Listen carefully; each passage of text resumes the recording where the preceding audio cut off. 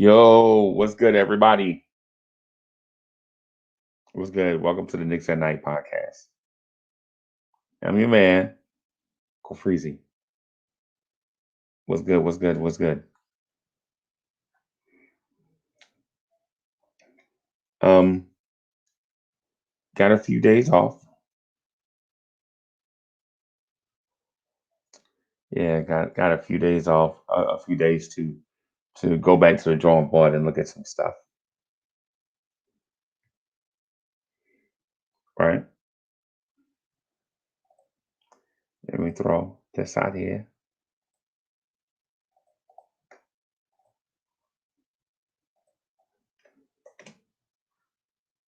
All right, there we go.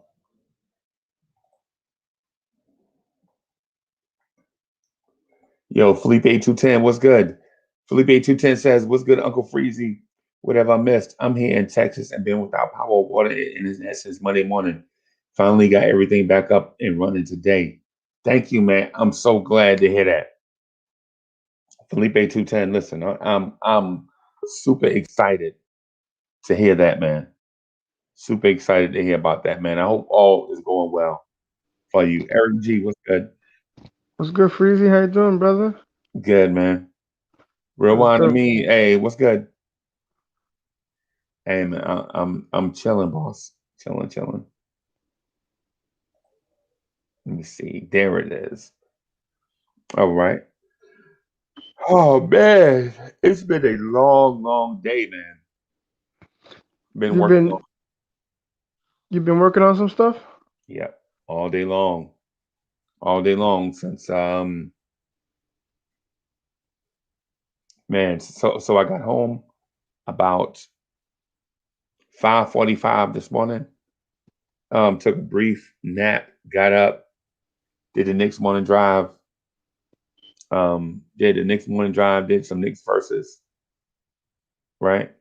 Mm-hmm. Um, did that, took another brief nap, got up and did something um, for the new show that we're going to feature um, called Knicks Freestyle. Right, just wrapped that up a few minutes ago. Downloaded some stuff, worked on some stuff, and here we are, the Knicks at Night podcast, That's right, baby. the Next at night. mothership, the mothership. Right, yo. So let's go. Let's rock and roll. I didn't really have a bunch of stuff prepared for tonight. No, it's all Just good. wanted just wanted to jump on and just chop it up. You got anything that you want to talk about tonight, or get us started, kick us off? Um, I mean, I got to talk about the Bar and Steers debate league. You know, the debate league stuff is tomorrow, for sure. right? Hoodie Kev versus Sports Vibes TV for the Lawrence Tears debate championship. So we got that tomorrow. Yeah, That's yeah. gonna be interesting. Hopefully, Very. hopefully they both come out spitting. Yes, Some facts. That's what we like to yes, see. yes. Yep, yep, yep. So I yeah, but I watched the Toronto Raptors game tonight. mm, Um, they're 500. yo, Delano Steele is back. Delano Steele is back in the building, ladies and gentlemen. Delano Steele is back. What's good, boss man? What up? What up? It's been yeah. It's been a minute. Mike Morgan, what's good? What's good? What's good? Mike Morgan is back. What's good? Yeah. So you said something about the Raptors? I said, man, I watched them tonight, and you know, two things. They're 500, and they started tremendously badly. Another thing, I really like Norman Powell, Hmm. and he put up like 31 tonight, Wow. and they only scored 80, like not 88 or something like that.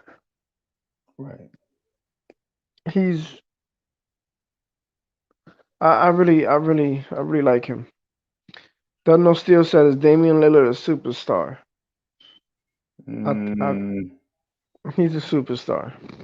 no, He's a superstar who doesn't have enough no, because he's put himself in position. He's helped his team win games. Not like a superstar that scores 40 but don't do nothing else. The dude literally wins games. He's the most clutch basketball player right now in the no, league. no. Nah. Why you bringing beef? Juju 92. What's good? What's good? Nah, he ain't no superstar. He a stat compiler. Oh my God. Yes, he's good. You don't want him to be not good? Those are stats. But the stat is he wins games when it matters. He's Empty stats. clutch. Empty stats. That's not an empty stat. Yes. Wins are not empty stats. Clutch No. moments is not an empty stat. He's had like 4 straight games with over 10 assists Mm, sure. and over 30. Okay. Superstar. He's a Hall of Famer. Gonna be a Hall of Famer, and What has he won? he's gonna win a championship. No. Well, so is Julius Randle. Maybe And where's my proof? I don't have it because it didn't happen. But where's the proof of that Dame doesn't Lillard? mean that he's not a superstar. Yeah, he's not a superstar, man. Joel Embiid's a superstar. He hasn't won nothing. Oh yeah, Joel Embiid is a superstar. To who? What is it? To Well, the league, the whole league. I'm a superstar too. To the Blowing Cheers, absolutely. To the Knicks Yeah. podcast, to the Knicks Right. podcast family, Right. absolutely. Right. But Damian Lillard is overrated. you're Damian all right. Lillard. Don't talk about it. We're not talking about it no Damian more. Lillard is Damian Lillard is like Rocky Road ice cream, right? You like not even Rocky Road. Right. Damian Lillard is like Chunky Monkey, right? Chunky Monkey is a flavor of Ben and Jerry's ice cream. I'm gonna Dog. tag Damian Lillard in this video clip right here, Tag and I'm gonna him. tag you, and I'm Bring gonna him on the tag you show. too, Tag him. Bring him on the show. I ain't scared of Damian Lillard. and I'm gonna tag you too. And you need to follow me on Twitter. I do follow you on Twitter. You do? Yes, I do follow you on Twitter. I follow a lot of y'all on Twitter. Yeah, I follow you on Twitter too. You gotta get on there heavier. You gotta get on there every day. Yeah, well, I am on the everyday dog. I am. I just don't tweet as so I tweet in different places. Like I'm a part of the Knicks Twitter thread. It's the reason why we actually have a Lawrence Kids network. It's because we legit was tweeting at each other 24/7, 365 for like 5 years. And it's the reason why we actually have this network. Like guys like Free Keith, Chuck B, um Woodshed 1914 and others. Um Yo, Eddie, do you have a video camera? Mm. Eddie, At least now, right now, I'm on my computer, my work computer. are you on your work computer? Oh man. Yeah. Yo, Rob the Nick, What's come good? on, let's come join us. Let's chat. Let's get on Freezy because he's Hey, talking wild about Dame Lillard. hey. I So want to talk about let me welcome Eddie though. What's good? what's good, man. How you doing, man? Good, good, I'm good. calling all the way from Costa Rica. Costa Rica. Yeah, Wow. Wow. I heard that's the most beautiful place on the planet. it is, man. It's very beautiful over here. I've been living here for a very long time, so I've been to all the beaches, man. It's a beautiful place to live.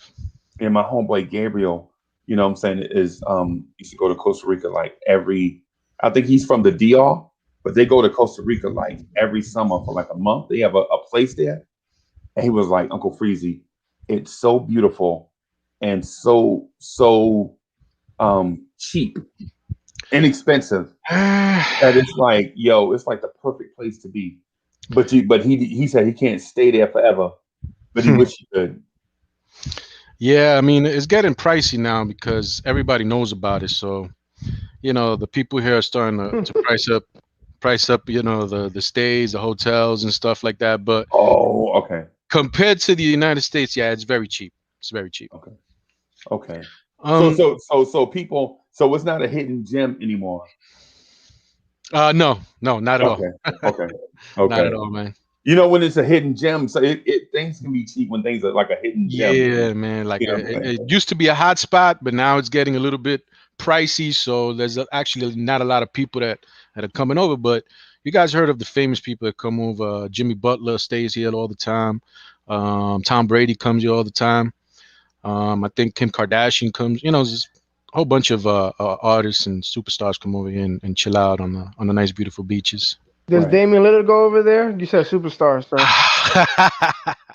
I don't know, man. I haven't heard Damian Lillard, but I'm pretty He's sure gonna be there soon. Don't worry.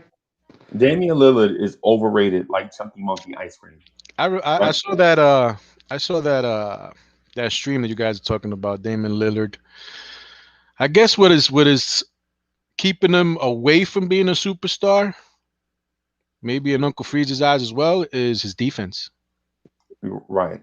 If he would be a two-way player, he tries with all those points. I don't even think he tries. But if he would be a two-way player with all those points, the way he shoots that ball, forget about it. And we don't even really say that about Steph, because Steph is a superstar. Right. And Lillard and Steph have the same type of range, but I just think that Steph is more marketable.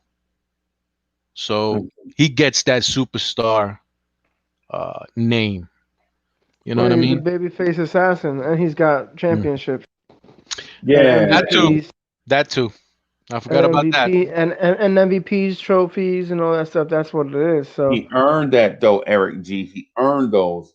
So you don't think? I'm not saying that Dame Lillard is better than Steph Curry. That wasn't the argument. The conversation was that that Damian Lillard is a superstar. I think he's a superstar. I'm not saying he's better than Dame Lillard. Than Steph Curry. But Dame Lillard is a superstar. No. Is Bradley Beal a superstar? He scores a lot of points too. Is Bradley Beal a superstar? No, he's a star. How old is Bradley Beal? I think he's like 26 or something like that. I think. Let me see. Let me see if I can find it here for us. Just give me a second. How old was Curry when he first won? When he won his first championship? Was he around 28, something like that? Yeah, probably so. 27 or so. He was in the league at that point for like 6 years. We could talk about as many subjects. I came on because I wanted to talk about something that I was thinking about today, and it was Karl Anthony Towns. Is he a superstar? No. He scores a lot of points, though. That's not what I said, Freezy. Don't do that. He scores a lot of points. That's not what I said. I said he's right now. If I had one final shot, he would be the guy I want to take it. No, you didn't. You said the last 4 games. He's clutch. I said he's. No, you said he had 10 I said he had over 30 points and over 10 assists.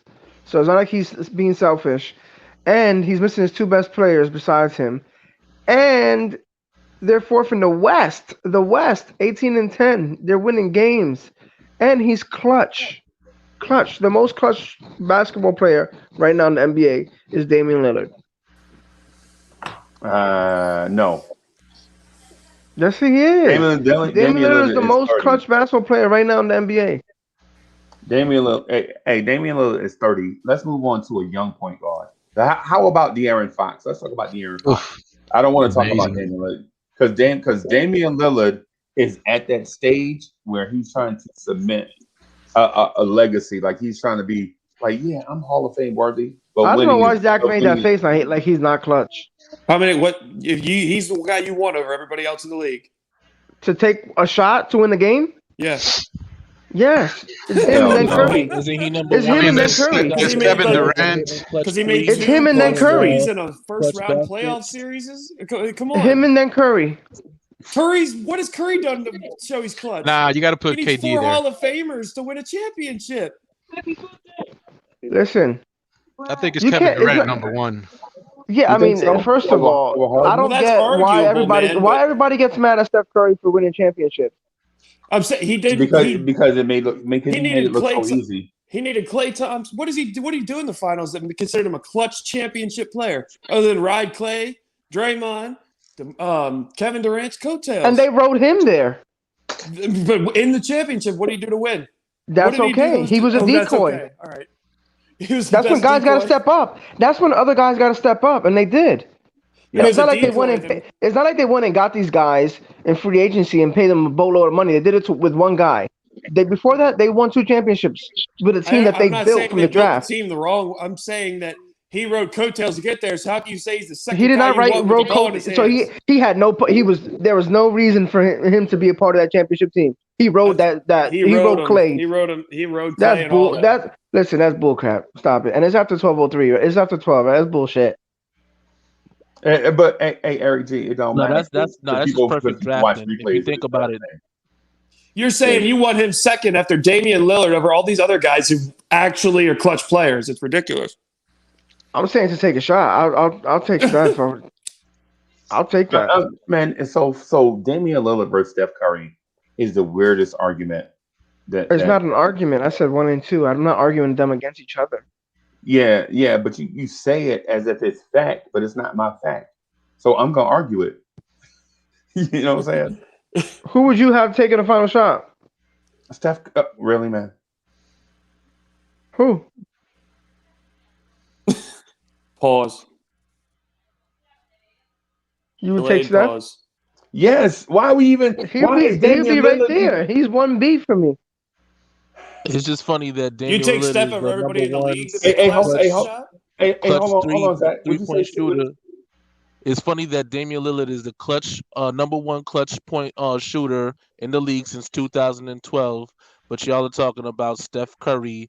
Thank you. Steph Curry's basic benefit is having a secondary player alongside him. That's why you never mention Steph Curry by himself. It's always Steph Curry and Klay Thompson when you talk about that team, because that team together has been drafted perfectly to benefit that. You know what I mean? At the end of the day, it was Monte Ellis and then Steph Curry until they realized, okay, here, let's get another guy that we could complement with Steph Curry, which was Klay Thompson. Steph Curry has never been on his own carrying that team to any significant point in the process. He's always been a complementary piece, the number 1 piece, but he's always needed a number 2 to hold him down in a certain aspects.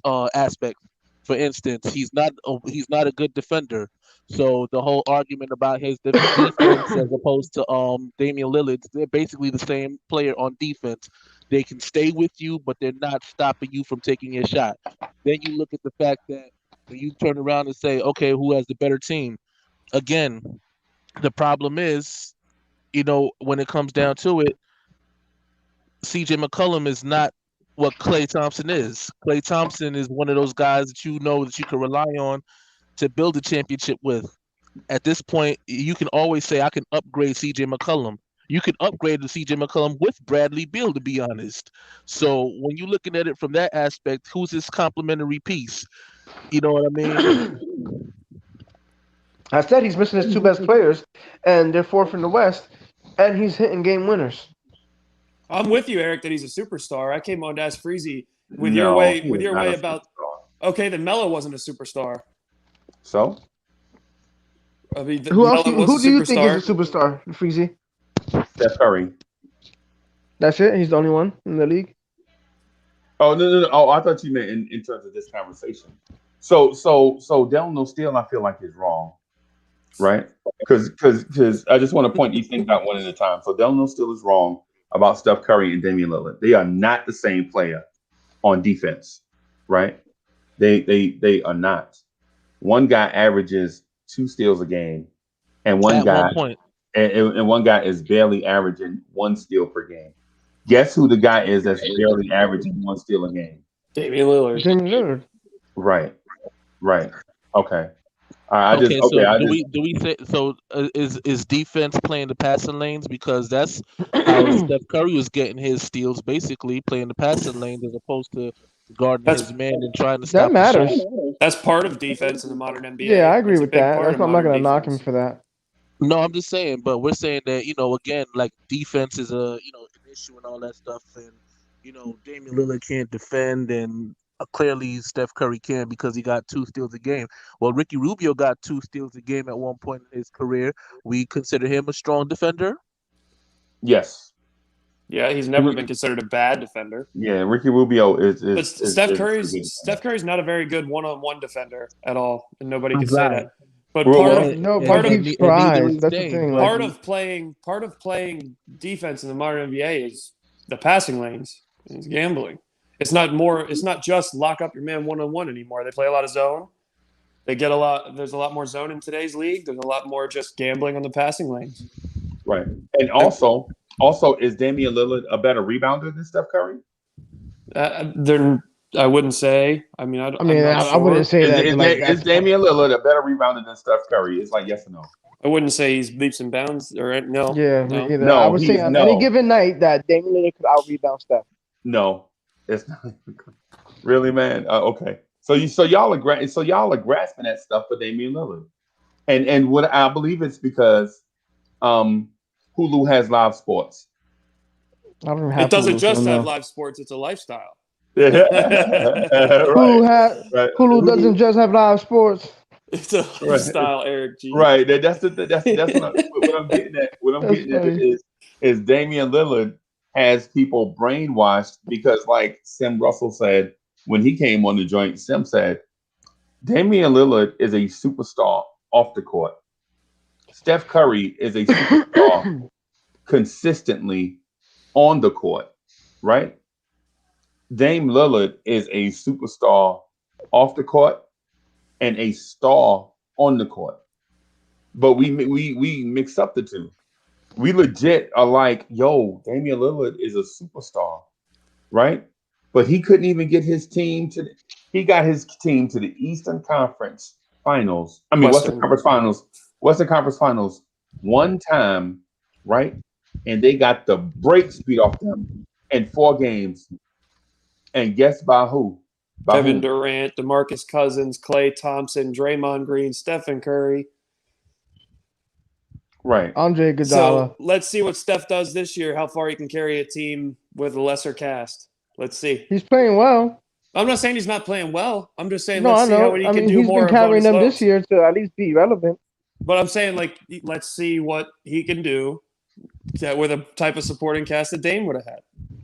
Exactly. If Dame was in Golden State in Steph's position, I think he would have won a championship too. They needed Kyrie and Kevin Love to both play like garbage, and they went against LeBron and beat him the first year. Second year blew a 3-1 lead. Third year, and the rest of the championships, they needed Kevin Durant. No, so you said blew a 3-1 lead. Let's add some context. So for one, they lost Clay. They lost KD. No, and I'm talking about before KD. I'm talking about the year they beat KD, right? The year remember Oklahoma City was up 3. OKC was up 3-1 against the Warriors and lost that lead because Steph and Klay went bonkers in Game 6, and then they took them home and just watched them in Game 7. Remember, Oklahoma City Thunder had a 15-point lead going into the fourth quarter in a series where they were up 3-2. All they had to do was keep the lead, and they would have been in the NBA Finals, right? Steph Curry and Klay Thompson, the Splash Brothers, went bonkers in Game 6. Especially the wing play, the pin down play. They kept running Klay Thompson on Russell Westbrook, and Russell Westbrook could not stop that play. And Steve Kerr kept screaming for the sidelines, "Run it again, run it again." They didn't even have a strategy. Steve Kerr was just like, "Run it again," and Klay Thompson nailed all those threes in the fourth quarter. And they wound up beating Oklahoma City Thunder.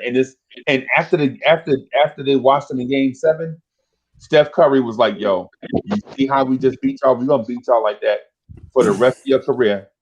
You better come join us." That's what that's in my opinion, that's what he whispered to KD. He was like, "Yo, your man let you down, and you're gonna keep getting let down. You better come join us." And he did. So you're saying Steph is like Jordan? Let's add more context to that. So how they do in the finals. And it was also reported that they went up to KD after they lost the championship and said, "We need you." Right. So if Steph Curry was that great, he wouldn't need Kevin Durant, Klay Thompson. Hey, Steph Curry shouldn't even been in that playoffs at all, because in the first round of the playoffs, the stupid water boy from Portland left water on the floor, and Steph Curry slipped and sprained his grade 2 MC. Yeah, he had a grade 2 MCL sprain, right? And all Steph haters do is say, "Well, he lost a 3-1 lead." You remember they were up 3-1, and the NBA suspended Draymond Green for LeBron. But if Steph's that great, I was about to bring that up. he wouldn't need Draymond Green. I That was mean, another thing. it's 'Cause all that a was a team. bad Like call on the you Steven need- Adams. So they like, were up 3-1 and had other chances to win it, and they didn't. And we're sitting here saying that it's whose fault? It's the whole team's fault. But Steph Curry, if he's the best player on that team, Hey, mean- Zach, remember? Hey, so- remember so- when okay, it was okay. like, basketball, Hey, Zach, basketball is a remember- team sport. I mean, yeah, I you didn't need- say it wasn't. So Hey, then, Zach, remember when he the can't win Warriors everything by actually had the himself. lead? Nobody with wins 2 minutes and championships by 16 themselves. Nobody, I mean, right? LeBron Exactly. What are we talking about? needs Anthony Davis to win the championship. Michael Jordan needed Pippen, Rodman, Horace Exactly. Grant. I mean, come on. What are we talking about? Yeah. Hold on for a I second. mean, but it's but like let me one ask- player let me can't ask win it you. all. No matter how good he is. I mean, the one You that came give- closest, and that I have a lot of respect for was Kawhi, because that Toronto team, he was basically the best player on that team, and nobody was second. Maybe Pascal played great, but he won them a championship. And Draymond Green basically lost that championship for Golden State doing that dumbass kick or whatever he did to. that really That was was not one. that was a bad call. That Yeah. was one game when they still up 3-2. It's They so still what? had a chance It's a to win the 7-game series. Yeah, One that's game is that's a super game important. changer. Nah, man. LeBron James pulled him down on the break. LeBron James pulled him to the ground, and he kicked at LeBron like, "What you doing?" And then LeBron James walked over him, basically tried to show Draymond Green his nuts. You know what I'm saying? And Draymond got up and shoved him. You know Yeah, what I'm because saying? if you do that to me, we have a problem too. If you do that to any man in here, it's gonna be a problem. So I won't blame him. He should have got suspended. Like if LeBron step over Coach Zach trying to show him his nuts, Coach Zach gonna jump up and push LeBron too.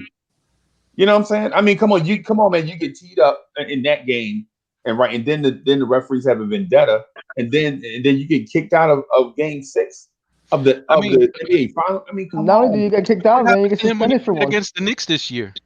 He wasn't Maybe even that- doing anything and got thrown out the Maybe there game. wouldn't have been no suspension if he wasn't kicking people in the nuts prior to that in the other series. Just saying. Yeah, It was one they time said and when he it kicked wasn't Steven even. Adams, they said one That's more bull time crap. he's suspended. So he does Yeah. it again. Come up and push him, get in his face, whatever you got to do. Just don't kick him right in his manhood. He did kick Steven Adams in the nuts, and to me, it No, what I'm it saying is looked he didn't different. kick like that. LeBron faked it because he knew that all it took was one more. Right. And then the following season, he kicks James Harden in the head for another suspension. But hey, listen, Draymond Green is still Draymond Green. One of the best defenders, triple single. And you know what he does?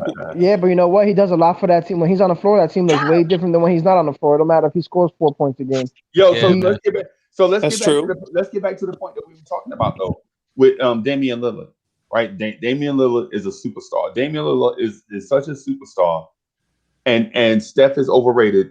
Who is averaging more points per game this year?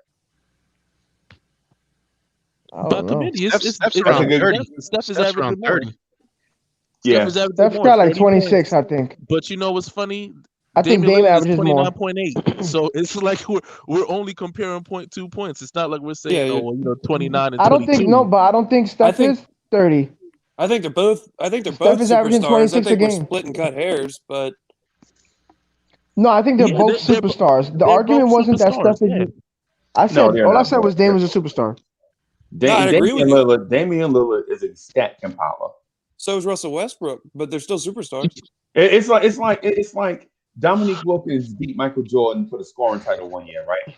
And people are like, "Oh my God, Dominique Wilkins is a super duper star, just like Michael Jordan." No, it's not the same, dog. It's No not one's the saying same. that they're like Michael Jordan. It's not the same. So Right. is Harden a superstar? Hey, has Harden won anything? I don't ask you that. Is he a superstar? I'm asking you this: I thought basketball was Has- a team sport. has Harden won anything? The teams that Harden have been I on, guess just the they have MVP. not won. But is he a That's- Okay, superstar? so Harden won. an individual award. So he But won as far MVP, as right? for Okay. the whole thing, no, he hasn't won anything. Okay, so Yeah. James Harden won league MVP. So I'll say he's closer to being a superstar than Damian Lillard. I was about to It- say that. I mean, you can critique if he's a superstar or not, but he is closer to superstar status than Damian Lillard. Right. I think I just think he had a better year. And I would that probably, year. I would But I think they're both probably superstars. looking at it. I would probably looking at it. I know maybe we've seen more of Damian Lillard hit game winners, but I would probably take James Harden in the last second shot. You know, he's just bigger. He's bigger. He can get to the rack. He can shoot the three. He might get fouled. I'll take him over Damian Lillard for the last shot. Nah. he's a greater manipulator of getting those foul calls than Damian Lillard is. Right? And all that counts. And on top of that, and again, to give credit, because he also did win the Sixth Man of the Year award when he was with OKC. Yep. You know, again, I And give you him know that what? credit. And he also made it to the NBA Finals. Dame Lillard Yes. has not. Okay, there you go. Yeah, but he it's also true. had you know, when he Harden- got he Durant also had- and Westbrook. he also to had carry Westbrook, you to the- Ibaka. I'm sorry, that wasn't it. That wasn't the conversation, because he sure hasn't won it by himself as a number for one. sure. athlete. Y'all But, hey, just listen, said that basketball's a team sport. You can't win it by yourself. Don't use both sides of that argument just to make you sound No, right. but we're just saying that the No. argument you're making, you're saying that he No, hasn't but won you- anything. I didn't. No, I'm talking to the other. There's two sides of the argument. That he's not a As- superstar because he didn't win anything. No, we didn't downplay Willie Mays, Paris Duggar. Oh yeah, we did. Talking about on the other show, we did downplay Willie Mays. We didn't. No. No, I said when Willie Mays played first base for the Mets, he was not as great as he was when he played center field for the Giants. Well, that's true. You know, so nobody, that's he was not the same player. But in terms of Damian Lillard, he's a stat compiler. So like Russell Westbrook. He is Todd Helton. Anybody remember Todd Helton? Yeah. He used to play first base for the Colorado Rockies. Heck of a player. Yeah. But they didn't win anything with all his offense. His teams didn't win anything. Yeah, but I mean, like y'all said, it's a team sport, though. I mean, Ishmael Ravis, you a hater, bro. Get out of here. Come on the panel then. Like, You dude, talking? we're having a conversation. We're not hating. I just said they're Uncle both Freezy. No hater. I superstars. said they're both I said Curry's superstars. a superstar. I mean, everybody's got flaws. I was just pointing out some of the flaws I feel You don't they know have. any. You're not gonna. If you're gonna do that, I would take Reggie Miller in his prime over Dame Lillard in his prime any day. You would take who? Why is that? Reggie Miller in his prime over Damian Lillard in his prime. Yeah, because any he day. won everything. No, because I think they're on the same level of stardom. But at least with Reggie Miller, your team is going to contend every year without excuses. And all we do for Dame Lillard is make a bunch of excuses. Oh, his center was hurt. Oh, CJ McCollum's not good enough. Oh, LaMarcus Aldridge early on in his career was not good enough. Such and such. But we don't look at is Dame Lillard not sharing the basketball like he should. He's sharing it recently. Oh, Eric, he called you a fake Bronx. Wasn't that like the biggest mistake LaMarcus Aldridge ever did?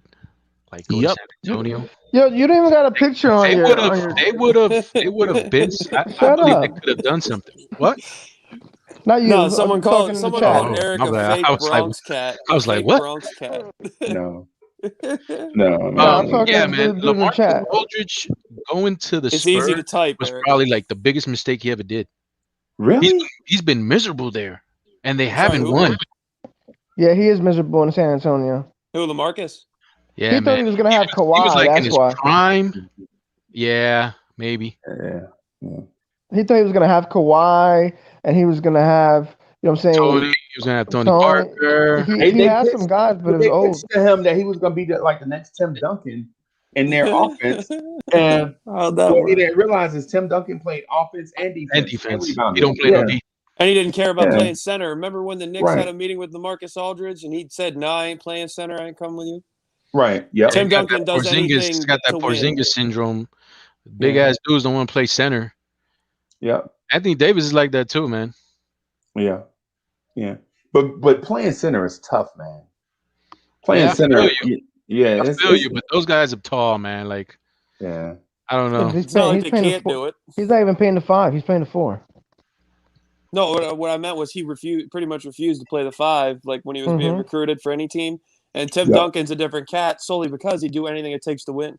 Yeah. Like it didn't matter what he had no ego whatsoever. So then that brings me, if we can, I wanted to really talk about Karl Anthony Towns. Oh Lord. Because he's been going through a lot, and he's been playing really, I don't know if he's been playing bad, but the team is horrible. His contract doesn't end until 2024. He's a Kentucky guy.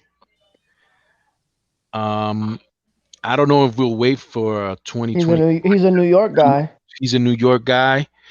I don't know if we'll wait 3 years so we can sign him.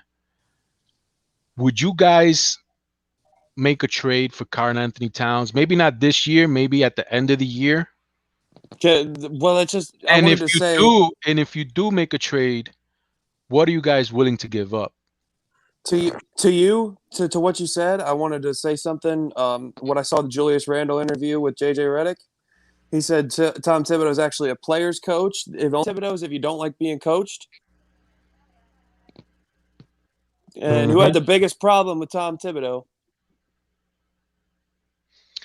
I mean, I don't know, because we're never in the locker rooms to really know what's going on. Like there's a lot of people.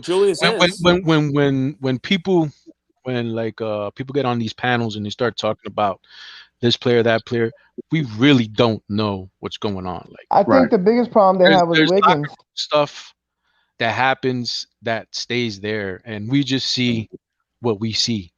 So I mean, I don't know. It could have been Wiggins. It could have been X guy. Well, it was all of them. It could have been Jimmy Butler being too hard on him, and the guy's young. Maybe he's not used to that stuff. I mean, there's a lot of things that could have happened. But who let Jimmy Butler run roughshod through those practices to prove a point? I mean, I guess because they were soft. I guess so. Like I don't know if they're soft. Like I don't think saw Karl Anthony Towns smack somebody to the floor, I think, last year. I don't remember who. Joel Embiid, was it, right? No, Serge Ibaka. Was it the Serge Ibaka? No, I think it was Joel Embiid. It was Joel Embiid in Philly, and then his mom went wild. His ass to the floor, like literally slammed him to the floor. So, and I think, to me, when I see Joel Embiid, I see a tough player. You know what I'm saying? So I was kind of surprised to see Cat, do something like that, because Cat looks like a chill guy. But anyway, I don't know if he was soft. I really don't. Gregory Castillo just commented, Towns for years, been rumors since Kentucky. He only cares about his offensive stats. I'm not sure. I've never really heard that. Okay, before this year, how were we talking about Julius? What about Cat? What about Cat, though?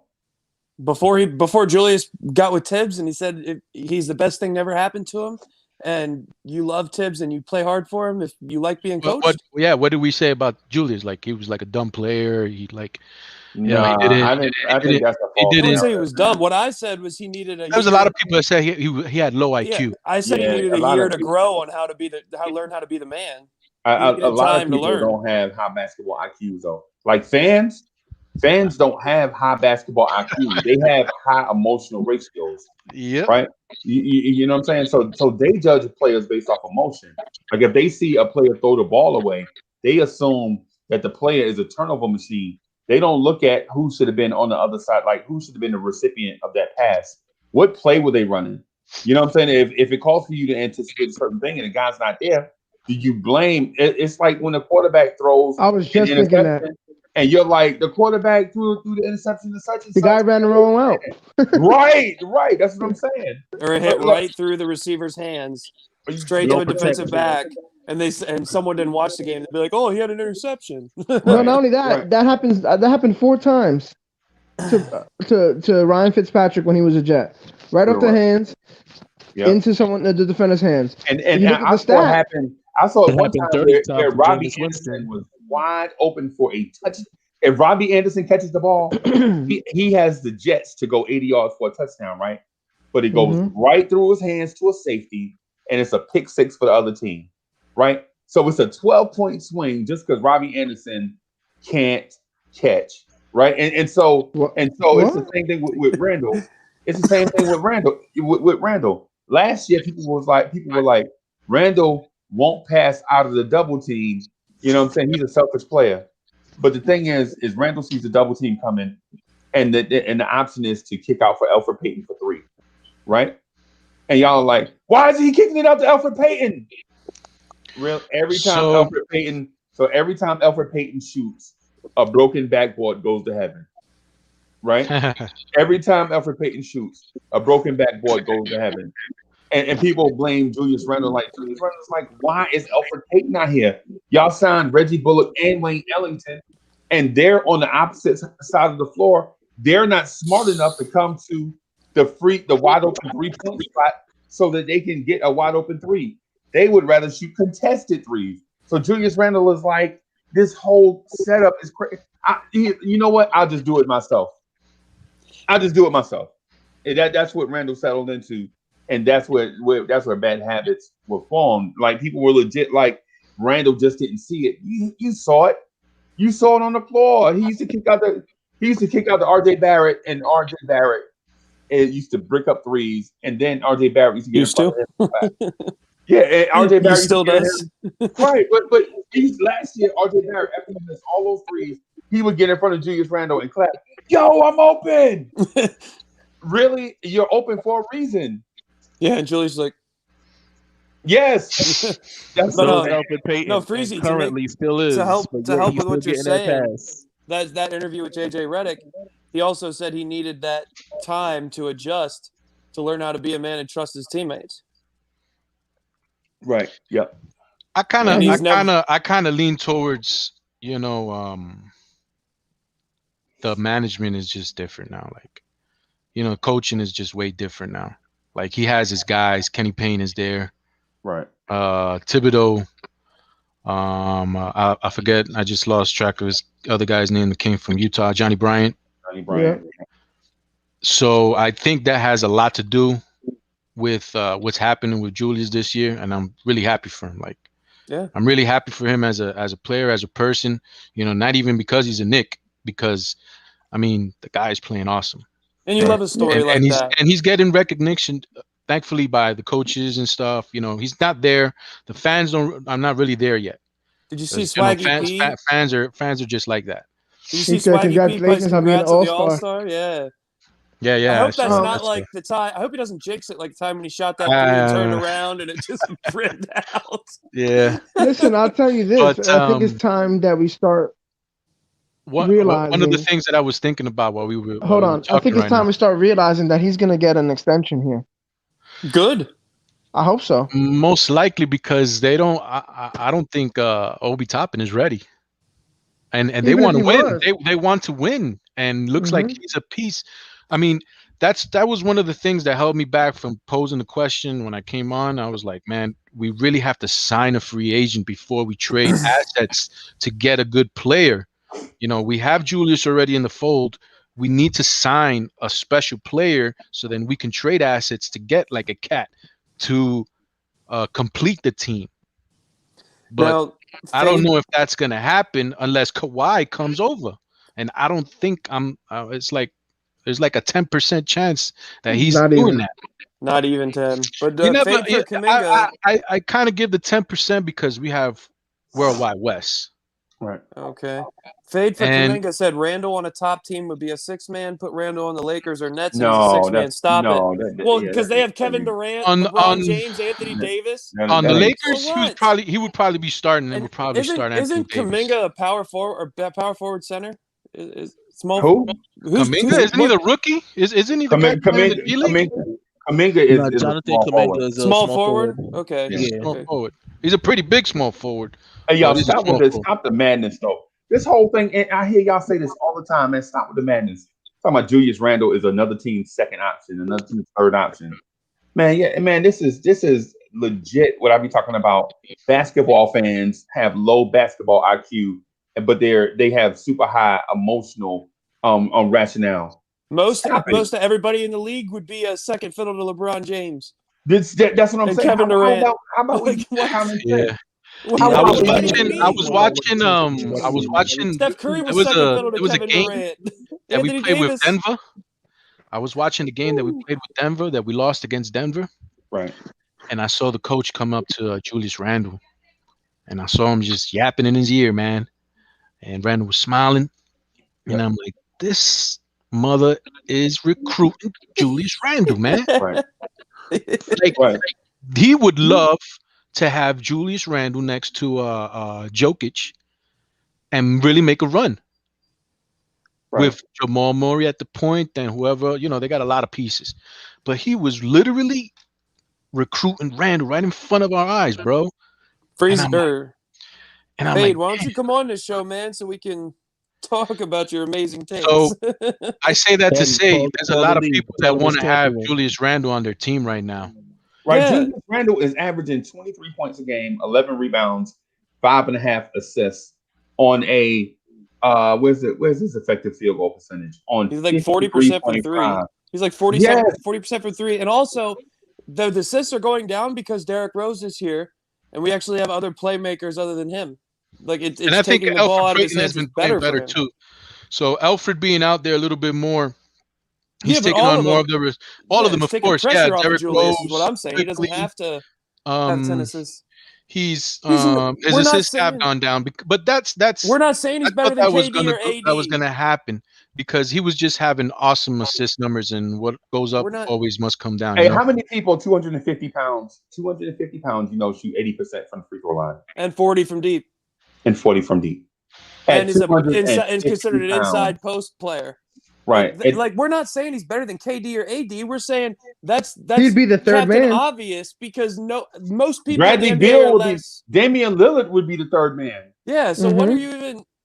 That makes no sense, dude. I mean, yeah, come on, man. That's what I'm saying. Fans get so their emotions are so high when it comes to They act like Yeah. Kevin Durant and LeBron James grow on trees. right. And Kyrie Irving is the third best player on his team. He's a stat filler now, dude. He's got him in the same roster, pretty much in the 6th seed. Right. They're saying he's Right. a stat filler. They're saying this, that. Just admit he's Yeah. made a huge improvement and he's a good basketball player. So Eric G, let me ask you this: what does it mean? Like, what does it prove by people saying Julius Randle would be third fiddle or come off the bench for another team? What does that mean actually? I think they're really just talking about how bad the Knicks roster is compared to these championship teams, which is it's not Randall's fault. He just elevated his game. He's gotten better at the things that he was deficient at, and now he's efficient, and people are giving him slack for that. The dude is not filling stats. He's finding different ways to be efficient to win games for his team, put him in better positions. Him and his teammates, whatever his coaches need, he's been doing it. If he goes to LA, he will be the third best player on that team, not the 5th, not the 6th, not the 7th. If he went to any other championship team, the most he will be is probably third, but the least he will be is probably third. Freezy, drop the link again and see if that fade for Kuminga guy wants Because to come in. We want a nobody- piece of him. I want a There's piece no. of him. If he goes to LA, besides LeBron and AD, name me 3 other players that are better than him. Don't even listen to that guy. Nobody. He's just trolling, bro. No, I know. That's why I want a piece. I want to see him come on and talk like But they this. need to be educated too sometimes. If you go to the Clippers, name me three other players better than him besides Kawhi and Paul George.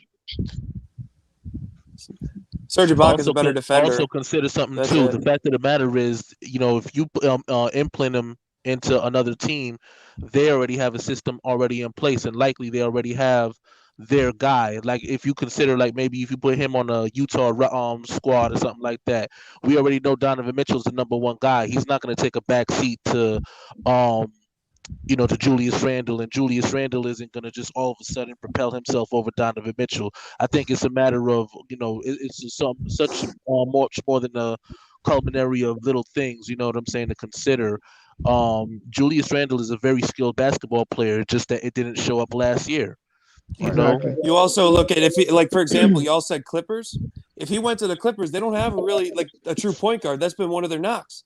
They don't have a good playmaker like on If that Julius team to Randle distribute. goes to the Yeah, he Clippers- distribute that ball to Paul George Yeah. and Kawhi Leonard. If Julius Randle goes to the Clippers, I'm picking them as a favorite to win it all. Yeah, I mean, that's they just might me. they might still win it all now. Right, because they would have Paul George, Kawhi Leonard, and Julius Randle. Serge Ibaka. Wow. And Right. Ibaka could slide Luke over Morris, to the 5. Reggie Jackson. And you know what's the all most these guys. beautiful part of this whole thing, Julius Randle? His contract. Mhm. Yeah, which guy you know putting up 23, He 11, is and getting 6 paid like, on $18 million 18 mil, man. Yep. He's with a coming team back, though. option. With a team I option. mean, that's very savvy business. Yeah, but I don't before even want to say that's Mills. I know that's Perry. yeah, know but before next We're season, not giving Mills no credit. I No. wouldn't give Mills any Fire credit. Steve Who Mills. called but us on before Friday? next season, even I'll give him credit for the Tim Hardaway deal. before next season starts, Fire he Steve will get an Mills. extension. Yeah, I think he's going to get his max extension this summer. Hmm. What is, From somebody. Julius? From the Knicks. No, I know, but I'm saying even if the Knicks don't, somebody will Yeah, give him max yeah. money. Oh yeah, Yep, for sure. 4-year max. He will be the guy, and then you can go and get another guy in free agency, and Mhm. then you trade for the third guy. But when the free, so I was looking at next year's class is Yeah. really soft. Besides Kawhi, I mean, there's not really anybody out there who can. Eddie. Let me rewind just a little bit because you talked about Karl Anthony Towns and we didn't even finished. Yeah, we didn't. I mean, you guys, I keep on trying to get to that point. I guess you guys sidetrack me all the time with somebody else. Right. That's why I'm trying to. That's why I kept trying to like jump in and because you made the point about Karl Anthony Towns for a reason, right?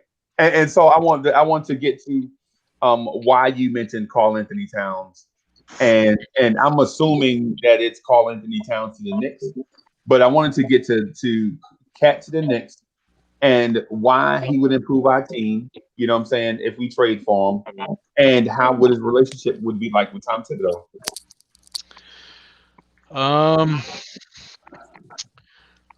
I don't want to get into something that I don't know about, which is the dynamic of how the clubhouse was the last go around with Tom Thibodeau. Right.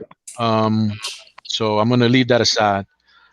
I'm going to say that Tom Thibodeau learned from that situation, though, which is what's helped him in this situation with us. Right.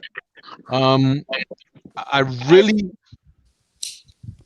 see if I can word this. I really want to harp on the Kentucky connection, his New York connection, the need for a player like him next to Julius. Yeah. As compared to Mitchell Robinson, who I like, man. I love his game, man. But if we're looking to construct a team, and Julius Randle is going to be one of our pillars, at least for the next 4 years, we need a center who can stretch the floor. Yeah. Right. The thing is, he would definitely. And he can also defend. He's also good at blocking shots. I seen him not too long ago. He's overweight. Like, he needs to get in shape. I think that's part of him going through a lot. Who was that? Cat? Yeah. I think he's been going through a lot off the court. That might be why his most definitely, man. He lost his mother. He lost like 7 people to COVID. He lost 8 family members. Yeah, 8. Okay, it's 8 now. Yeah, sorry. Jeez, But I that's didn't even know that. ridiculous. Prayers to him. No And he what just had happens. it. And you know, being close to home maybe might help healing with the healing, man. You know, being next to his pops. I don't know if his pops is around. Yeah. Maybe too, being with a guy like Tibbs that's just all basketball all the time might help him keep his mind off of it. Being next to all those Kentucky guys, being next to Julius, being next to Quickly, being next to Knox, being next to I believe there's another guy, being next to Kenny Payne. All that's going to help, man. It's family right there. He would totally help our team. What's the beautiful part of the Knicks right now, that is not like a team that, you know, you just go to work and you go home. No, man, those guys are pretty much like family because that's the way college is. So, which is what's helping us build this thing that we're building, how we're playing. You gotta say, man, we're playing over our heads right now. Like, nobody would think the Knicks would be at this position 30 games in. And he'll bring his beautiful girl with him, Jordan Woods, to New York. She'll probably dump Eric gonna be going to all the games. I'm going to the games. I'm about to go to the game next week. I just got to get my COVID test. But going back to the construction of the team, his Kentucky connection, his New York connection, the contract that doesn't end until 2024. My question was and is, what are you guys willing to give up for Karl Anthony Towns at the end of this year? And what do you think maybe that Minnesota will be asking for? I mean, Minnesota will be asking for the house. I know that. Yep. But, you know, we've seen a lot that players have a say-so in where they want to go now. Right. Yo, Yeah, Eddie, but to if they be have a honest with you, say-so, oh, go ahead, Eric. Sorry. I mean, to be they honest have. with you, I mean, it's not all the way they have a say. Like, I want to go there, and you have to make. But you know, they have a voice. right. And Eddie, to be honest with you, Huh? to be honest with you, brother, I wouldn't do it. Yeah. And I think he's good. He's very talented. He's still very young. I just wouldn't do it. So he would totally make our team better. There's no question about that. But that's if the team's is presently constructed and you dump him on. What do you have to give up? They're gonna come right out of the gate and ask for RJ, Randle, Mitch. First They're round gonna pick. ask for all these first round picks. They're gonna ask for what the if house. what if they ask for RJ Barrett, Mitchell Robinson, and a first round pick? No.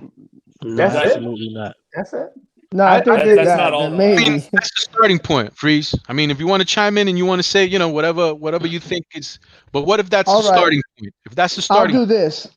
I'll take Cat for RJ, Mitch, and 2 first round picks, and Kevin Knox if they put in Malik Beasley. No, they ain't doing it. No, they're not doing that. You I'm just saying, but then I'm not doing it. 2 20-point per game scorers for Mitchell Robinson and Kevin Knox. And RJ Barrett. And RJ Barrett. That's going to make their team way worse. I mean, if they have to, they'll probably put in Knox in that package. But I don't even think they'll put in Knox in that package. If we try to put in Knox, they'll say they'll need 2 more first round picks just to take on Kevin Knox. I would give them Emmanuel Quickly, Obi Toppin, and this year's 2 first round picks. You're bugging. They're not going to do it.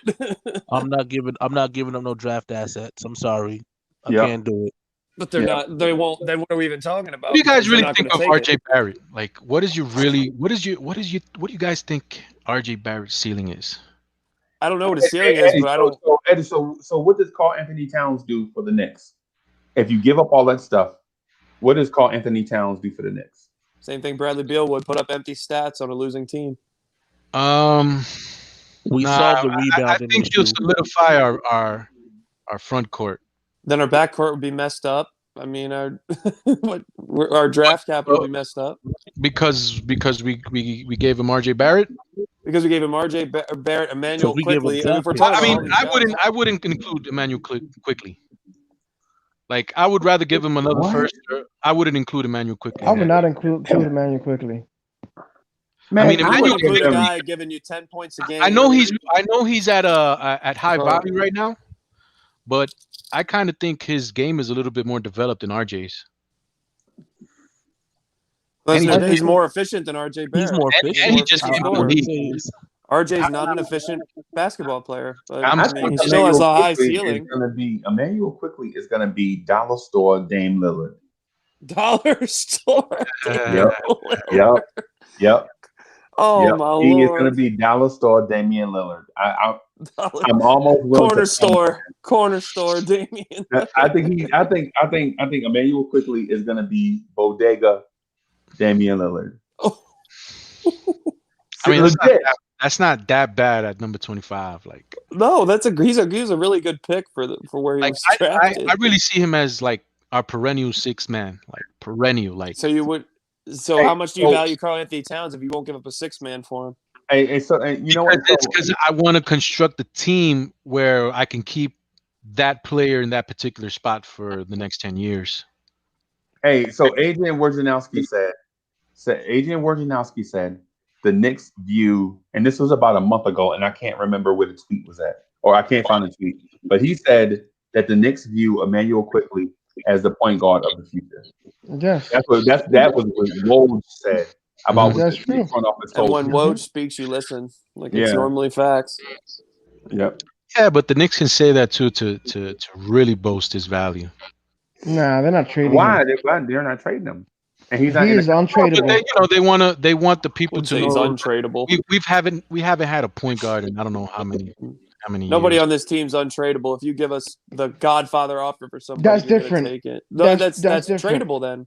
No. If you're gonna give me like a superstar player and I have to include him, that's okay. I get it. But the Knicks are not there, and they see him as someone who can develop into a star player for them. And I Yeah. So can, they're not of going to course, trade him. like, I think of him as a perennial six man, but I can be 100% wrong. I mean, it won't be the first time, it won't be the last time. But He's not even 21 yet. He's going to grow into his body still. He's still got to get some muscle.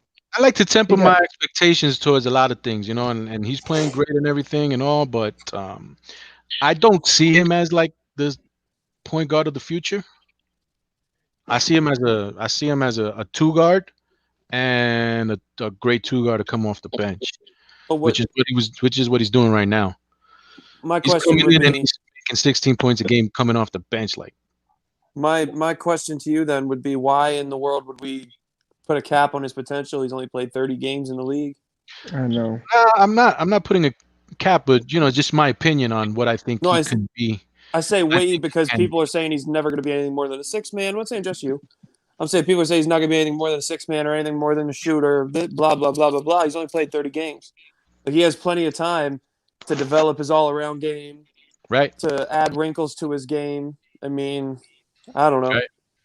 And if you get stronger, man, the guy's got some strong legs. He just got to get What's the up, upper body. Rob?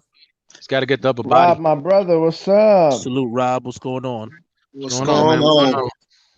I'm gonna be back though, but I just I got something else, a little bit of work that I need to finish up. But I just wanted to address Freezy right quick. Yeah, please. Freezy, man, what you smoking? I know the dude in Costa Rica. I know he's smoking good over there because the weather permits it. But y'all on some craziness talking about the way, Lillard like that. Man, what has he accomplished? This man, since 2013 to the present, this man is the most clutch player with the ball in his hands in Clutch is basketball. not a stat. That's weird. But look, no, That's this is what he Freezy. does. That's a mindset. No, clutch is that's a mental mindset. Freezy, No, you that's did like say on our somebody Knicks saying somebody's verses. rich. Hey, You look, did say on our Yeah, Knicks yeah, verses he- of yeah, me and Chuck. hey, look. You said, give this me man- everybody for Damian Lillard. I need a superstar. You Hey, did look say in that on here. the Knicks verses. Hey, look at here. Let me tell you just like this here, man. It's just calling a spade a spade. This man is 6'1", and he rolls two to three rounds in the playoffs every year. Harden doesn't do that with a squad. This man is down two players right now. Two players, and averaging almost 40 points a game and 12 assists. Where's And he this averaging man, he drags these people that's playing on his team, kicking and screaming through the playoffs. All he needs is a little, and for superstar status to be superstar status doesn't always win meaning anything. That's changing the narrative. Because right now, since 2010, that wasn't even when Michael Jordan was even playing. It wasn't all about every year somebody talking about getting to a championship. Michael Jordan was never harassed about a championship until he started winning championships. Yeah, he didn't win After until he was that, like almost it 30. changed the narrative for every player after this. So don't look at a player just because he doesn't win a championship. He's just one player. And Rob, And did he has Apart the Michael from win fifth best anything record in without Scotty? basketball. Did Michael win Hey, anything until he got help? so Rob the Knicks said that to y'all because he knows that y'all may have not been old enough to realize that. But Michael Jordan was getting criticized everywhere for taking too many shots. People used to be like, "It's But Michael." not about championships. Right? Because basketball is not about how many points one person scores; it's about winning championships. Rob, you know that. No, the narrative changed. Freezy, you know it. Freezy, you know it. Freezy, you know the narrative changed. You was around. They did not even back in the day when Dr. J won his first ring, they was like pretty much help Doc get a ring. They never criticized the man for not having one. Michael Jordan was was the face saying- of the league before he won. He was the face of the league. Yeah, before he won. He was the face of the league.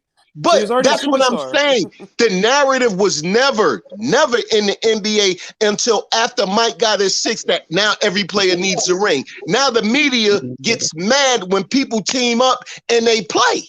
But Nah, you that ain't- saying the narrative is win a ring. You need good players to win a ring. So what now I when said players with are Damian team, Lillard was what has Damian Lillard ever won? what That's has what he? I asked. That's what Karl Malone has ever won. League MVP. Oh, and that's it. And So, that's it. so you're saying that if Dame Lillard wins, so you're saying if Dame Lillard wins the MVP this year, he's automatically now a superstar. I would say he's closer to being a superstar. Yes. Like, Freezy, so didn't you say Karl he was Malone a is superstar not. in the Knicks versus? You No, said, give me everything for Dame Lillard. The Knicks need a superstar. No, I didn't say that. Yeah. Okay. Well, No, I didn't say that. I'm looking for that episode right now.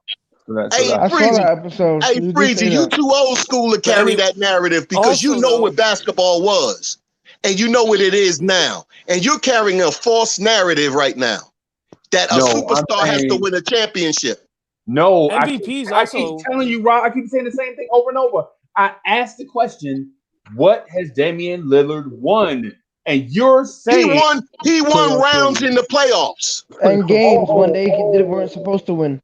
He won rounds in the playoffs, also all the way up into the Western Conference Finals against better teams. He won rounds in the playoffs. That's what he won so far.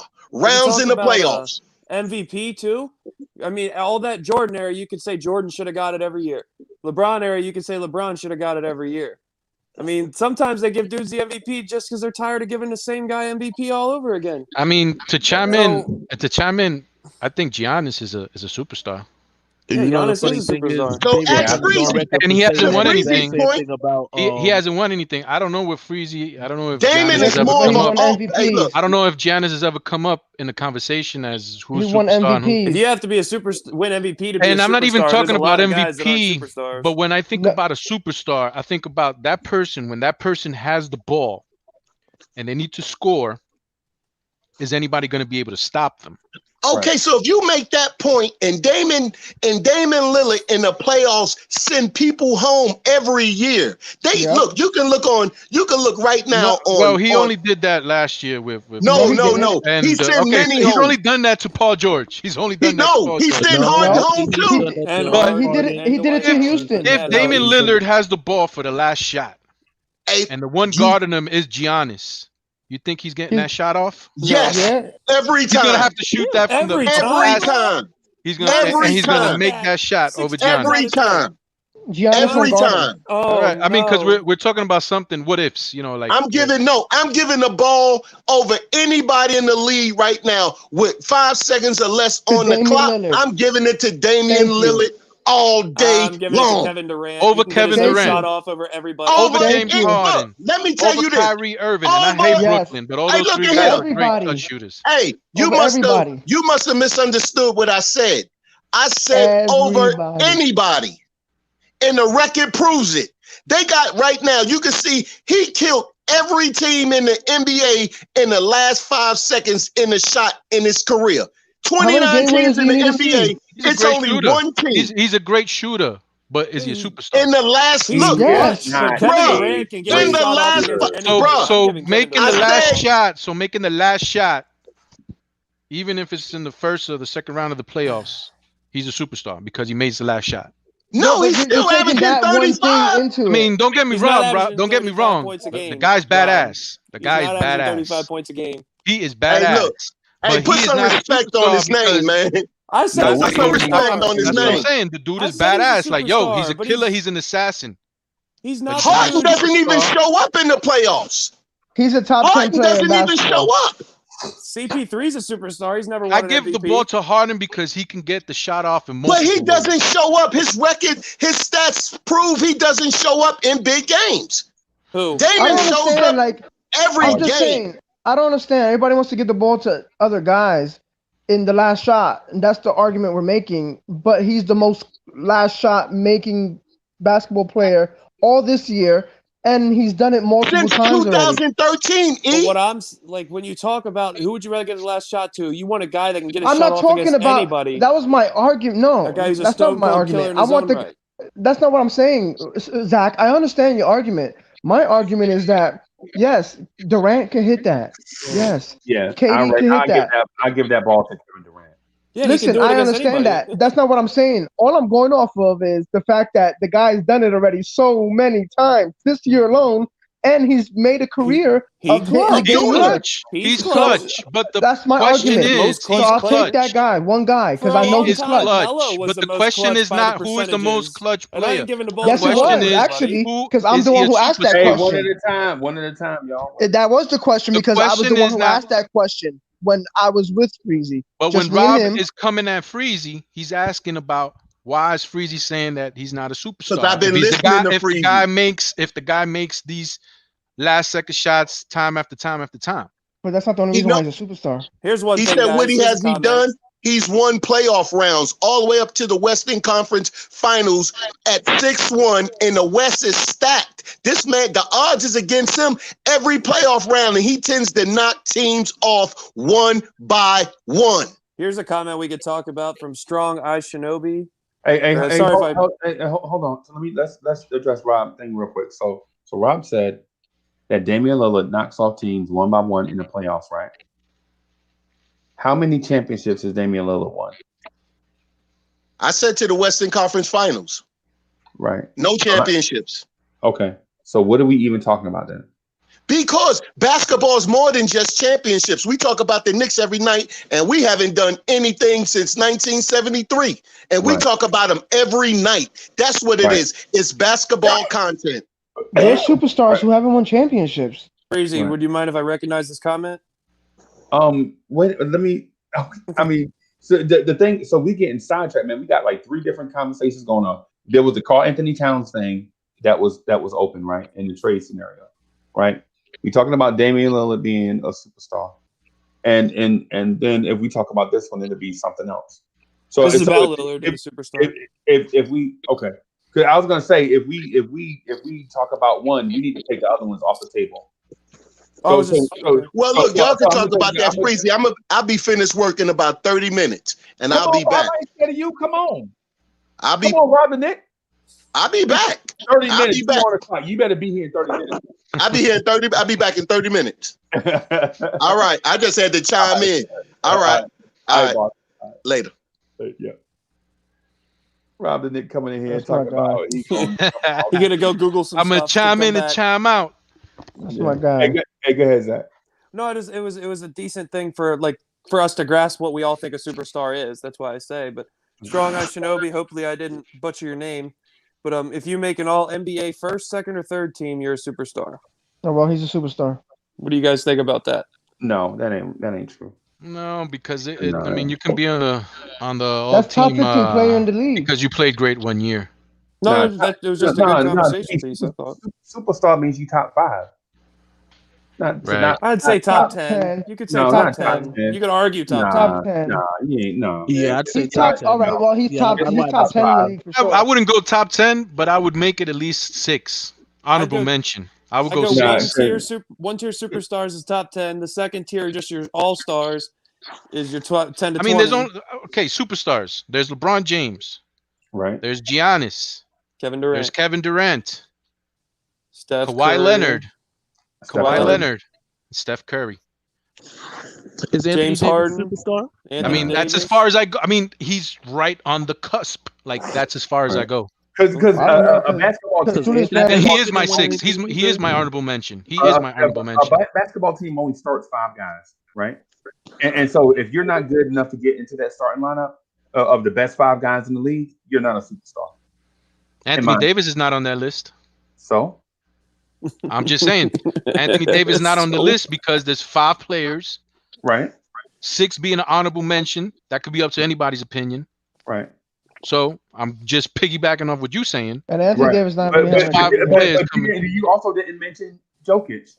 Jokic is not in that top 5, but so what? He's a superstar. No, Not in my eyes. that's what I'm saying. That's He's a what I'm great saying. player. I love his game. He's awesome. He's the Right. best. He's the best all-around center in the league Yep. when it comes to playmaking and all that. So I mean, if he's one of a kind, there could be an outlier. Like he could be a superstar just because of things he can do that other people can't. Right. You know what I'm so saying? the thing is, man, I want to draw a line in the sand because these conversations get more weird and complex the more we add players to it. Like saying if you're top 15, you're a superstar, man. Come on. I mean, Top 10. I don't say top 10 either. There's I say 400 guys in the NBA. If you're Right. top 10, that's Well, the choose a reason spot. I say about the top but 10 is Damian Lillard even in the top 10? Like, because you can argue that top 10 is superstars. Nah, is he's he in the even in top the 10. top 10 of the league? Yes. You can argue that. Like maybe he's 11th. Maybe he's 12th. Well, then he's not a superstar if he's barely a top 10 Nah, he's player. top 10. In my opinion, I say that he is not a superstar. He's a great player. He's a clutch player. He's not a superstar. He's a compiler. He's Craig Biggio. That's what you got. Yeah, that's the word you guys Lord. use. He's a compiler. Okay. Yeah, But- he's a compiler. He's a Mitch Richmond of stats. He's a Bradley Beal. He's another No, like Melo. Russell Westbrook. Is he Russell Russell Westbrook? Westbrook is a compiler. Right. Yeah, exactly. Did they compile these stats and we swear up and down that they're stars because their numbers and losses look great. Right? Russ was Huh? an MVP. So Russell Westbrook at one time was close to being a superstar. Right now he's not. Yeah, no, he's not right now, but at one point he was a superstar. Right. Yes, he was. Right. That's what I'm saying. I'm not saying like, he wasn't just an empty stat guy. He was a superstar at one point. Right, but he's not right now, and it's No, what you're right. I'm getting at. So yeah, it's like when people look at Bernard King and Carmelo Anthony. Just because you can score the basketball doesn't mean you elevate your team to wins, right? That's just what it is. Yeah, I never thought Melo was a superstar. Right, Melo could score with the best of them. One But of the he best wouldn't ever play at scoring D. the ball. He wouldn't play D, and he wouldn't Play rebound. defense. And he wouldn't do the and- intangible stuff. And he was more Okay, about so- himself than the team. Right, So Damian Damian Lillard. Lillard is not a superstar. He just has superstar moments. No, he's a superstar off the court. Hulu has I live think- sports. It's a All lifestyle. right.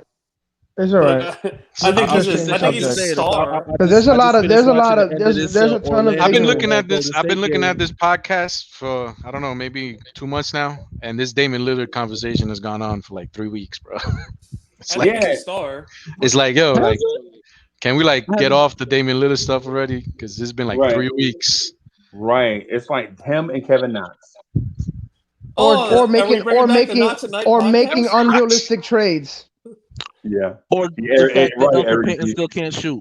And Well, Alfred 7 Payton. years in the league. 7 years, and he still can't shoot. Oh my! Who? Every time Alfred Payton. Who? Oh no, you Okay, said back. it. Oldest Elfrid No. Payton can't shoot. That's a Right. rule. That's one of the 10 commandments of the show. Don't say it. Alfred Payton can't blank. Can't censor. Don't say Right. that. So he's gotten worse than Frank Ntilikina. Also, Hey, so Frank let me ask you- Ntilikina so is let's a ask 6'6". y'all this. So is Julius Randle a star? He's a star. He's a star in the No. making. In the He's a star making, in the yes. making. If he can put this up, If he If can he get us gets into an listen, all-star? if he can get us into the playoffs, and he can get us a first round win, Not I would happening. put him in that category. I'd This say if he does, consistency if he is makes key. an all-star game, we get to the playoffs, and he does the same numbers again, or like he gets better even, then he's a star. No, he needs Okay. to. We gotta see this longer. He needs to get us a first round win. We A need game. He'll win a need to game in the first round. Not need a to be- series. Melo was a needs to star, and he be- got us one first-round win. We need to be the 6th seed What? and win a first round playoff series. No, it's not happening. And So you- you're saying Julius Randle has to lead us past got teams like Milwaukee or Brooklyn We to can be do it. considered a star? No, we We, can't. we can We're do not it, bro. getting I past Brooklyn. think we can beat Milwaukee. We're Milwaukee's a not shell. getting past Milwaukee. Yeah, Milwaukee, you could probably beat. That's the Milwaukee's a only shell of team. themselves. Now let me ask this while we're on that. If he elevates, if he does win a series, right? Let's say against the Milwaukee or a Brooklyn, does that Oh my elevate God, him he'll be- beyond star status? He'll be a god in New immediately? York. What Yeah, do you New mean? York, he'll be the He'll GOAT. be on his way. But he Yeah. ain't He'll be beating on no his way. Brooklyn team. He ain't beating no He'll be on his KD, way, Kyrie, Kevin Durant. He ain't doing I that. don't know if we're beating Right, those no, guys. yeah, but yeah, this if is we this do, is yeah. this is just a hypothetical because again, I just wanted to see if the situation changes because if you lead us past those guys, and now you just said if we get us in there and maybe you win a series, your star status, but if he beats one of those caliber teams, does that elevate his status further beyond just okay, you went from star to maybe superstar or all-star or whatever? He'd be a superstar in New York. That's for If we sure. were planning on giving him 4 years, 100 million, we better plan on giving him another 20. We, Nah, you're giving him the suit. You're giving him the max. But I mean, I don't know. If he even took Brooklyn to like, let's say 5-6 games, he'd be a god in New York. Yeah, he'd be the GOAT. Yeah, He'd be the god in New York. He would have to have a He'll- hell of a series. Even the Randall, games with those guys. even the Randall haters that are still there would have to admit they're wrong. If he did something like that, there would be not a single Randall hater if he beat a team like the Brooklyn Nets. Yep. But it's not right. eh. I think you're right, boss. But if that's like relying on Trump to get that voter fraud. Like that ain't gonna happen.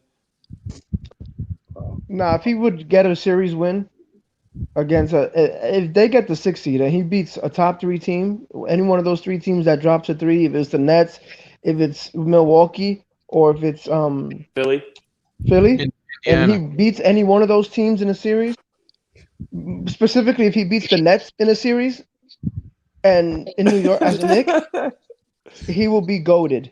I don't think we have a shot against. That's what I'm saying, because that's impossible. Because we seem to not do well against centers. No, because we don't have a guy that can stop big body centers. Going back have that guy on the squad. Going back to my cat. Or we could beat Milwaukee. Going back to my cat. Every time, I mean, I like Mitchell Robinson, but we play against Philly, Joel Embiid eats him up. When we played against Miami, Bam Adebayo ate him up. Drummond absolutely destroyed him. Drummond plays very well against him, and I think he's just a little thin, because he's a great help defender, but guarding 1-on-1 against his center, he has problems there. So that's kind of like where I want to beef up that position, and having him there as a chip to get us a better center is a good place to be in. Well, there's a plus and a minus to the argument. I mean, if you think about it, Karl Anthony Towns would solve the rebounding problem. He'd solve the interior offensive problem, but it'd be the defensive aspect of the game that becomes the issue, because now when we're looking for stops, he might not be that guy. You know what I mean? So yeah, he might not, but there's another thing that people that I look at as, if you're able to get the other player in foul trouble, and Cat can do that. You know, he can probably get Joel Embiid with 4 fouls going into the 4th. You know what I'm saying? Pick up a 5th in the 4th. But and then you have to, Joel has to be careful. Can we say that Karl Anthony Towns is going to contribute like that, like against those guys? Has he shown he can dominate? I feel it's just a gut feeling, but I feel that Karl Anthony Towns can have a Julius Randle type year if he comes over. Another thing to consider too is dot selection. He has an off season with us. Maybe it'll be a 2-year process. Maybe it won't be the year that he gets here. Maybe it'll be the 2nd year, just like Julius. But I think that he can get to that place where you say, this guy is gonna help us lead with Julius, with whoever else is on the team, lead us to a deep playoff run. At least. I'm not with At it. least. There's only one guy in Minnesota that I will take, and that's Malik Beasley. That's who I want. If I can get him, I'll put my hands on him. I'll get him. Over Towns. I mean, over Towns, because his contract is not crazy. He signed for 4 years for like $60 million only, and FSU. If he can get some damn help, he plays a little bit more defense. He's athletic. He can hit any shot on the court. He can make his own shot. I mean, but you're talking about, you're putting him against a player, a 7-footer, 250 yeah, pound but if he's gonna lose that battle, who can stretch out to the 3, who can post. Maybe maybe he's slow of foot. Don't the Timberwolves have like 7 wins this year? If he's gonna lose that battle. I mean, their coaching is despicable, man. Like you saw go by position. Who has better point guard? What coaching has done with the Knicks, like firsthand. Yeah. Everybody, as Knicks fans, have seen what coaching can do to a team. Yeah, but still, they only have 7 wins, and let's go by starting lineup and see who's the better talent. Who's the better point guard? Opportunity to get a player like him. Who's got the better point guard on their roster? Who you talking about? Minnesota or New York? Between us and Minnesota. Minnesota. Who's got the better shooting guard, the more efficient shooting guard? They do. Malik Beasley right now over. Hell Who's yeah. the better small forward? They do. Whoever it is better Who's than the us. better power forward? Us. Who's the better Okay, center? Them. Them. Cat, and they have 7 wins.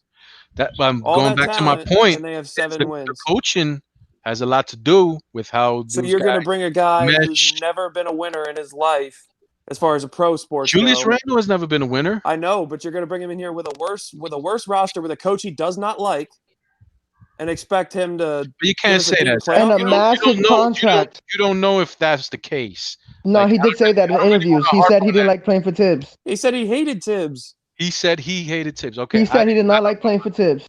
Look at this Right. He interviews said of it. Tibbs was too hard on his players. And then Julius is over Randle here just came saying, on. Julius Randle just came on the show, JJ Redick show, and said that Tibbs is a softie. Yeah, we know what he said. He Right, said but he's that's- softy that's if you because- work that's hard, because- if you have a certain character, a That's certain because he's- coachability. He's better. He leans. He's easier Okay, on you because so he then- knows you put the same work in. He is. To my point, to the point that I was coming in with the chat with, it's a hard no for everybody. Yeah, Hell yeah. hard Alright. no. Sorry, I love it. He's a good player, man. But he got a max deal and like 4 years left, and he's not really gonna elevate us to the point where we could like take that deal on. If anybody Now, if watches Giannis Letterkenny, wanted out, hard Who no. you talking about? Malik Beasley? no, I'm talking about. Cat. He said, Cat is a hard no. He asked, I said, yeah, it's a hard no because he got too much money. He's a max deal for 5 more years, 4 years. Too much money, and he's not really going to elevate us. I'll take Malik Beasley as a complimentary piece now. 4 years left on his contract for $60 million. I'll take that, keep him, and let him play. He can hit some shots. He plays a little D, FSU bred. He real hard-nosed guy. He ain't taking no junk from nobody. We already know he a gangster. So Yeah, he could be suspended for doing something stupid off no, the no court. suspended. He's good at No, the I'm league. saying he's shown that he has the ability to make stupid decisions off the floor. He could do it again. Is what I'm saying. It looks like as an organization, we're not into that now. No, we shouldn't be. That's why Mitchell Robinson got so much slack at the beginning of the year because he's a hothead, like Or aloof. aloof. Yes, aloof is a better word. I got a And question he for you guys about the Knicks. He has endeared himself to the coach, so I give him props for that. I don't mind keeping him.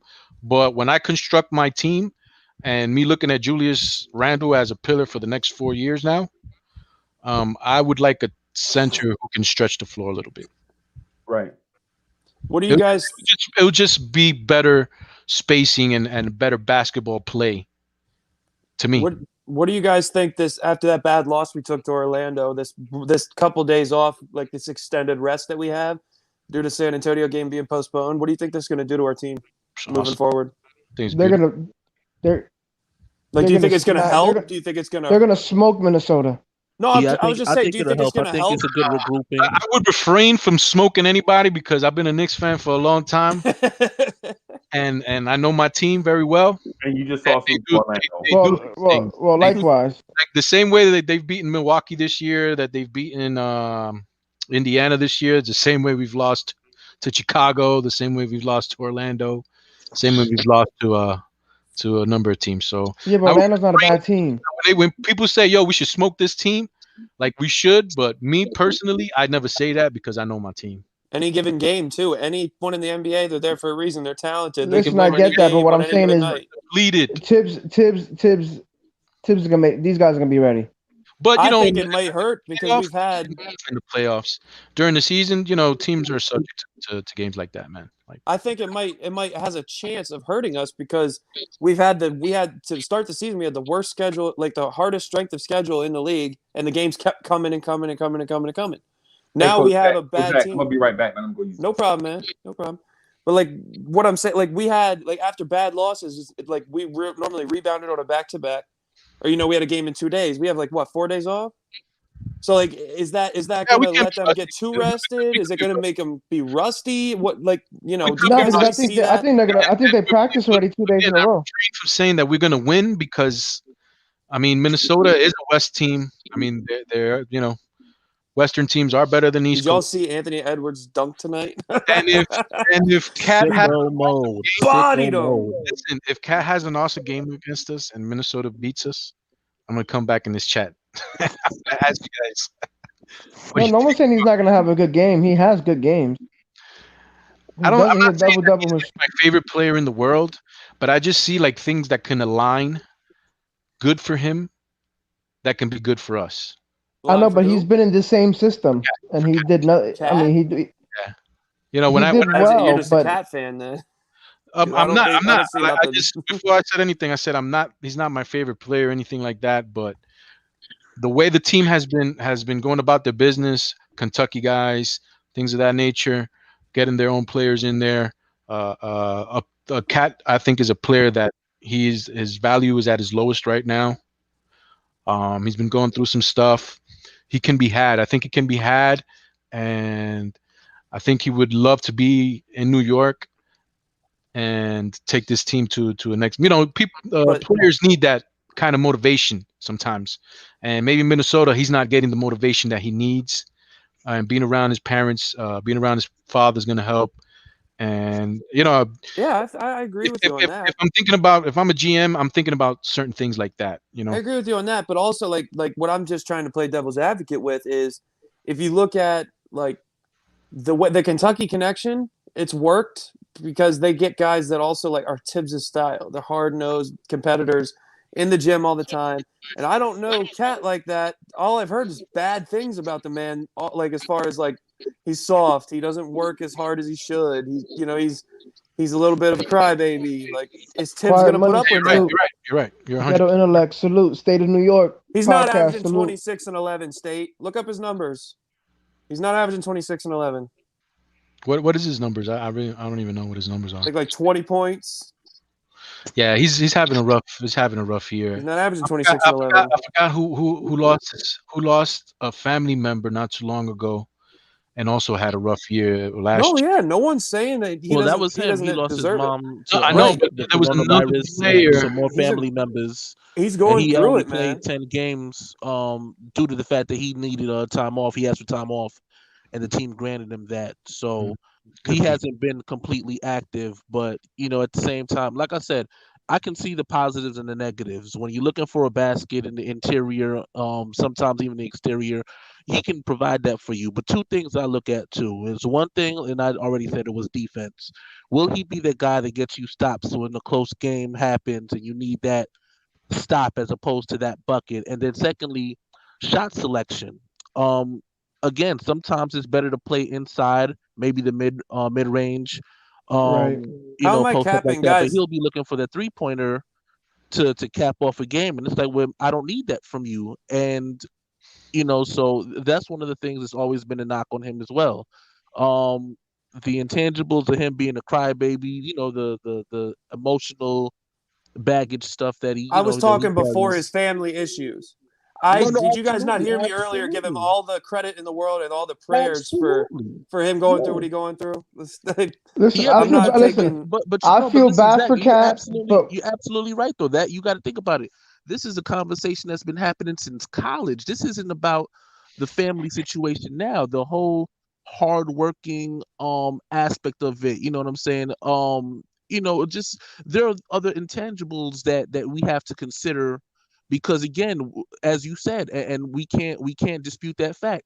He's been under Tibbs before, and How'd it work? it didn't work out. It's exactly. So you have, again, those are things you have to consider. Like I said, that's what I'm saying. I see the positives and the negatives behind the hypothetical acquisition of them, and you have to consider all of those factors. You know what I mean? And if can't you just look pull at the what trigger. Tibbs said in his Minnesota days, he said he made a mistake. He traded the wrong guy when he traded Zach LaVine. Yeah. And he, and what I say, like when Jimmy Butler came in, challenged everybody to one-on-one, absolutely destroyed every single one, called him soft, do this, do that. If you're a coach at Tibbs' R, you can stop that. You have the power to stop that at practice. He let it go on for a reason. He wanted these guys to be humbled and embarrassed. Like that's Jimmy Butler's his guy. He knows what Jimmy Butler's about. He's cut from a different cloth than these guys were talking about. And he let him show him why he needed to listen to Tibbs because or let Jimmy be a leader, these type of things, because they weren't ready. Yeah, Listen, all I facts. know is Facts. I think we can. I think a center could be something we get as a second tier move, like a move that's second. I think we need a wing bad.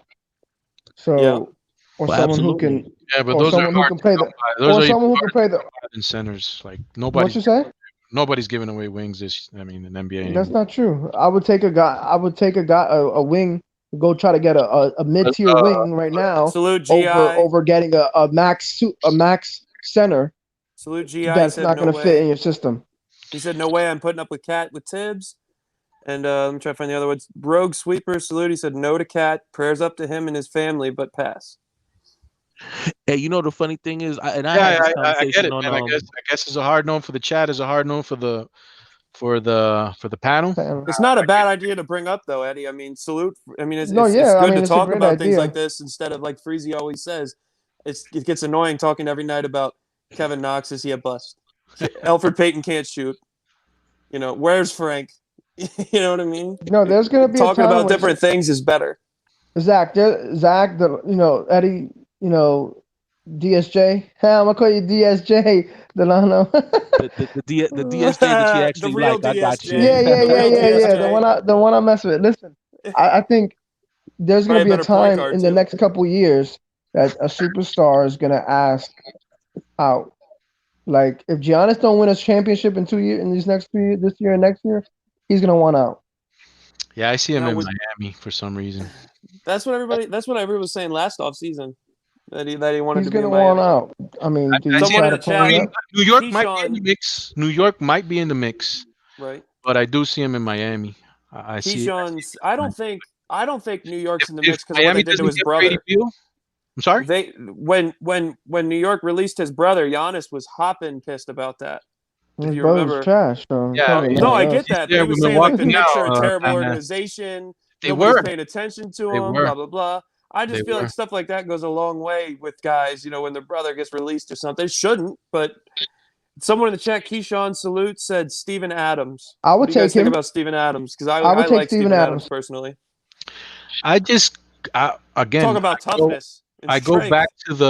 back to the modern way of the way NBA is played now, and having two big guys. That's why we're like last in offense, because we have Mitch and we have Julius down there just clogging the lane. But at the same Yeah, time, the reason we're the 6th seed in the conference is playing an old school style of basketball and abusing these modern teams. I get it. But Like, if without we want that to style, get to the if we next played with level, pace, we'd be last in the league. if we if want we to get played- to the next level, we can still play in a slow pace, but have better spacing. I get Yeah, but you, that all I'm- comes down to the guys who are in space have to knock down shots, and they're But not. That has nothing to do with the center. if we get like, let's say Cat, and we try to play like a modern team, even a little bit We don't more. have the Let's say shooters to do that. 5%. Let's say we get 5% faster in pace or 10% faster. You know, things we're going to lose more games. Yep. They have to slow things down, limit the possessions for the other team, slow the pace down, play slow, abuse teams. Come in the fourth quarter, they're going to be tired from all the abuse. Well, especially whoever's guarding Randle, because dude's a load. When you guys see like, before I say anything, Obi Toppin just doesn't hit the shot.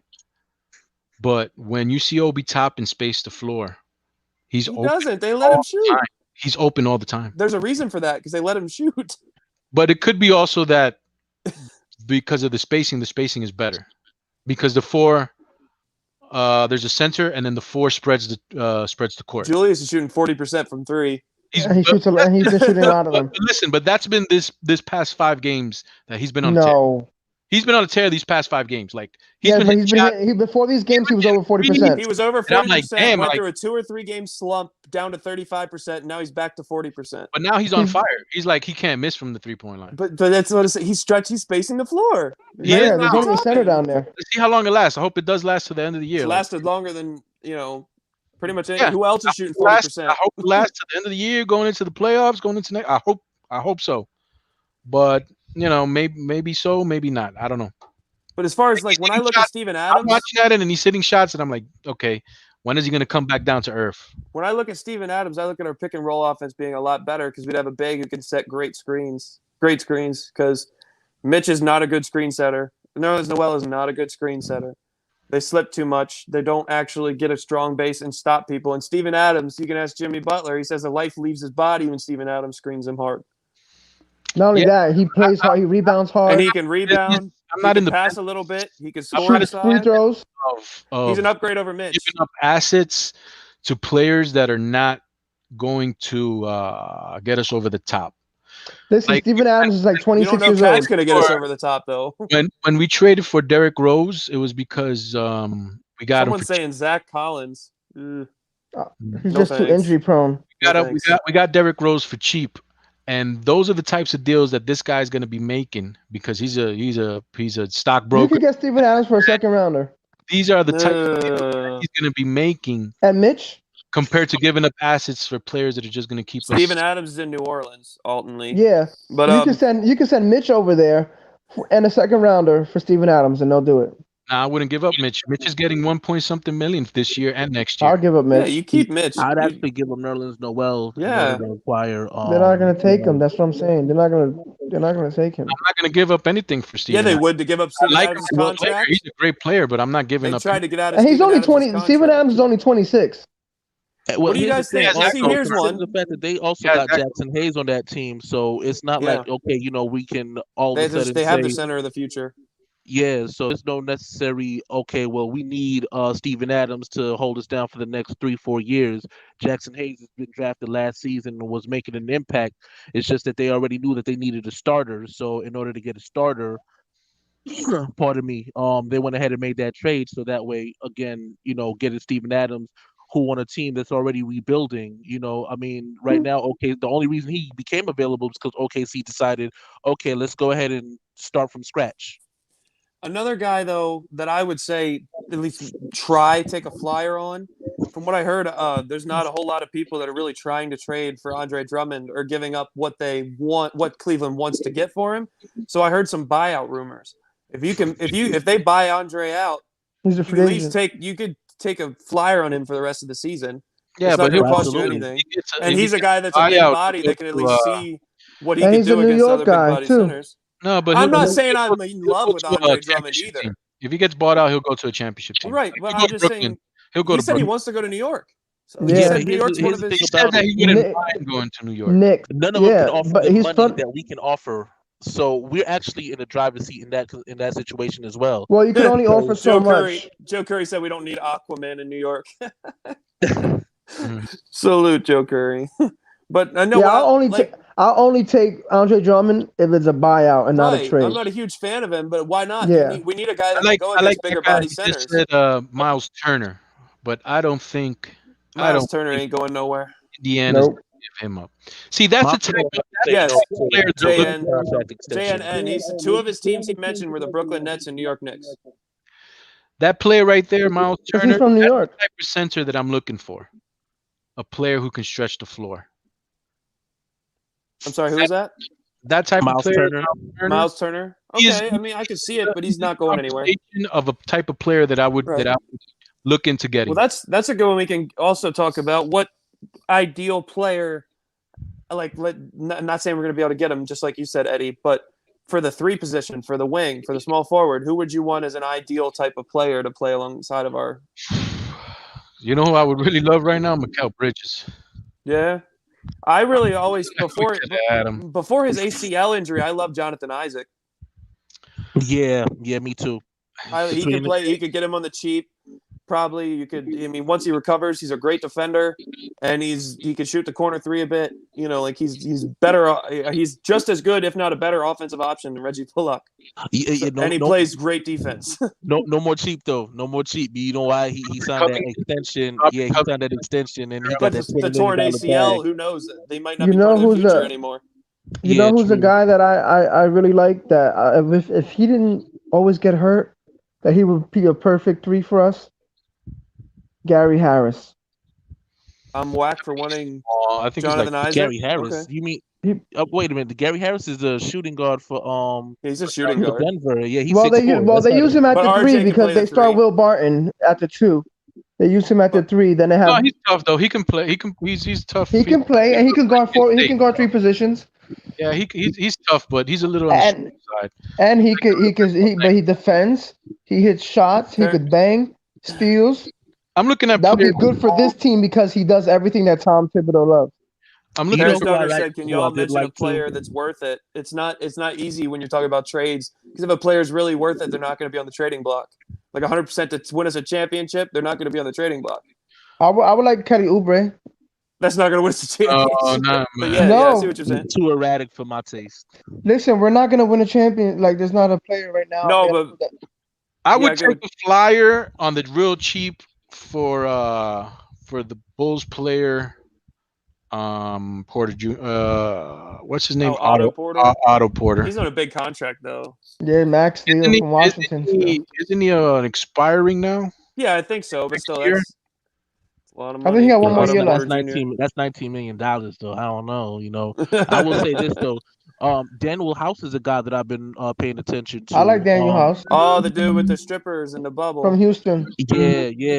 I'll say this. That's like the only knock that I've seen on him.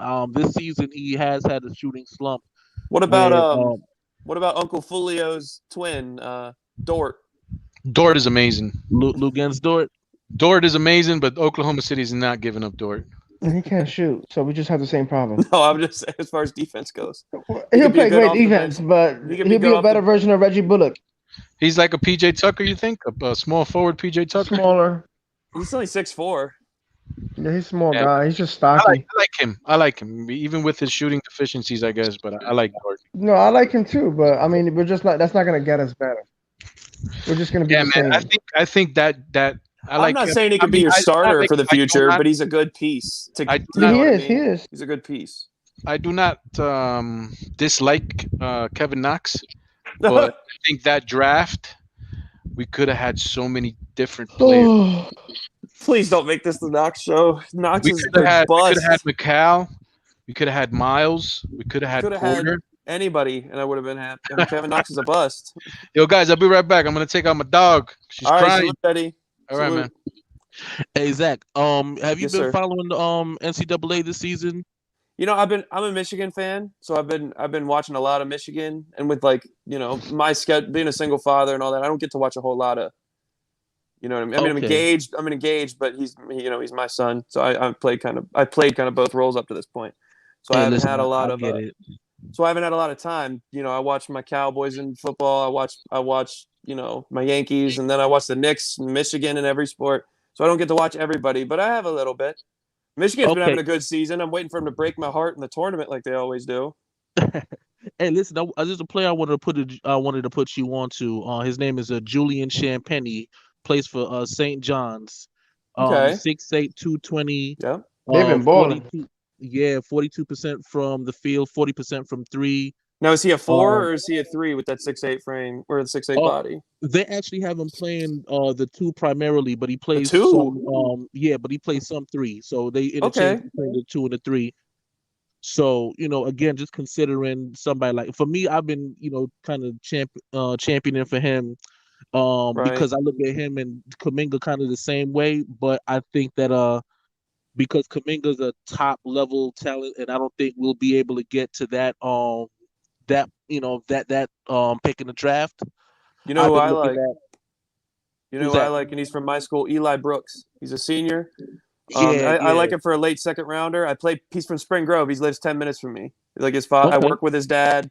I played pickup with him all the time.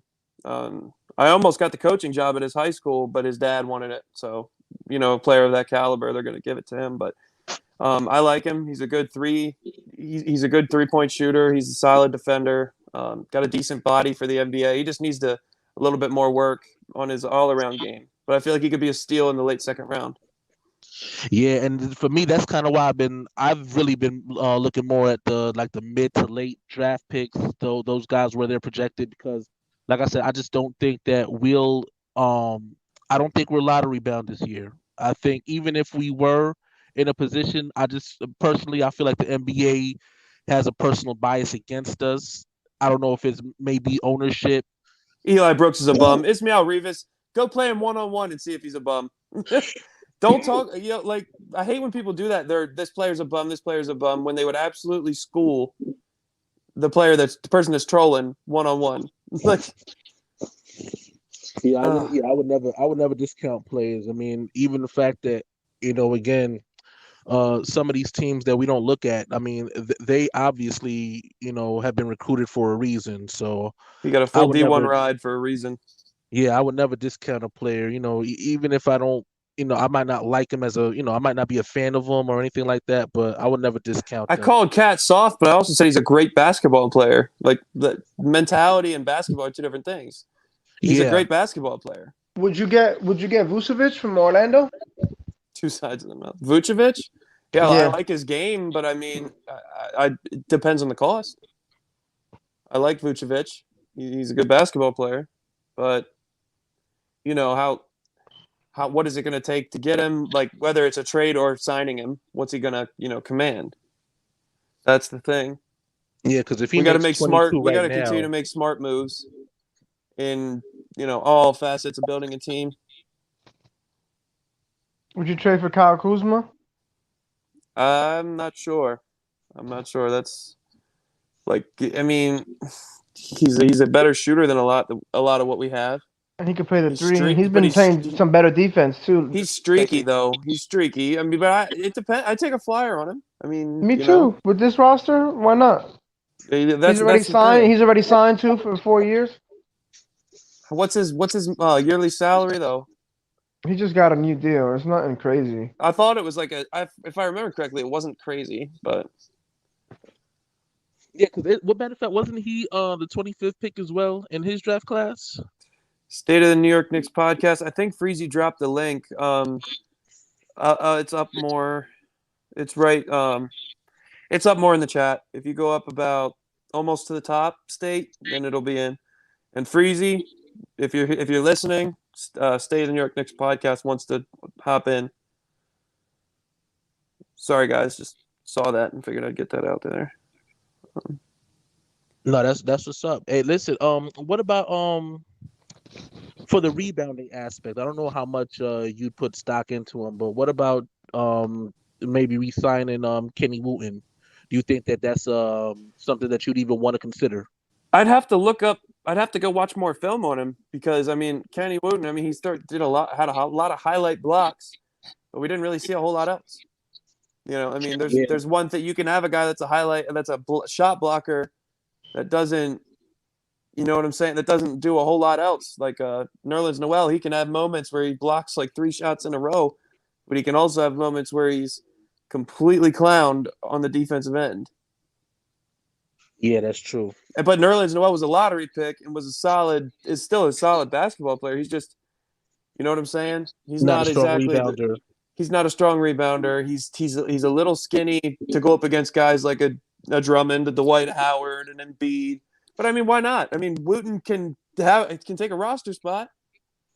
Like let's say an injury comes up. Let's say Taj sprains an ankle or is out 2 to 3 weeks, high ankle sprain. Bring Wooten in. I mean, I don't see why not. I see in the right situation. I see what you're saying. Yeah. I just wouldn't go release someone that we have just to give Kenny Wooten a shot. Yeah, I get that. Unless it's Theo Pinson, then I might have to disagree. Like, you know what? Theo Pinson. What about Theo Pinson?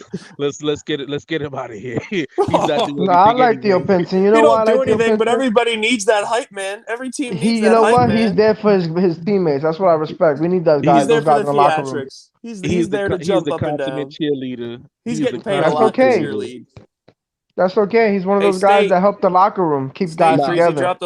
Freezy dropped the link again, State. There it is. You wanted it. So Keyshawn said, chill. We got to keep Theo. Yeah, we need Theo for sure. And Keyshawn said, I want a Jason. I think he means Jason Tate. I think he means Jason Tatum on the wing. I mean, everybody wants Jason Tatum. Oh, I mean, everybody wants that. If that's who I'm thinking you want. Oh, Jayshawn Tate. No, there's What's up, there's Freezy? another player out of in Houston. Jayshawn Tate plays the 3 as well. Oh, okay. Yep. Robbie Rob. What's up, Rob? What up? What's up, State? What up? What up? You know what? State to state. I'm over here torturing myself. I'm looking at right now highlights of watching Michael Porter Jr. Cooking and oh man, fire Steve Mills, man. Jeez. But no. Well, yeah, but with that back injury though, he could go at any point. Word. We're not going to do that. Like look what ended Tracy McGrady's career. But Michael Porter Jr. is solid, but I agree. So the back injury was too much. He has a degenerative disc disease. Yeah, the back injury was too much like of a that's risk. hereditary. Degenerative means it gets worse over time, which means I'm the longer good he on plays. to see him actually play and actually be good. Because that's one thing I said. I'm happy for him. I would be happy if he got minutes and again Knox was able to outplay him. Not that necessarily he he just was crap or nothing like that. But if he was able to outplay him to justify that pick, because I've always said that there's only two players I wanted in that draft: Michael Porter Jr. and Mikal Bridges. Can I ask you a question? Again, yeah, go ahead.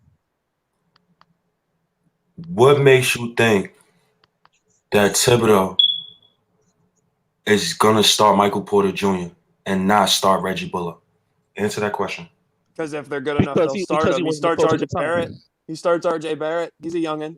No. Because he wasn't the coach at that time. David Fizdale was the coach at that time.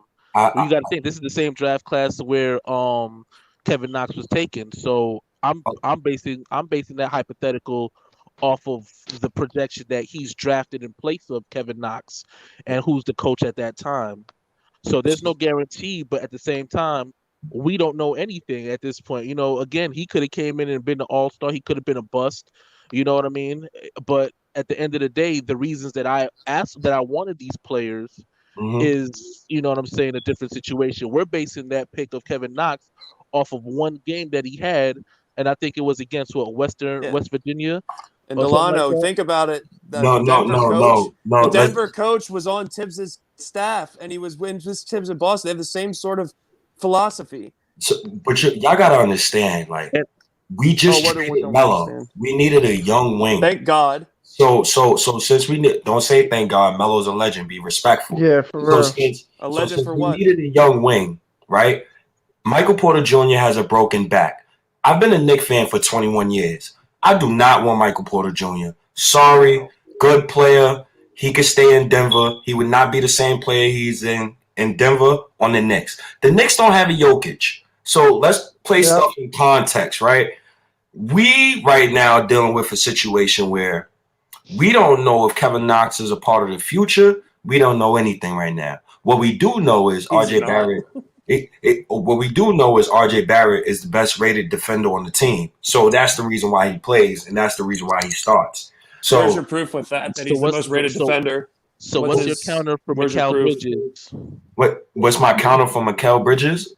Right. Nobody was talking Mikal Bridges until he met up with Chris Paul. I don't want to hear that cap right now. That's cap. What numbers? I will challenge you. No, I will challenge you. Go to 2018 in the draft. Go to Knicks Fan TV, and I guarantee you're gonna hear my rant about why we didn't take one of those two guys over Kevin Knox. I respect it. I respect it. I'm telling you,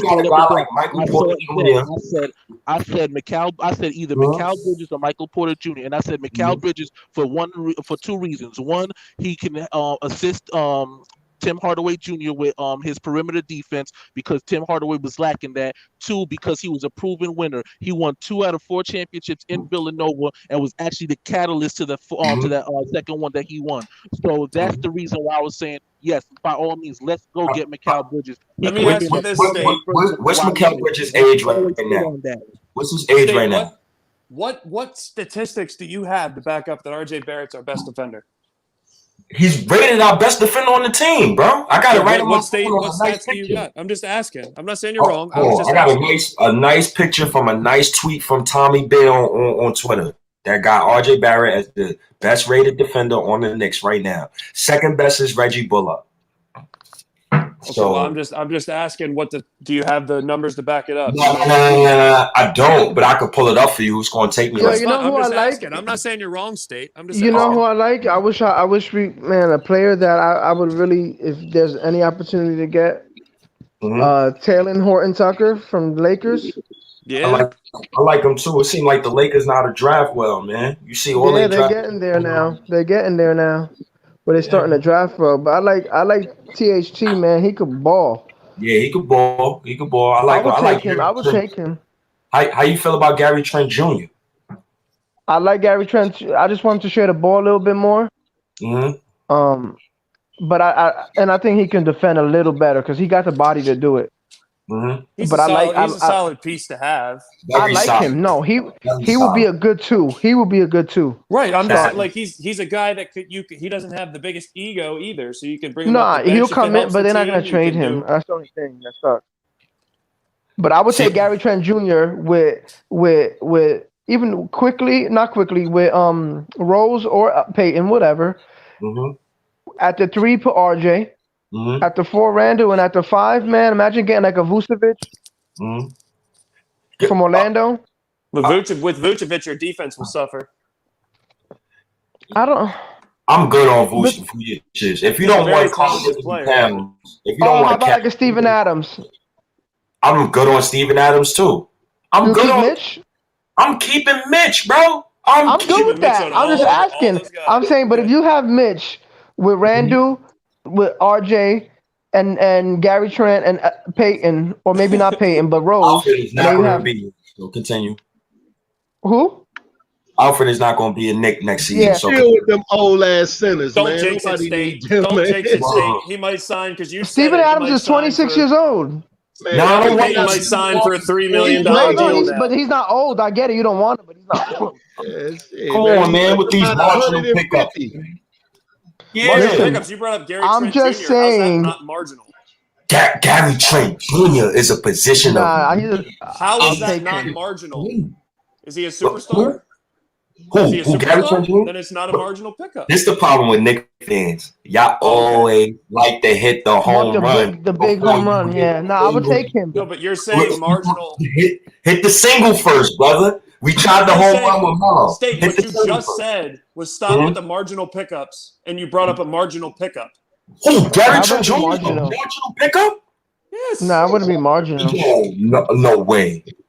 He would make us better. Are you watching? But he's not going to win us a championship. Yeah, he's averaging like 54% from 3, 20.8 a game, 97 from the free throw line. Is he going to take us far in the playoffs? Was Rome built in but he's a piece. He's a piece to the puzzle. Was Rome built in the day? So he's not a big pickup. Not a big bro. There's no superstar free agent in free agency for the next 2 years. So let's throw that out the window now. So for any Knicks fans, all right. So for any Knicks fans who say, "Yo, let's trade for this set player," there's no superstar free agents in free agency for the next 3 years. Kawhi Leonard's a free agent next year. Listen, he's going to be signed. Kawhi? No, I don't think so. But I'm just saying that's wrong because there are superstars that are going to be free agents. So if we want Kawhi, what are we talking about? No, I'm just pointing it out. Yes, EDG. Yes, EDG. Yo, listen, State. If next year, let's say Chris Paul's done after next year, all right? Let's say, would you, if Devin Booker wants the Knicks, would you do it? Want to come here? I got an even better situation, right? I was thinking about this too, because if we make the playoffs this season, it's cool. Free agency trash. But next offseason, 2022, a lot of old players who's current all-stars who used like they a little bit ready. Time. Yeah. Chris Paul. I know we're going to get Jimmy Butler. Jimmy Butler is a guy. That's a vet I would love on this team in 2022. No disagreement. I think we got a chance at Chris Paul as well on a low contract. And I think we got a chance at Zach LaVine in free agency 2022. That's why we might get like Zach LaVine in 3 weeks. Let me ask you a question. Go ahead, Rob. Matter of fact, do y'all let's guys talk think that this team, as constructed, these young boys can get better as a team? Do you think anybody on this team can get better? All of them. There's always an opportunity for improvement. I think they all can get better. I didn't ask you that. That wasn't my question. All of them could get better, I think. These young boys on this team, do you think that they can get better? Yes. Absolutely. As the Everybody. Everybody, I think they can get better. It's nobody on this team that can't get better. No, I think the guys that are on this team right now, besides the guys who have already been in the league for a while, the young guys I'm talking about, I think they all could get better. I think they're good enough to get better. So why are you guys trying to put people in their positions?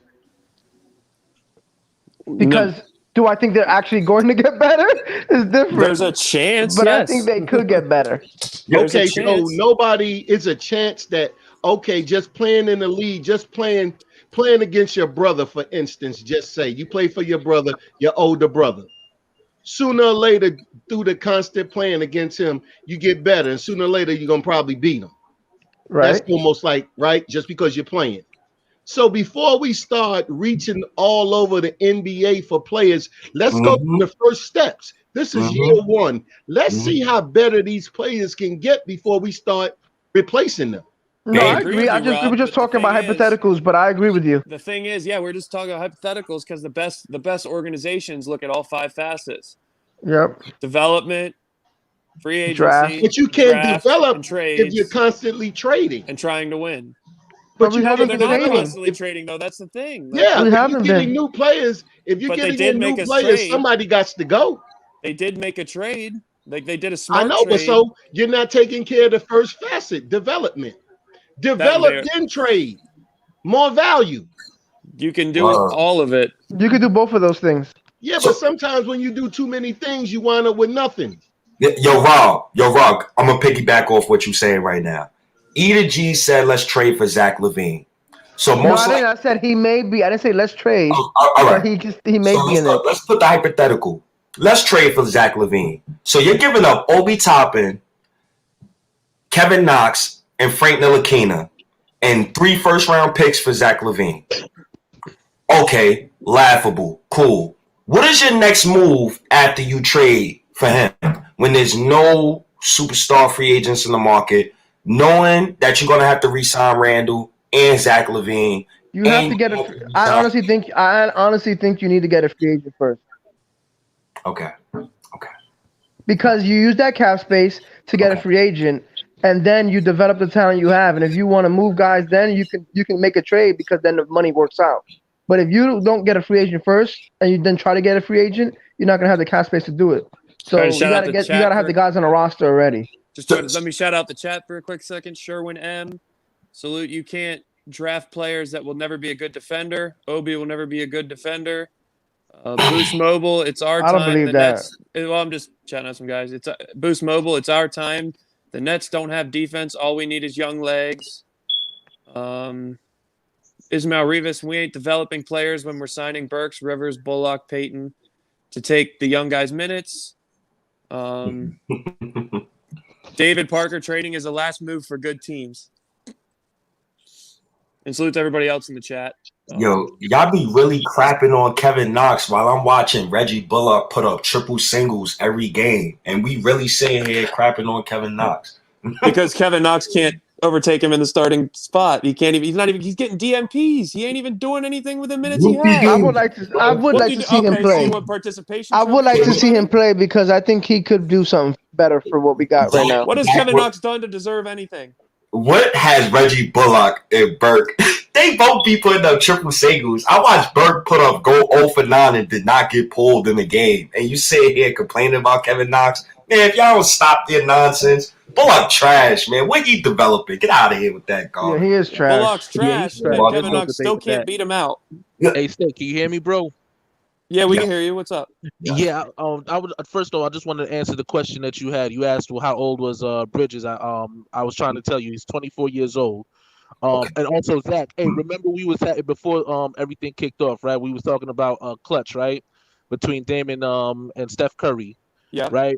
Okay. Just now against Orlando, with 11 seconds left on the clock, who lays the goose egg? The person. You ain't telling me nothing. I told when they said how to beat the said Warriors, Dame. I said hypnotize Steph Curry and tell him it's the finals. Yeah.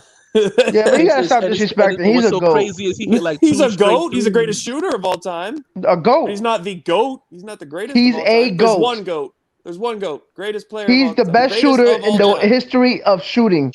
Yes. He's a Very GOAT at efficient. something. He's the greatest of all time at something. And shooting Very is it. efficient. And he's Third. got Jeez 3 Louise, rings. Papa T's. This He- guy he- can't he's hit probably- a he's game winner to arguably- save his life. It seems because every time I see him for a game winner or a game winning play, he'll lay that goose egg. Look at the fact that in the 2016 NBA Finals Game 7, 2:16 left on the clock, who turns the ball over with an unnecessary behind the back pass to that was supposed to be intended for Klay Thompson, as opposed to just a simple We pass. nitpicking right Those now. little things, yeah, but it's those little things, bro. That I just, as I far thought as you were. I thought you were. I thought you was reciting a poem for a second. that's DSJ passion, the brother. poet. That's passion. What can you? What can Nah, I I say? love the it. I poet. love it. I was like, damn, that's off the dome. Yeah. You know, it is what it is. Listen, hey, I remember those things. You know what I mean? Yeah, but he's a GOAT. I mean, okay, he made a. truthfully. Really? He's a GOAT. Y'all really got to talk about Steph Curry knowing that we drafted Jordan Hill? Really? Yeah, we could have had Steph. Really? Oh. Y'all really doing this right now? Come on now. Hey, at least Steph we're not the would've still been a Knick. Timberwolves. At least we're not the Timberwolves in that draft. What you mean? What you They mean? dra- they had two Flynn chances and to Ricky get him. Rubio, And who did they yeah. draft? Johnny Flynn and Ricky Johnny Rubio. Flynn and Ricky Rubio over Steph Curry. Wow. That's worse. I would not be laughing at the Timberwolves right now because they got a nice little young thing going How over are they there. doing, State? And, What's the record? and- How are they doing? Yeah, how are they doing? 7 Most wins. of their players been hurt. You know, Oh, D'Lo's excuses, out excuses, since forever. excuses. You know, They got that much talent. They shouldn't be a 7-win team. That's Ooh, what happens. you ain't gonna be saying that when Adam Silver gift them the one pick, but well, Again and again and again and again and again and again and again and again. hey, be my guest. Because it really worked the first 2 or 3 times. I mean, Knicks fans been begging for it for about 30 plus years. So I mean, I think. And we're still in a better situation Yeah, right but we're now. still a better team. We're a better we have team. a better record. That's not a good argument, Whoa, bro. whoa. Let's be humble, right? You just hate. Yeah. You're just a hater. No. The Timberwolves suck, but let's be humble, okay? Because we were there last year. Yeah, I don't want y'all to be. No, we was here when A couple Porzingis weeks was ago. here and we was playing fire in the ball. Just be humble and Right. just thank God that we got Thibodeau and we got the amount of wins we got right now. And who else? Who else is one of the biggest contributors to this that you hate? Give him his respect. Who? Give Julius his respect. You've Who, always Juju? been a Julius hater. Give him a You respect. ain't hear me talk no garbage about Juju yet. You haven't been on in a while. Last time I heard you saying it wasn't going to be sustainable. You said he was going to fall That's off in cap. 5 games. I said it wasn't going to be sustainable. I was on that show with him. Yeah. I He didn't did. say that though. No, the show when we debated State forever ago, you said it was gonna. You call me in 2 weeks. Did He's gonna be playing like garbage. No. Did I tell you that it wasn't going to be sustainable as far as years is concerned, or did I say that like You during said this season and beyond. this season? That was horribly wrong. Yo, let me tell y'all something, man. Y'all conversation moving too fast. Y'all be bringing up points like a dude to legit say something, and y'all are blow right past what my man say. You know what I'm saying? Like I heard State say, "State, what's good? Yo, what's good? What's good? What's good? So, Where you been at? Why you keep breaking computers? no. Because Julius playing well. Yeah, he keep breaking computers. Nah. What? Nah. See, I'm off work tomorrow, so I said, nah, I gotta get in the ring because I told Freezy the other day I was going to get in the ring, but I was tired, so I said, nah, I'm gonna get in the ring tonight. My bad. Now, and it ain't because Julius Randle has been playing well. If you want me to apologize to Julius Randle for 31 games, No, we don't want you to do that. We don't want you. I'm just playing Keep with you, it State. just like you have it. So I'm just playing, man. I'm gonna get back out the way. And the reason why the reason why I get out of the way is because when you get about 5 or 6 people on, you legit can't have a dope conversation because of the conversation moving too fast. Like Eric said something and y'all blew right past it. And State said did the Reggie Bullock Kevin Knox thing. and y'all blew right past it. And it's not because y'all don't understand what other people are saying, but it's like when you have so many people having so many different thoughts, it's hard to keep a linear conversation. You know. Sorry, Freezy. I didn't. Kev's not here. I didn't want it to be the Knox at Night podcast. We had to blow right past. We can't do the Knox at Night without Kev. Well, no. I understand, but I'm a Kevin Knox truther too, though. So you're not gonna be when you disrespect Knox while I'm on here. You're gonna have to put some context with that, brother. Right, and so I always do. So the thing with Kevin Knox, man, is this. I ain't gonna lie to you. I would love for the kid to play. I would love for the kid to play, right?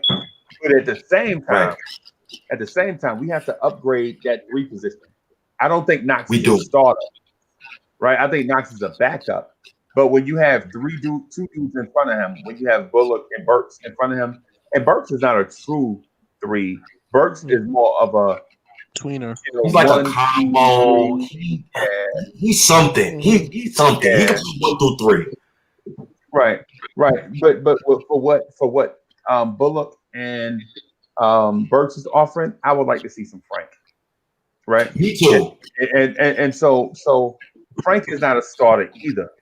So what I would do if I were the Knicks, I would take Bullock and Burks' expiring contracts and trade it for a legit starter at 3 position. Right? Maybe, and I'm not talking about a star now. I'm not talking about a star. I'm talking about a guy that can hold it down. You know what I'm saying? Some continuity, a guy that can defend the 2, the 3, and some 4s, right? And then let Kevin Knox be the backup, right? Because Thibodeau mentioned it today. Thibodeau said it's hard to get Knox minutes at the 3 and the 4 because you got to give Obi Toppin minutes. That's what Ted said. You know what I'm saying? You know, so I would go out and legit get me a 6'7", 6'8", 6'9" guy at the small forward position, an athlete that can start. You know what I mean? And I don't know if it's an Otto Porter or somebody like that. I doubt it. You're not gonna like this name, Freezy. Before it leave my head, you're not gonna like this name though. But like Harrison Barnes, like kind of that type of guy. Right. Yeah, I like him. I think that's a nice little piece. Yeah. Right. Oh, no. Hey, so State. You know, I value. You know, what I'm saying your thoughts and stuff. I just when you get hot takes is when you know we like have some kind of weird. You know, what I'm saying when you would just like bust out and say play all the kids. Then I'm like, man, nah, not really. We already playing a bunch of kids. You know what I'm saying? We already because Elfrid Payton's only 26, right? Elfrid Payton's not 30. Julius Randle's 26. Julius Randle's not 30. You know what I'm saying? Mitchell Robinson is a kid. RJ Barrett is a kid. You know what I mean? I want to state this for the record. I want to state this for the record before you continue that Julius Randle is an all-star and he's playing very well, and I'm very impressed with what he's doing so far this season. And don't backtrack. No. I'm not accepting your backtrack. I'm not accepting it. So you want me to stay strong with me saying just Randle. You want me to stay strong? Hold on. Let me defend you for a second, State. I don't think that's fair, Freezy. That's a correction. That's not him stepping back. I mean, we all gotta be able to admit when you're wrong. We've all had the same conversation. We've all wanted Julius Randle off the team after the play from last season. I did not.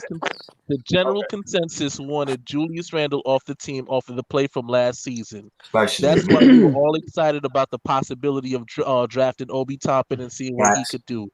So when it comes down to it, there's nothing wrong with saying, you know what, I was wrong about this guy. He played, he's playing absolutely wrong. I was wrong. I ain't even going to hold. I knew he was going to be well.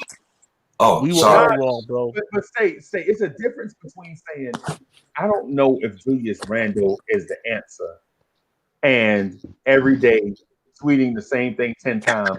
I want Julius Randle off my goddamn team. You know what I'm saying? Being vehement is different from saying I don't know if Julius Randle is the answer. when you vehement, when you legit go on Twitter 12 times a day and say I want Julius Randle off my team right now, there's a difference between that and saying, well, you know what, I don't know if Randle is the answer.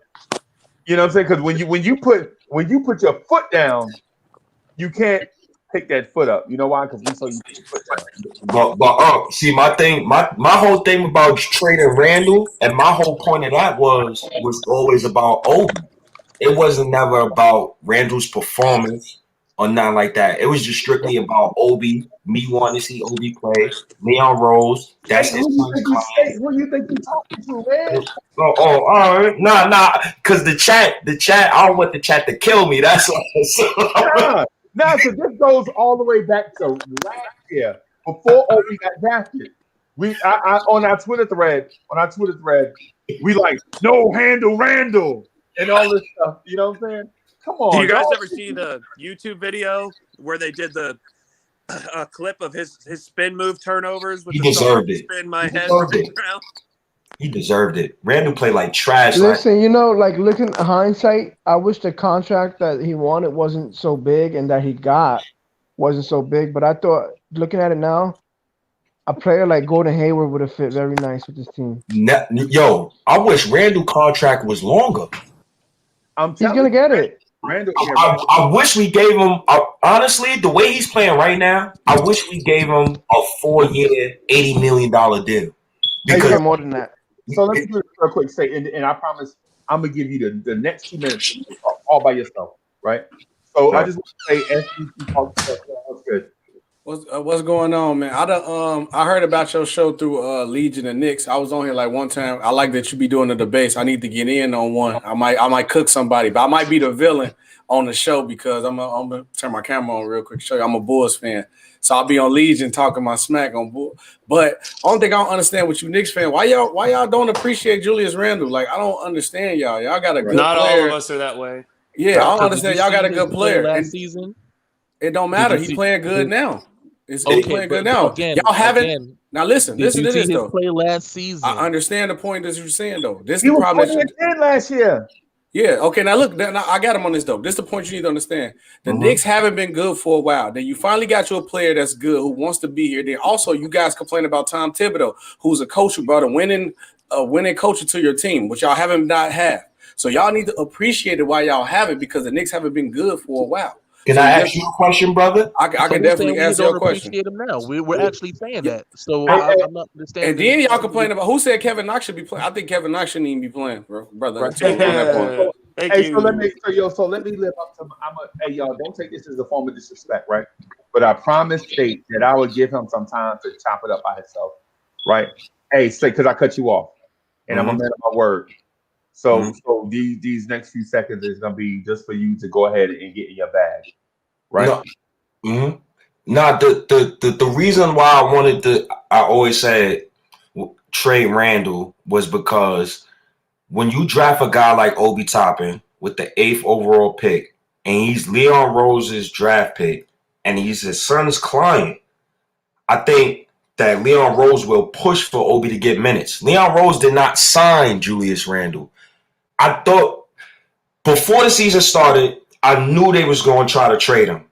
They didn't expect for Julius Randle to play this well. I didn't expect for Julius Randle to play this well. And I damn sure didn't expect for Obi Toppin to play 6 minutes a half. So it's so many narratives that go beyond this. And then on top of the fact, when he makes an all-star game, he's going to be up for a contract that costs $28 million to $30 million. So now people got to realistically ask themselves, do you really want to pay Randle $28 million?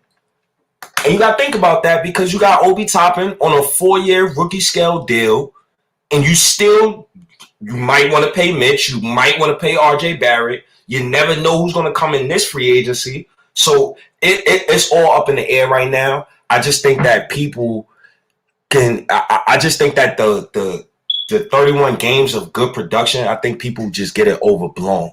Like they just drink too much Kool-Aid. Like I think they just in the moment. And it's cool that you're in the moment. But at the same time, you got to be realistic with yourselves when it comes to this Obi Toppin situation.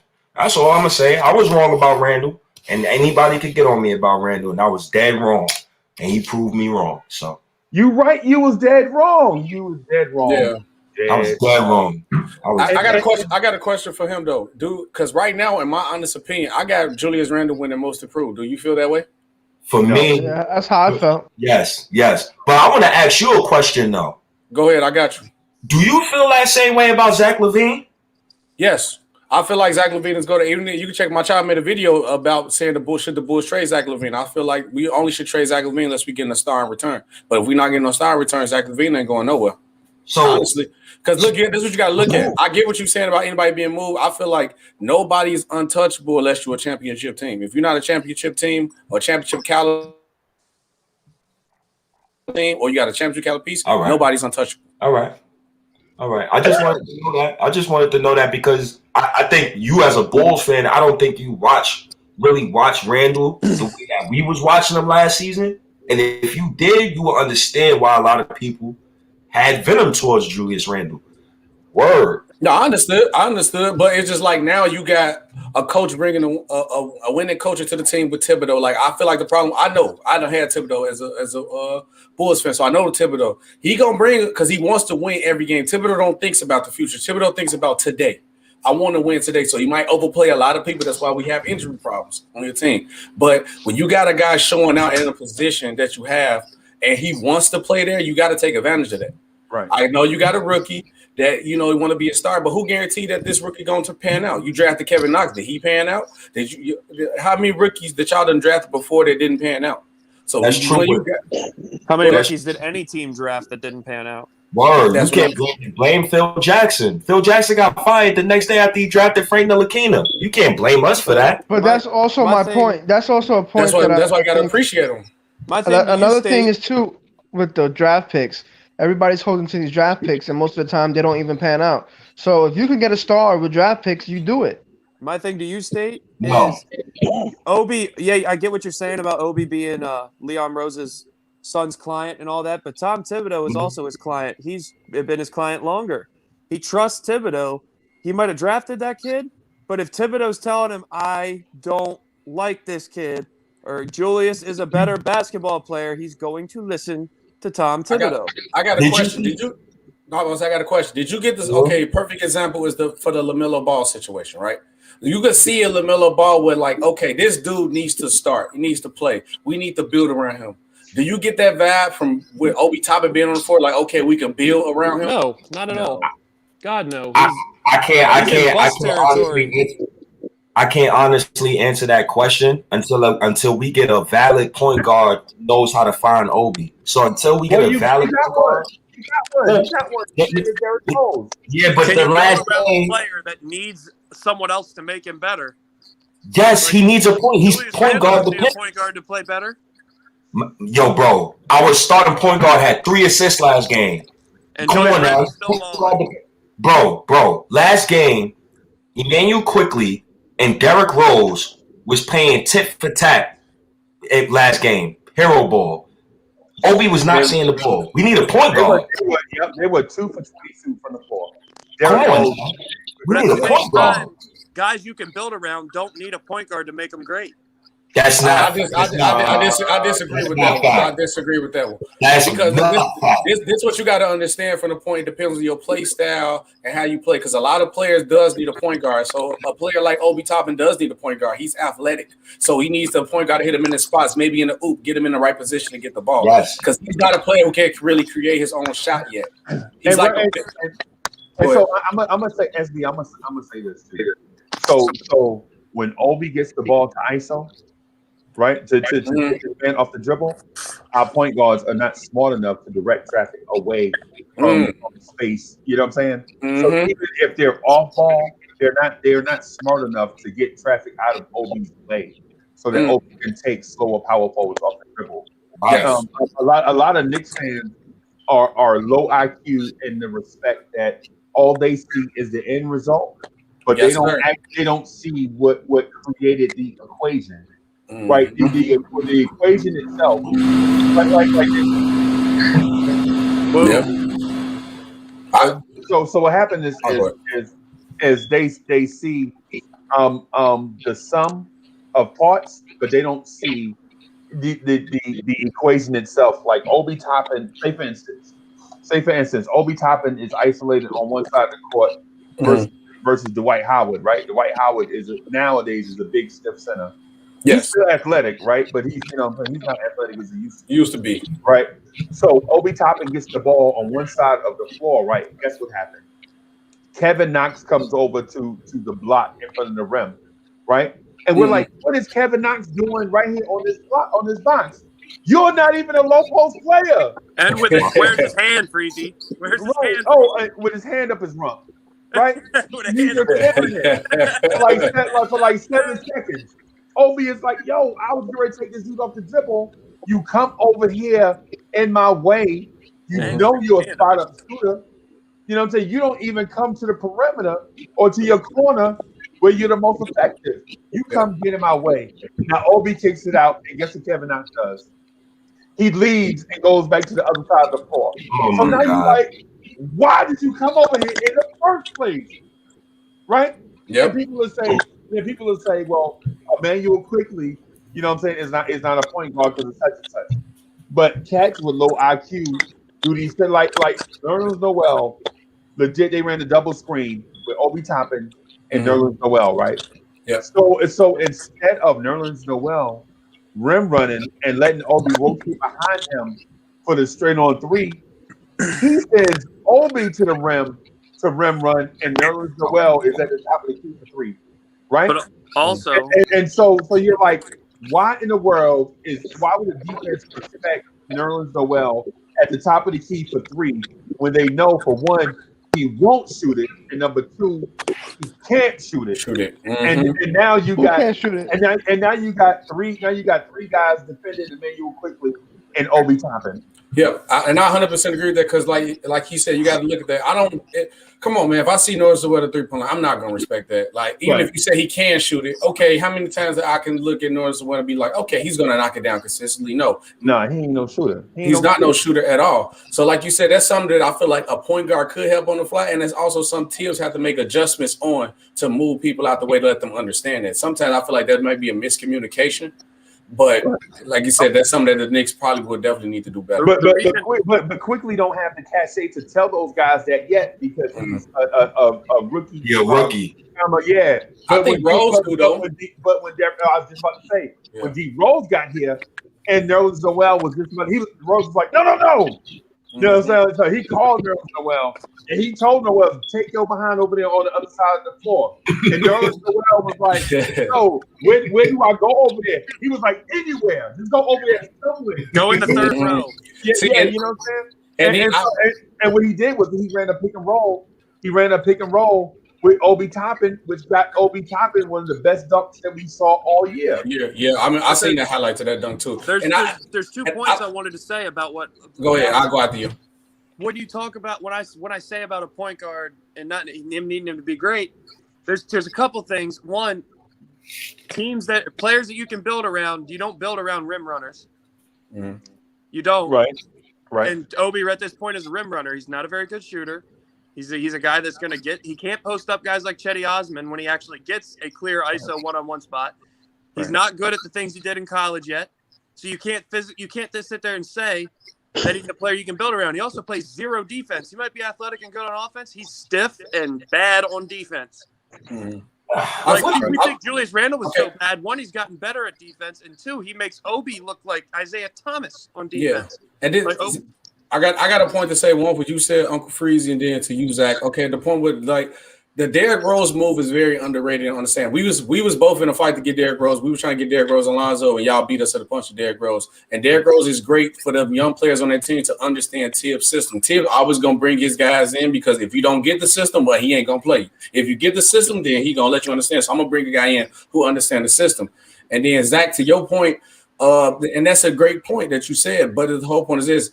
Obi is not physically ready. His man's in the league. He can't do what he did in the college because he's not strong enough yet. And then also, that's the point where I just told you, Obi Toppin is not ready to be built around. So look, it's not like the NFL with no dead cap and you be on your roster and all that. Pay Randle. And then once Obi Toppin does get ready, because the problem with Knicks fans, y'all rush every rookie, and that's why they becoming trash because you rush them to be stars. Right. Let them. No, look. Is Obi not Obi about to be I'm 20? just saying that though. It don't matter. It's only players that be once in a generational talent that could come in the league and be those type of stars. Right off bat. It's like once in a generational type of talent. So you got to look at this. Pay Randle right for now. Let Obi Toppins develop to the star he needs to become. And as soon as he becomes the star, you can ship Randle off. But at the same time, like he doesn't. You can't say like rookies this, that, and the third because Obi was supposed to be a pro-ready prospect. That means he can at least do something well in the NBA, and he can't do a single thing well. Right. He's the I don't farthest think thing from pro-ready. He can dunk. But Zach, it's what I'm telling you. The reason why I use that example is because it's not Obi's fault yet, right? It's not. Yeah, because the thing that Obi can do that is good is bring energy and throw that ball down in traffic or whatever. But you can't do that when you have Mitch not being able to shoot and spread the floor, Knox having low IQ and not knowing where to be at on the floor. Your young point guard that you bringing off the bench is in the same place that Obi is, where he's got a high pedigree, but he's still learning as he goes. You have to allow these guys to develop things. Now, if we were in the second half of the season and we still saw these issues, then I would be like, okay, now we have a problem. But we were in the very first half of their rookie season. And so these guys are getting acclimated to the thing. The guys that you're seeing, the rookies and first year players that you see are developed, are guys that are oddball guys. So they can, so they can develop certain things. Mm-hmm. But in terms of off the ball guys, they are dependent on guys that have the ball. So just allow like Obi some time to get a flow in this offense. And Obi doesn't have to be the starter. Obi just has to be a positive contributor. We don't need him to be rookie of the year. We need him to help us win. Right? Mm-hmm. As long as Obi contributes to winning, his development will come. And then I'm with that. But I'm not about trading Randle. Hey, this is another thing y'all forget though too. I know that. I'm just telling you what I think. Oh, no, wait, but Zach, this what you forgetting though, Zach. This is the first time of rookies this year, and I give these rookie class a lot of credit because they better than like we thought. They didn't have no summer league, no real training camp, no real preseason, nothing. So they really learning everything on the fly. Obi Toppins probably don't even really know the Knicks system yet. They didn't have a true nothing, anything yet. Let me say something right quick. Hey, look, this is like you got to start putting things in perspective with rookies and really the league. We look around the league and we trash the media about Nick bias, but then we look around the league and we take all that information from what the media is saying about other players in their systems, and then we judge our players above to the people that we don't trust with the news. Right. YouTube watcher. No. The answer is Kevin Knox. It's just, it's just crazy. Now, when you put eyes on the player, any player around the league that's a rookie, that you put eyes on them, then you come to your own opinion. But most people that that's opinionated about other people on other teams may have watched that guy probably about 30 games in, maybe about 6 quarters, and we form an opinion how good that this player is. Right. And at the end of it, we don't see this player's struggles because we don't watch the player every day. We watch our player every day, but then we match our player up against who the media says is good. And then if we think that our player is supposed to be better than that player, and then we knock down our player a bunch.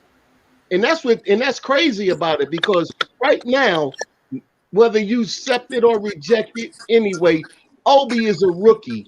So don't even look at it any other way. He's going to have good nights, bad nights. Quickly is going to be the same way. And that goes for any other player in the league. Alonzo Ball, the brother LaMelo Ball, his first game, what he was, 0 for 10. Mm-hmm. And then nobody said nothing. Oh, he's a bust. But then when the media got back on this bandwagon and started pumping him up again, now we want to label him the greatest again. And we look so hard at our young players, and we're more critical than anybody. So we Right. just need to raise up off. I definitely agree with that. The Knicks And fan let him they develop. criticize more. The Knicks fan base criticize people, criticize their young players. But that's all. That's really all fan base, bro. When you really talk to them, they're gonna tell you about their expectations of their rookie, and they think that it should be better next to the other rookie. Yeah, I agree with that because I told like when the Bulls drafted Patrick Williams, when everybody said he was a bad pick, I was the only person like, bro, this is a good pick. People was trying to say, oh, he came off the bench. I said, bro, just because you came off the bench in college don't mean nothing. He finished every game he played, and then the season got cut off. He was on his way to start. Oh, yeah, he was a good player. And he started off the first 10, 15 games. He was in the running for the rookie of the year, but then he fell back down. Right. You know, and it happens to all players. Hey, Rob, and to your point, though, I think the most polarizing point is Tyrese Halliburton, right? Yep. Because we could have picked Tyrese Halliburton at 8, and we didn't. We chose Obi Toppin, right? But the numbers Tyrese Halliburton was putting up, people were like, yo, this kid Halliburton, we might have should have chose him. And Halliburton was like, yeah, you know, they probably should have chose me. But then when you look at his numbers, he averaged 12 points a game. So what's that tell you? Quickly is doing the same thing. But you know he's been to the line 6 times all year. Right. So Rob, been to the Rob, that's what I'm telling you. Yeah, I agree. I just threw that out there. I know. that's my point. Like I'm co-signing what you're saying because you made an excellent point earlier too. Like as usual, Rob, the knowledgeable Nick, makes excellent points on here. Right. So he asked y'all, he set y'all up for the okie doke and y'all didn't know this. And then this is before so he asked y'all, he basically said, do you think these young players can improve? And y'all was like, yeah, they can possibly, potentially. And then Rob was like, well, why y'all going out shopping when you got groceries at home? It's basically what he said. So Rob the Knicks split like that. You know what I'm saying? But what I'm saying is just to get back to his point. Why are we shopping the open market when we got groceries at home? Because yeah, like why would you want to trade for Bradley Beal when we have groceries at home? Wait. No, that's a different type of. I'm just. I was gonna say you got to make that. You can't. You talking to a Knicks fan who watched Isaiah Thomas trade every goddamn draft pick when I was a teenager. I watched this trade 2 first-round picks for Tracy McGrady in the hopes of getting LeBron James. He didn't get him. I watched this trade 2 first-round picks for Andreas Bargnani. I just watched tonight Jamal Murray score 50 points. Yep. Hey, don't feel bad, bro. Embiid dropped 50 on us today too, so don't feel bad. Bro, so for people who be like, yo, man, let's trade the draft picks and da. I grew up watching draft picks getting traded. I'm not interested kinda in that anymore. I want to build organically and build slow. I don't care about what these other teams is doing. I'm trying to focus on what we doing. I'm not trading the whole shebang for Bradley Beal. If the Knicks trade everything for Bradley Beal, there is no plan B after that. Because there is no free agents in free agency. And I keep saying this over and over. So we just need to lighten up, stand pat, and build slow. And stop waiting. Stay. Hey, you I understand where you're coming from, but the help that you need from your Knicks scornedness, and you might need Ilyana to save your life, your Knicks life. You know what I'm saying? But you know what I'm saying? But what we talk about is this, right? We're asking the Knicks to have perspective, right? Because you're like, man, we traded away all those picks, you know, to get such and such. And I'm here to tell you, I'm at the opposite end of the spectrum. I can't wait no more. I have Chicago Bulls fans talking shit to me all the time. They're like, yo, we got more championships than the Knicks. Yeah, that's true. That's true. We definitely be on that. Yeah, you know, been just as bad as us recently too. No, we're not gonna do that. But as SB outside of the Jordan years, y'all franchise is Trash. terrible. I mean, if Outside that's the case, I say outside the Bernard King years, what have y'all done? Really, you know, the Nate Robinson days, the Latrell Sprewell days. I mean, the Melo days was what, like 2 seasons. We not gonna cap now. We not gonna cap. Let's go to the roots, though. Let's go to the roots. It started when y'all traded Patrick Ewing in 2000. When we traded Pat in 2000, and we got Jerome James and those dudes. That's what started the downfall. And that's the type of move I don't want to do again. Yep. Pat Ewing was a 15-year veteran with bad knees. Like no knees left. And it was so bad. It was so bad that you would actually really watch the Knicks and you'll be like, damn, I know I might lose, but this is my team. And it's like, come on now. But Dog, the it's Bulls, not fair to talk about the Bulls not being worth the Bulls traded Scottie Pippen. The Bulls traded Scottie Pippen. The Bulls been trash outside of your Michael Jordan era. You had no other success.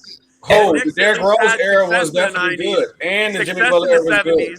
We had success in other eras other than you wasn't born in that. You wasn't born during that time. You couldn't tell me what the stores looked like in the 70s. So we're not gonna cap at this point of view. The Knicks has how many times y'all made the playoffs during the year 2000? The 2000s. What when Melo played? That's it, right? We made it right. So I was like 4 or 5 times. You can't like okay. This is what I'm telling you. Look, how many times the Bulls made it? Who we made it a lot of times. We did the Derrick Rose era, and we made it during the Kurt Hunt era, and we beat false trips, false hopes, false dreams. So SB, I ain't gonna trash your franchise, right? I ain't gonna trash your franchise because that ain't really, you know what I'm saying, the respectful thing to do. You know what I'm saying? But what I'm saying is this: if the Knicks got the #1 pick in the draft, we'd have selected Derrick Rose #1 also. Yeah. If the Knicks got the #2 pick in the draft, like the Chicago Bulls did, we'd have drafted LaMarcus Aldridge also. Yep. Y'all drafted LaMarcus Aldridge #2 and traded him. Oh no, yeah, right. And so if we'd had the #7 pick in the draft, we'd have drafted Joakim Noah also. You know what I'm saying? But the Knicks didn't have those high draft picks. Yeah. And so what I'm saying is the Knicks and the Bulls are victims of having success and feeling like that success is easy to get back to. Yep. Right. And then I feel like another thing we go through too as a fan base. Remember, it took for us to go through the All-Star break. This is an ownership problem that we both have. And I'm gonna say this. Right. It took us on national TV on the All-Star game, which managed through the whole city. Fans been buying billboards saying Fire Guard packs. It took us to be on national TV for them to make the actual move to get rid of the problem. Now we finally got it fixed. For you guys, it's worse because the problem is y'all owner, and he owned the team. So it's like there's nothing y'all can do about that. I disagree. I think and so I disagree a little bit. I think our problem is it's the owner some right, right. So it's the owner some, but I think what it is we put we have this unquenching desire to win a championship tomorrow, and it's right? not gonna happen. And you can't win a championship tomorrow without going through a process. But our fans want the front office and the owner to skip all of those steps, skip every step, and go get a championship. Because we have a team in town that did that skipped all those steps and won championships. So we're in the same city as the Yankees. Yeah. Right. And so the Yankees owner was like, nah, we ain't gonna do no farm system stuff. We ain't gonna build. You know what we're gonna do? I'm gonna go buy every free agent out there, and we're gonna put that team on the field. And if they don't win, that's my team too. That's my team. Yeah,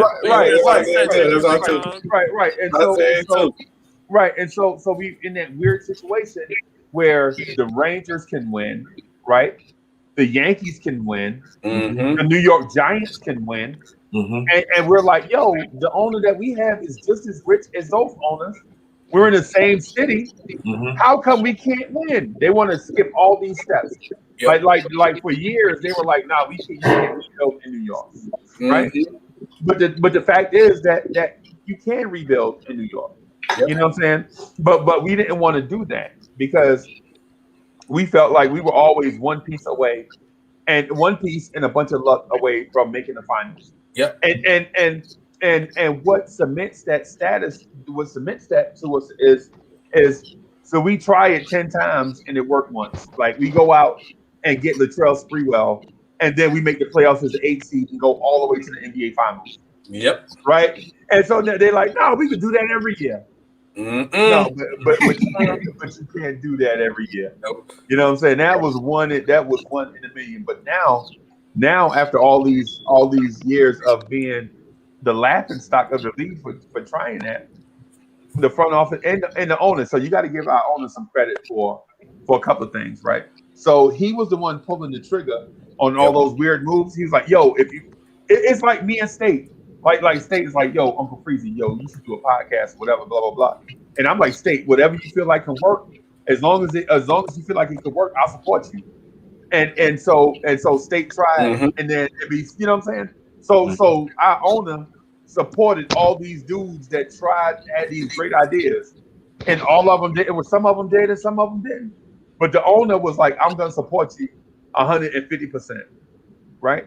And he shouldn't have been like that. What he should have been like, "No, I'm going to be fiscally responsible. I'm going to be responsible with these assets, and if you can't build it with these assets that you already have, then I need to find somebody else." Yep. And then it's like, I'm glad you put that point out, because the reason why I pointed that the owner is the problem is because, like you said, your fan base, how they want to win a championship tomorrow. Because now you see across the street from you guys, a team that's got 3 all-stars out of nowhere. So that they look like, why nobody want to come to the Knicks?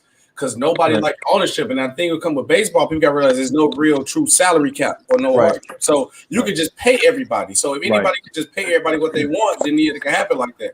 So now, if you don't have superstars that want to, because like player empowerment is at an all-time high, and I respect LeBron for doing that, because I feel like the players should have the power to do what they want to do.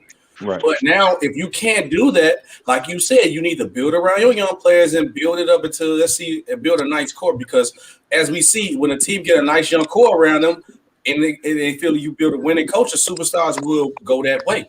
But until then, you do that, people feel like the Knicks are a toxic organization. Because let's be real, if any superstar come to the Knicks and win a championship, you're a legend for life. You'll get a statue outside. Let's be real. Because the top 3 places to be in the win, that is the the Lakers, the Chicago Bulls, and the Knicks. That's the 3 major markets. Let's be real, if Carmelo Anthony would have led the Knicks to the finals with a championship, Melo will have a statue outside of the Garden right now. Hey, look, can I speak on something right quick? Go ahead. Look, James Dolan, when you look at the whole of it, is not a bad owner. Maybe he put bad people in charge. Yeah, I agree with that. He also owns the Rangers, and the Rangers got a chip. Yep. So the people that he put in charge, that he trusts to do the job, hoodwinked, and then he goes on about his business. Yeah. But now when he gives the fans pretty much what they want. They wanted Phil. He got Phil for him. Yep, he did. You know what I'm saying? You wanted big trades. You wanted Marbury back home. He not only got Marbury back home, he brought McDyess with him. Didn't work out. Yep. He got Eddie Curry from Chicago. Anything about signing the check. So around the league, I don't really think that player for player that they think that James Dolan is a bad owner just because of what happened to Charles Oakley. Because as far as I'm concerned, I feel as though Charles Oakley was out of order. He deserved on a couple of interviews that I heard him on. And if you had that type of insight along with ownership, then yeah, okay, you're going to be dealt with a different way. But going back to what the Nets did was put players together and get unhappy players that didn't want to be in a situation to their team. And they had tradable assets to make things work. That's smart GMing. That's what we didn't have. But now all of a sudden we got it. So we ain't gonna run out there and get Bradley Beal just because the fan Freezy, I understand your pain. I've been going through it with you. But like sometimes we just gotta say Usa and bring it back down. Because sometimes the kids are right. You know, we all got kids, right? Sometimes as a parent, the parent don't come with a manual. Sometimes the kid be right. Right. We got to bow down to what the kids say. So right now, maybe the young kids are right, but they antsy because we raised them antsy. Now you got State of the Nick podcast. Now he got his favorite players. He want to do it his way. The old school says, calm down. We got to mix this thing together and just support our team. best way we can, no matter what they do, long as they doing it the right way. And far as we know, since this new regime got here, we haven't made one wrong move. Not one wrong move. And that's why I said that you need to build a nice young core because, like, look, at the end of the day, the narrative is that, like, Dolan mistakes built the toxic culture around the Knicks that nobody want to play around there. Also, like I said, y'all are so desperate for a championship winning that a lot of players don't want that pressure. Honestly, why you think Kyrie and them went to the other side? They went to the Brooklyn. No, because look, they would have welcomed the pressure if we had something to offer. Offer that too, yep. We didn't have nothing to offer. The Nets had the package. The Nets rebuilt twice because we had bad GMing and bad general managing. Once we got rid of Steve Mills, he was the key. Everything started and Fizdale. And I'm saying Fizdale was part of Steve Mills. Hit you with this, Rob. It's bad. But it's not funny it's bad that the Nets had a better team than you guys because they gave up all their draft picks and you had to still made a better team. But that's not the first time they did it. Yeah, they were still able to bounce back. Rob, let me stop you right there. I like what the Nets did. I'm not doing that, brother. No, we don't have. They literally. I respect what they did. They got 3 potent offensive players. I respect it. They decimated their team. If they when you allow 120 points for 5 games straight or some 2K21 joint. Okay, I got what they did to the Lakers last night? Wait, I got a question for State. So look, without Anthony Davis, you telling me that you wouldn't give up your whole 3 all-time without Durant? With Durant, I'm saying. So would you telling me you wouldn't give that up for them 3 players? No, I'm saying Durant didn't play yesterday either. No, I'm just saying this. I'm asking State. So look, if you had the chance to get Kyrie Irving, James Harden, and Durant, you wouldn't decimate your whole team for them? Yes, you would. If I'm keeping all yes, you would. Yeah, look. Okay, you're keeping Yes, you would. I got this. Watch this. State. If you worried about the defense, I was on another show and I told people that somebody said, tell me a top 10 team, a team that was top 10, that wasn't top 10 in defense that made the NBA Finals. They said because the Nets defense so bad they won't make the finals. I said LeBron James last year with the Cavaliers, they was 29th out of 30th on the defense, and they still made the finals. Right. That's King James, right. And then hey, SB, you know what? And so I'm gonna say this because you sound like a really smart dude, right? Yeah. So what people don't take into account is that Steve Nash, Mike D'Antoni don't care about defense in the regular season at all. Right, but if those same players were playing for Tom Thibodeau, who does care and implements a defensive scheme, the result would be different. You have those 3 potent players on a team with a coach that values defense, right? So they play 7 seconds or less over there. So you got to take into account pace and like a defense, right? Yep. Here we play the slowest pace. And we have a top 5 defense, right? So if you had Durant, Kyrie, and James Harden here, you would basically have 2 units that would be 2 top 5 units. Top 5 defensively and top 5 offensively. Breezy, what would happen is Thibodeau would be gone. Hey, but Uncle Will they would go with them. Thibodeau would be gone. If Thibodeau wouldn't do it their way, Thibodeau would have to go. Them 3 would be there. Thibodeau would have to go. Yeah, for sure. If they couldn't work together, Thibodeau would have to go. Rob, what I'm saying is this, because we don't know if it's going to work in Brooklyn yet. They've only been together 16 games. Yep. Right. So what I'm saying is they've only played 5 together. Right. And so the fact I'm bringing up is right now we have a top 5 defense. Right. The Lakers have the number 1 defense in the league as far as defensive rating. Right. We have a top 5 defense. Right. If we had those guys, Kevin Durant, James Harden, and Kyrie Irving, I'm telling you that this team would look vastly defense. And RJ Barrett would be gone, Mitch would be gone, all the young guys you covet would be gone, right? It'd be a bunch of veterans. They would have been able to save I'm good. And I'm good, bro. It would have been Mitch. I'm good, bro. I don't want yo Freezy. I'm be honest with you. I like what we're doing right now.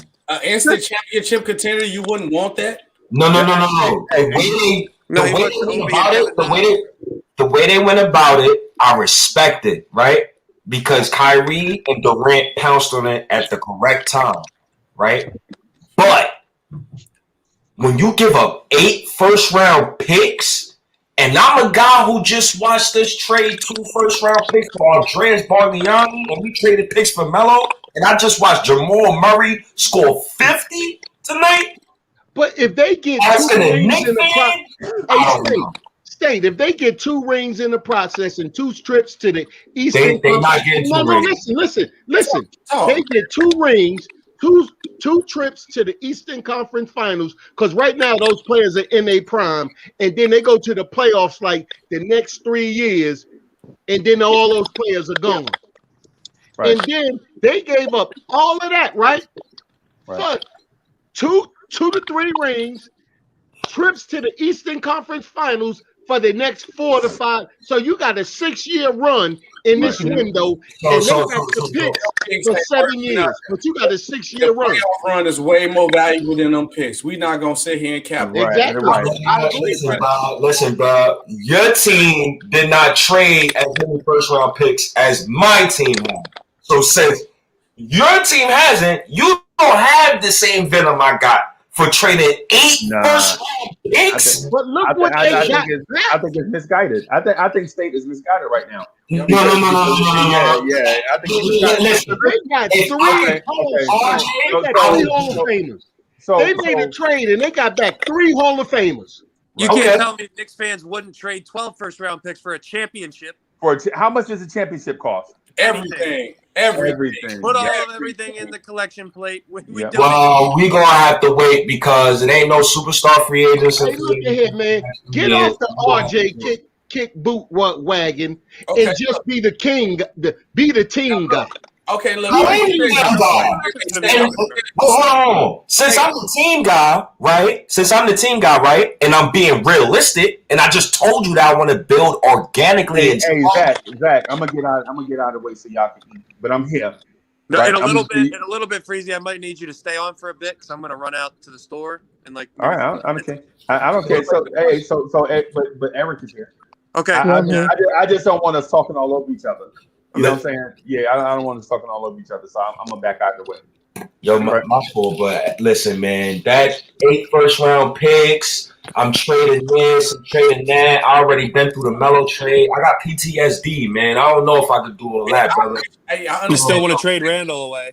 Hey, look, did I say I want to trade Randle? Now you're just being corny. Listen, because I didn't bring that up all night. Stay. Look, this is what you got to understand. Like, I understand your pain when it comes to trade, but look, okay, the last champion was the Lakers. Did they make a move? AD, they got rid of their first-round picks. The Raptors, they traded for Kawhi Leonard. They made a move for this. I love how you brought up the Raptors. But the point I'm saying is though. Let him go.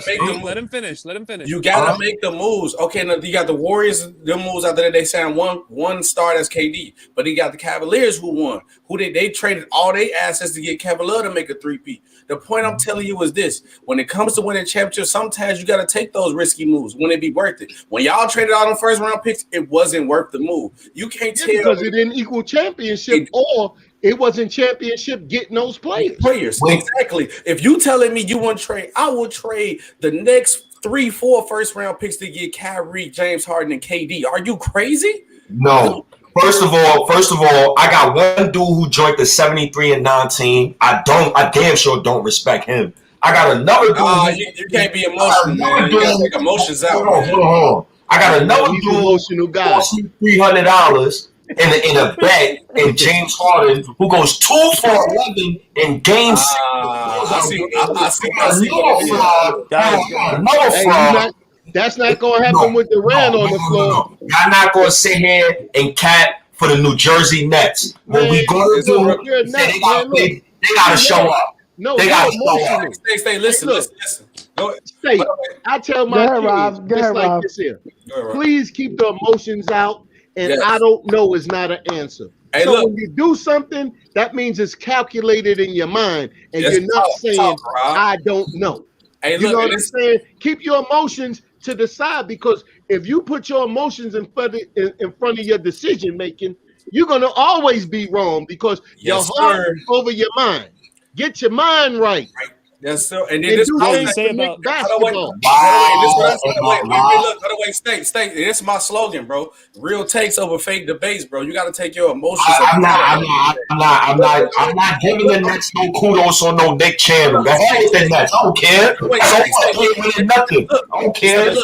Hold on, about James Harden Game 7. How many Knicks have done good in Game 7 recently? I know KD. Hold on, one guy at a time. One guy at a time. Look, I'm going to tell you how you got to take emotions out. When it comes to this, you can't be a fan. I have a Zach LaVine jersey, and I wore the jersey when I made this video. I made a video about should the Bulls trade Zach LaVine with the jersey on.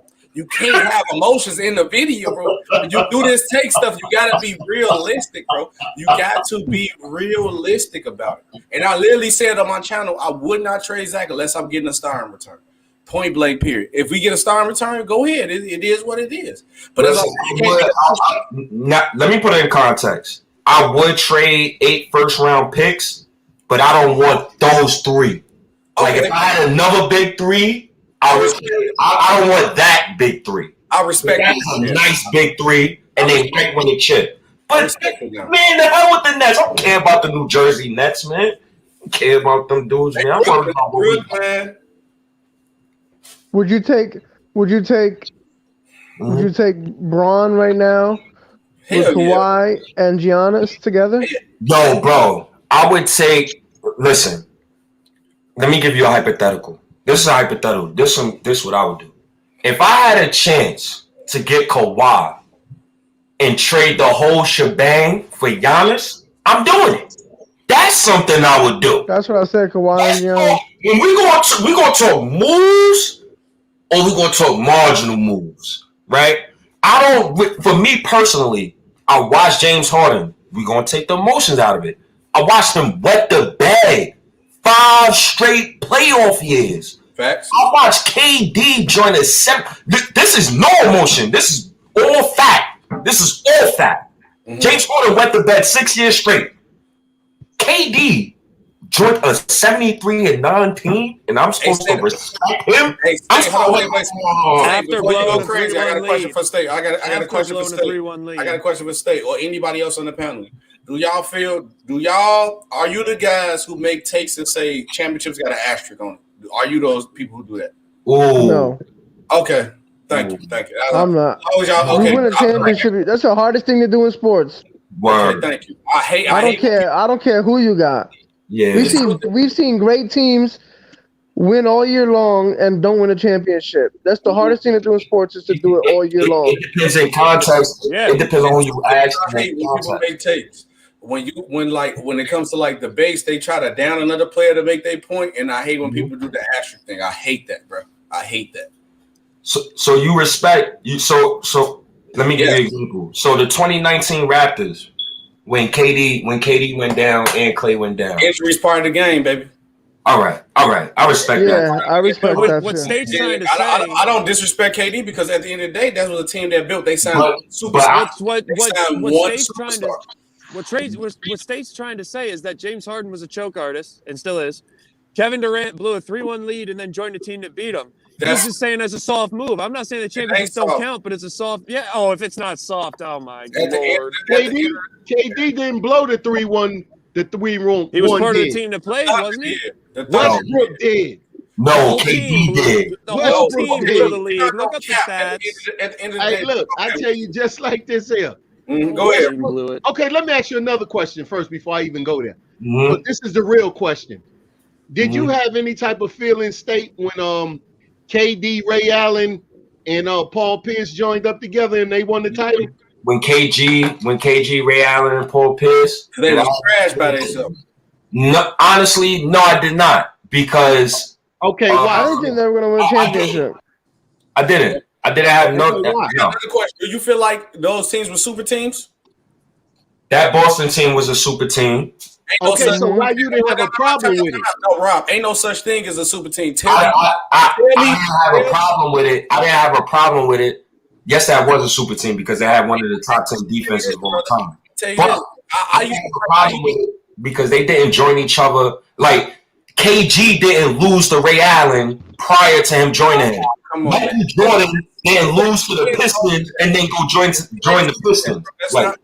They built Okay, the narrative. They built. Did you have a problem with LeBron when he went to Miami? No, I did not have no problem because he was carrying plumbers for 7 years. Oh, come on, man. We not Okay, so that's your excuse. Now look, the reason why it makes it different to you that it wasn't the fact that he left to the 72 win team. It was the fact that he left. And he was able to leave because guess what? He left as a player on his own. It's 3 different ways that 3 different things happen. When you didn't mind Boston because the GM did it, but they schemed behind closed doors. Danny Ainge and Kevin McHale, which was in Minnesota at the time, schemed behind closed doors and got him there. So exactly. Nobody did. The whole point is this: when players do it, it's a now problem. you want to have a problem with it, right?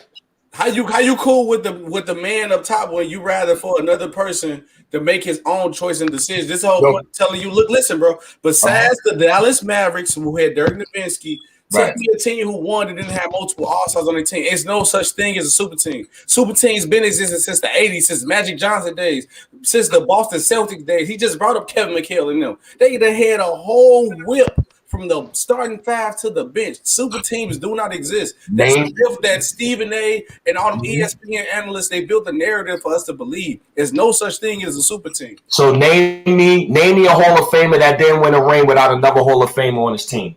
That's the point that I'm saying right now, to you. Hey, look at here. The Detroit Piston roster. Nobody in the Hall of Fame yet. Chauncey deserves to be in the Hall of Fame. He's not there. You said name somebody that's not in the Hall of Fame. Not deserves to be there. He said you definitely did. You definitely did. Chauncey and Jim Wallace will make it to the Hall of Fame. They will make it to the Hall of Fame. Those are Hall of Fame players right there.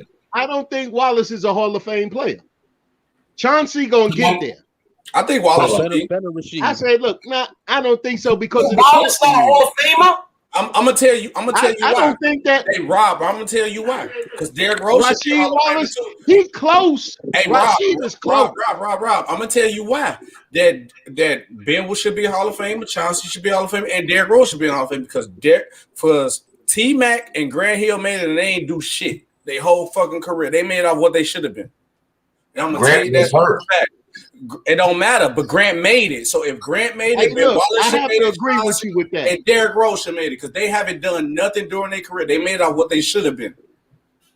Grant made it. I agree with that. Compare Derrick Rose. T Mac, I have to agree 100. Yeah, they shouldn't have made it. Not first ballot. First ballot. Hold on. Can we stay on point real quick? Yeah, I just asked y'all a question, right? The Hall of Fame question. What Hall of Famer was on LeBron's team prior to him going to Miami? Who was his best player? Who was his second best player? You talking about in the Cleveland years? Yeah. Shaquille O'Neal.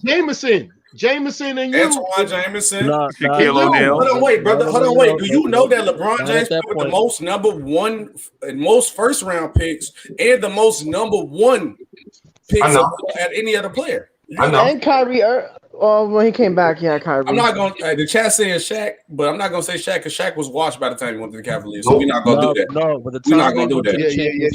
We're not going to do that. So you mean to tell me you wanted LeBron James, the king, to stay with Zydrunas Ilgauskas instead of going with Dwayne Wade? Okay. No, I would love to. No, nobody said we're playing the empowerment. No, but look, this is what LeBron did anyway, because eventually LeBron would have won in Cleveland his first time. At his young age, he didn't understand what he learned when he went to Miami. Because ever since then, if LeBron come into your team, you can guarantee a championship. Because that's not true. Because LeBron becomes the GM.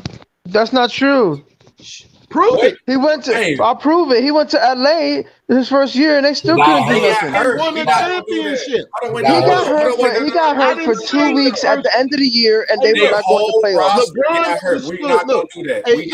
No, y'all gotta stop it. Y'all gotta stop it. You on something right quick. You gotta stop it. Hey, E, I'm giving you some new knowledge. That you can put in your bank, and then look, put it in the memory cell, and always keep it with you. Because it's gonna always save you. Hey, LeBron knew that the Lakers the next year was going to have money. He also knew that Anthony Davis' contract was coming up. So long as the Lakers had money, it didn't really matter what they did. When LeBron pulled his groin, LeBron came to the conclusion like this here. I don't need to play no more right now. I know AD is coming. Right. I know because we already done talked. So now if they land another pick, that's just gravy. Yep. They landed another pick and everything else left. Yep. And then once AD and LeBron got together, it's what he wanted. He had to wait a year for it, but he knew it was coming. Yep. Again, this is the point you said. Like, I don't fault player empowerment. Hey, look, let me finish with him first because there's some knowledge you need. Look, LeBron is not a fool. LeBron knew AD was coming. That's fine. Okay, so but he didn't go there and win a championship right away. I'm gonna let you go right after this. They got LeBron knows once he get him somebody, he said the rest of the league is gonna follow. It's easy picking up those vets on them $5 million contracts when you got LeBron on your team because everybody want a ring at the end of their career. And look what they surrounded themselves with. They surrounded themselves with savvy vets that knew how to play. The white guy. LeBron sat in the background and did. And then you forget you give me AD. He already knew Rondo was going to probably come. That's a fact.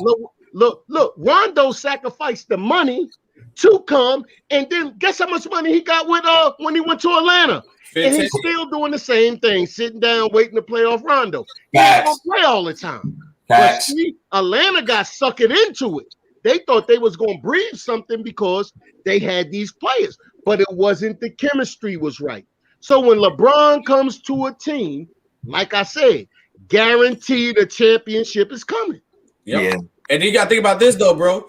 Before LeBron and all the players got hurt, the Lakers was the number 4 seed in the West, bro. That's a fact. We're not going to do that. We're not going to cap. We're not going to cap today. We're not doing that. Nope. He got hurt Christmas. Him and Lonzo got hurt Christmas night. And my right-hand man is a Lakers fan, so I know he called me like, yo, bro, it's over for the season, bro. But no, Rob, you didn't even mention how the NBA threw the Lakers a bone and they moved up to number 4. That was the reason why they got that trade on. Exactly. LeBron knew if he sat out, they was going to be in a position to make something work. And get AD. And then that pick became the number 1 pick because they got Zion. And then you didn't even peep. Before that, they kept on the Lakers the number 2 pick because if they pick would have dropped out to number 3, they would have lost their pick. So they would have never had Brandon Ingram and all those dudes. Guess what the Lakers did? The Lakers, now look, the year that the Lakers did that, right? That's when it was the first rule change with the 14%. What they were showing the rest of the league is like, yo, if you play hard, you still got a chance. Because the Lakers bounced from right there to get ball. But that's when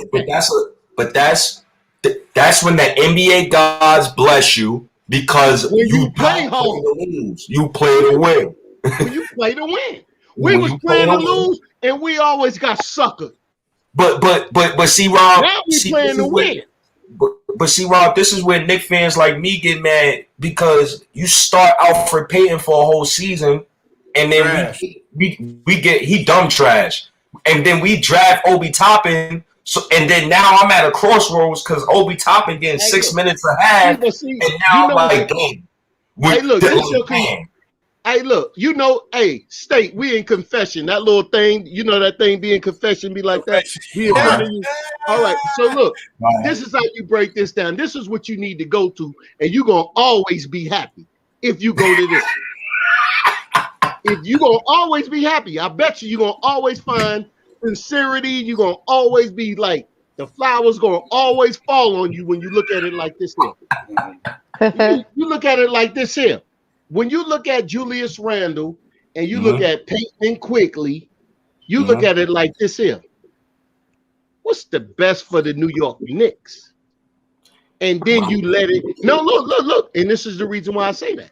Because Sports said just like this, and he kept it 100. He said, look, if it comes down to it, we sign him for the 30, and then his value is there, and he still keep on kicking. And then now Obi is giving us 16 instead of 6, and with the 10 boards, we can trade Randle early and keep the party moving, and then we can get something for him. How we gonna do that when Tibbs only played Obi Toppin? Man, look. When you look at Tibbs, go like this here. Last year at this time, we had 5 wins. Oh, now we got 14. That's the only thing with Tibbs should come in your mind. Exactly. I just told you. Look, bro. Look, I just told you this. I'm a Bulls fan. Tibbs don't play for the future. Tibbs play for today. If you gonna play good to win today, I'm gonna play you. I might have to play Randle 40 minutes because Obi Toppin ain't playing good today. I'm trying to win. Tibbs mindset is to win every game. He don't want to lose. He hate losing. I'm gonna tell you how. That's why I got hurt. That's why a lot of our players got hurt. Dinging on him because he knew we don't have a backup 3 where we could take Ding out. Ding gonna play 40 minutes. We ain't got no backup 2 that can play good as Jimmy. Jimmy playing 40 minutes. I'm trying to play. I'm not losing. Look, I said back in the day, I said, damn, Tibbs over there dogging him. That's how I used to say about Chicago. I said, man, they were talking. Look, my man said, y'all watch my boy Review Hebrew. Mm-hmm. He one dude, he got a little joint podcast, but he be on little. He said one thing. He said, yo, and Clyde said the same thing. He said, man, the shots are flat. But I'm saying to myself, watching the game, that we had the day off, right? So old boy get on it. He said, yo, and then he was blaming it on the 30-year-old wall. I'm blaming it, I mean, on the 30-year-old games for the rookies with Quickly. I'm blaming that. I said, man, is Tibbs back in his bag again with that bullshit? That's when I start looking at it. Because I know what he did in Chicago, but he said that he learned from it. But then it came back after that game because we was off. But then when I re-looked at the game against the Magic, I came to the conclusion that we was on our big boy shit that game. We done scored 123 points twice. Tibbs was feeling good. He threw in the offense.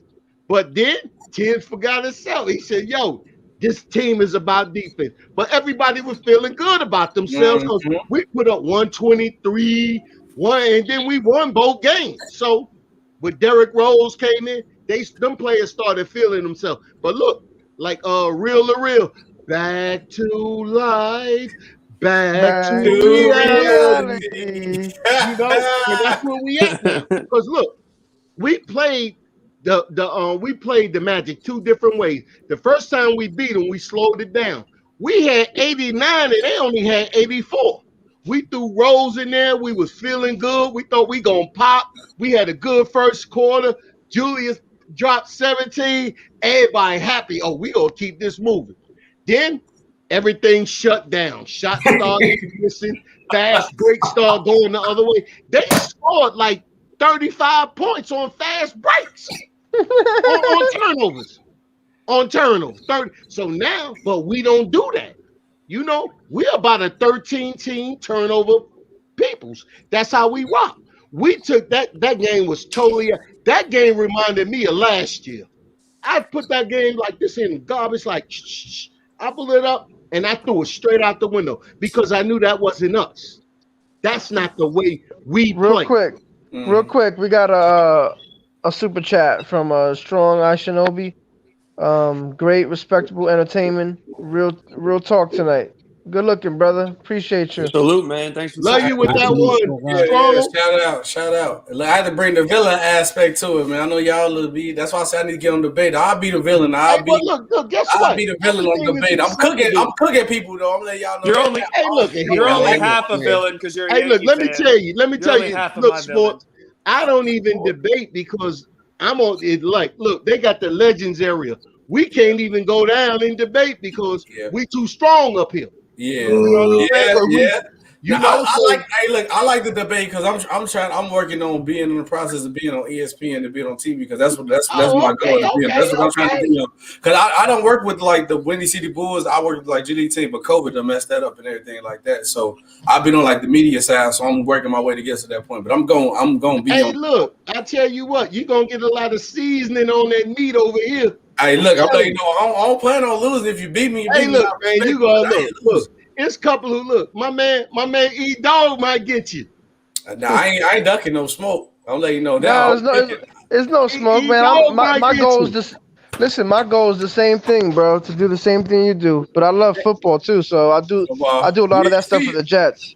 I'm a Charger. Hey, I love the Jets too because LT played for him, but I love the Chargers. LT. Hey, look, y'all can all handle y'all weak ass teams, and y'all can talk to that at another time. Hey, Rob, we agree on something, baby. If it ain't about the Cowboys, we ain't talking. The Cowboys trash. The Chargers do last year. That's what I thought. Yeah, they poop. Hey, look, the last time the Cowboys. See, the thing is, we know we trash. When's the last time the Chargers won a Super Bowl? Who your team? Oh, who's your team? Oh, that's the answer. Oh, okay, yeah. Who your team? He's a Cowboys fan. Oh, you a Cowboys fan? That says yeah, Rob and I agree on one thing. Hey, look, sports. The first thing in debate is when somebody fire a question, answer it and then go. Okay, bet. We won since we was in a different league when we won. Oh, okay. Okay, when the Cowboys won, the Rugrats is on VCR. The Power Rangers. It's still after the last time the Chargers won. It's one one thing that we can say, right? Mm-hmm. We got 5 of them, and gold don't tarnish, and we ain't won in a while. Okay, look, and this is something we can say. Still we got not as long as the Chargers. We got a quarterback, and y'all don't. Y'all got a good. We don't have a quarterback. Let me talk. Justin Herbert had a cup of coffee, and you ain't on Dak. Hold on. Let me talk. Okay, first of all, y'all had a good quarterback out there. Respect, so y'all quarterback is trash. Y'all had one of the best offensive lines for a while, and an elite running back, and y'all had a lot of big name talents on defense, and y'all can't make the playoffs, and y'all in the worst division in the league. Stop the cap. We not good with that Philip Rivers supporting cast. How good you do with that? You talking about the Cowboys? How good did Philip Rivers and David Thomas and Philip Rivers not here. First of all, we lost our quarterback in game 3. Hey, real quick, I want to thank everybody in the panel right now. You know, like that. And y'all don't respect Dak. Dak is a good quarterback. I know. Hey, shoot, I love Dak. You just said we don't have a quarterback, though. I thought you was talking to now let's be real. When you said we don't have a quarterback, I thought you was talking to Eric. I'm talking to y'all. Because look, I'm going to tell you this. You might be the only Cowboys fan that I know that love Dak. Because I think Dak is a good quarterback. Don't get caught up. Look. When you talk to me, you're going to find out one thing. I already made this point earlier today. Don't get caught up with the media talk about this team because when you look at Knicks fans and you look at what the media is saying, it's two different things. I already know how the media go. I know. I'm in that game. I know how. But look, on my Cowboy talk, where I be going at, it's totally different because we know the team. They watch the team once a week and come to conclusions. They can't tell us who coming in the game when so and so go out. But we can. So therefore, we don't look at it like that. Look, you made Freezy come up. You talking about the Cowboys? You made Free. Real quick, I just want to thank y'all because as bad as my team has been for the past few years, as a Giants fan, y'all trash. Y'all team makes me feel so good. I'm not complaining about because you hired Jason Garrett. Wait. One at a time. No, wait, still. I'm not complaining about my team. Hey, y'all, we gotta do this one at a time, man. Hey, because I be watching. I'm watching on the big TV in the living room. And it sounds like trash coming through the speaker. Not saying that what y'all saying ain't smart, but when y'all talk over each other like that, it just ain't good TV, man. So make sure y'all just do this thing one at a time, man. Be respectful of each other. And just wanted to say, man, the Cowboys is trash. Right? Rob the Nick. What's good? What are we even doing? We talk about the Cowboys right now? Better than talk about the Jets. No, they threw the Chargers up in there, and then they went there. So I had to back my team. Man, I had to say something. Hey, man. I was with you when you was talking about the Knicks, but the Cowboys, And I'm not saying Yeah, I don't start. and I'm not saying don't talk. I ain't saying what to talk about and what not to. I'm just saying, I was Hey, just bringing look, up that dude Rob and I got agreed 3 on one thing different that we're teams. Cowboy fans. Dude got And the Yankees, the Bulls, and then he got the Chargers. I can explain each one why I'm a fan of each one. all I was saying was that Rob and I you agree on need to, something. because And then he said we don't have a quarterback. I Right. think you trafficking. I think you Right. going to cross state lines with all that. You got Hey, so let me say, so Delano Steele, man, I've been having. Did you see the Harry Costa interview we did back in November? It's still there. So Delano Steele ain't okay. All right. who? Delano Steele. Oh, Man. yeah, still. Oh, yeah, he's still there. Yeah, put him back in. He been talking. No, Yeah, I he just was just talking. Yeah. I just talked to He him. went to the bathroom or something. Okay, all right. So I did a Harry Constant interview back in November, I think it was, Mm-hmm. and he talked about the state of the Giants or whatever, and he was like, "Yo, I would just advise looking at that interview we did with Harry Constant, and for those that don't know who Harry Constant is, he is a Hall of Fame Super Bowl winning linebacker for the New York Giants, right?" And he is even better person, right? He was a great person, man. But I would advise looking at that interview. So, and to Cowboys fans, we don't want to hear that. Tell him again, huh? Yeah, we don't want to hear. We don't want to hear how y'all win 7 games and y'all win 6 games and y'all thinking it's the Super Bowl. No one said Super Bowl.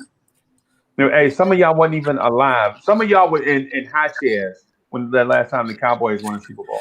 VCRs was relevant when they won. They was. Yo, why are you worried about my Jets? Because y'all are Jets fans and Chargers fans talking crap on the Dallas Cowboys. We didn't The know. Jets are going to be perfectly fine. They're going to get Deshaun Watson. Hold on, wait, Zach. We're not gonna do that. Y'all made smack about me because I was a Chargers fan. I said you can't talk because I didn't talk about the Chargers. You said we didn't have a quarterback. I said to y'all Rob. don't.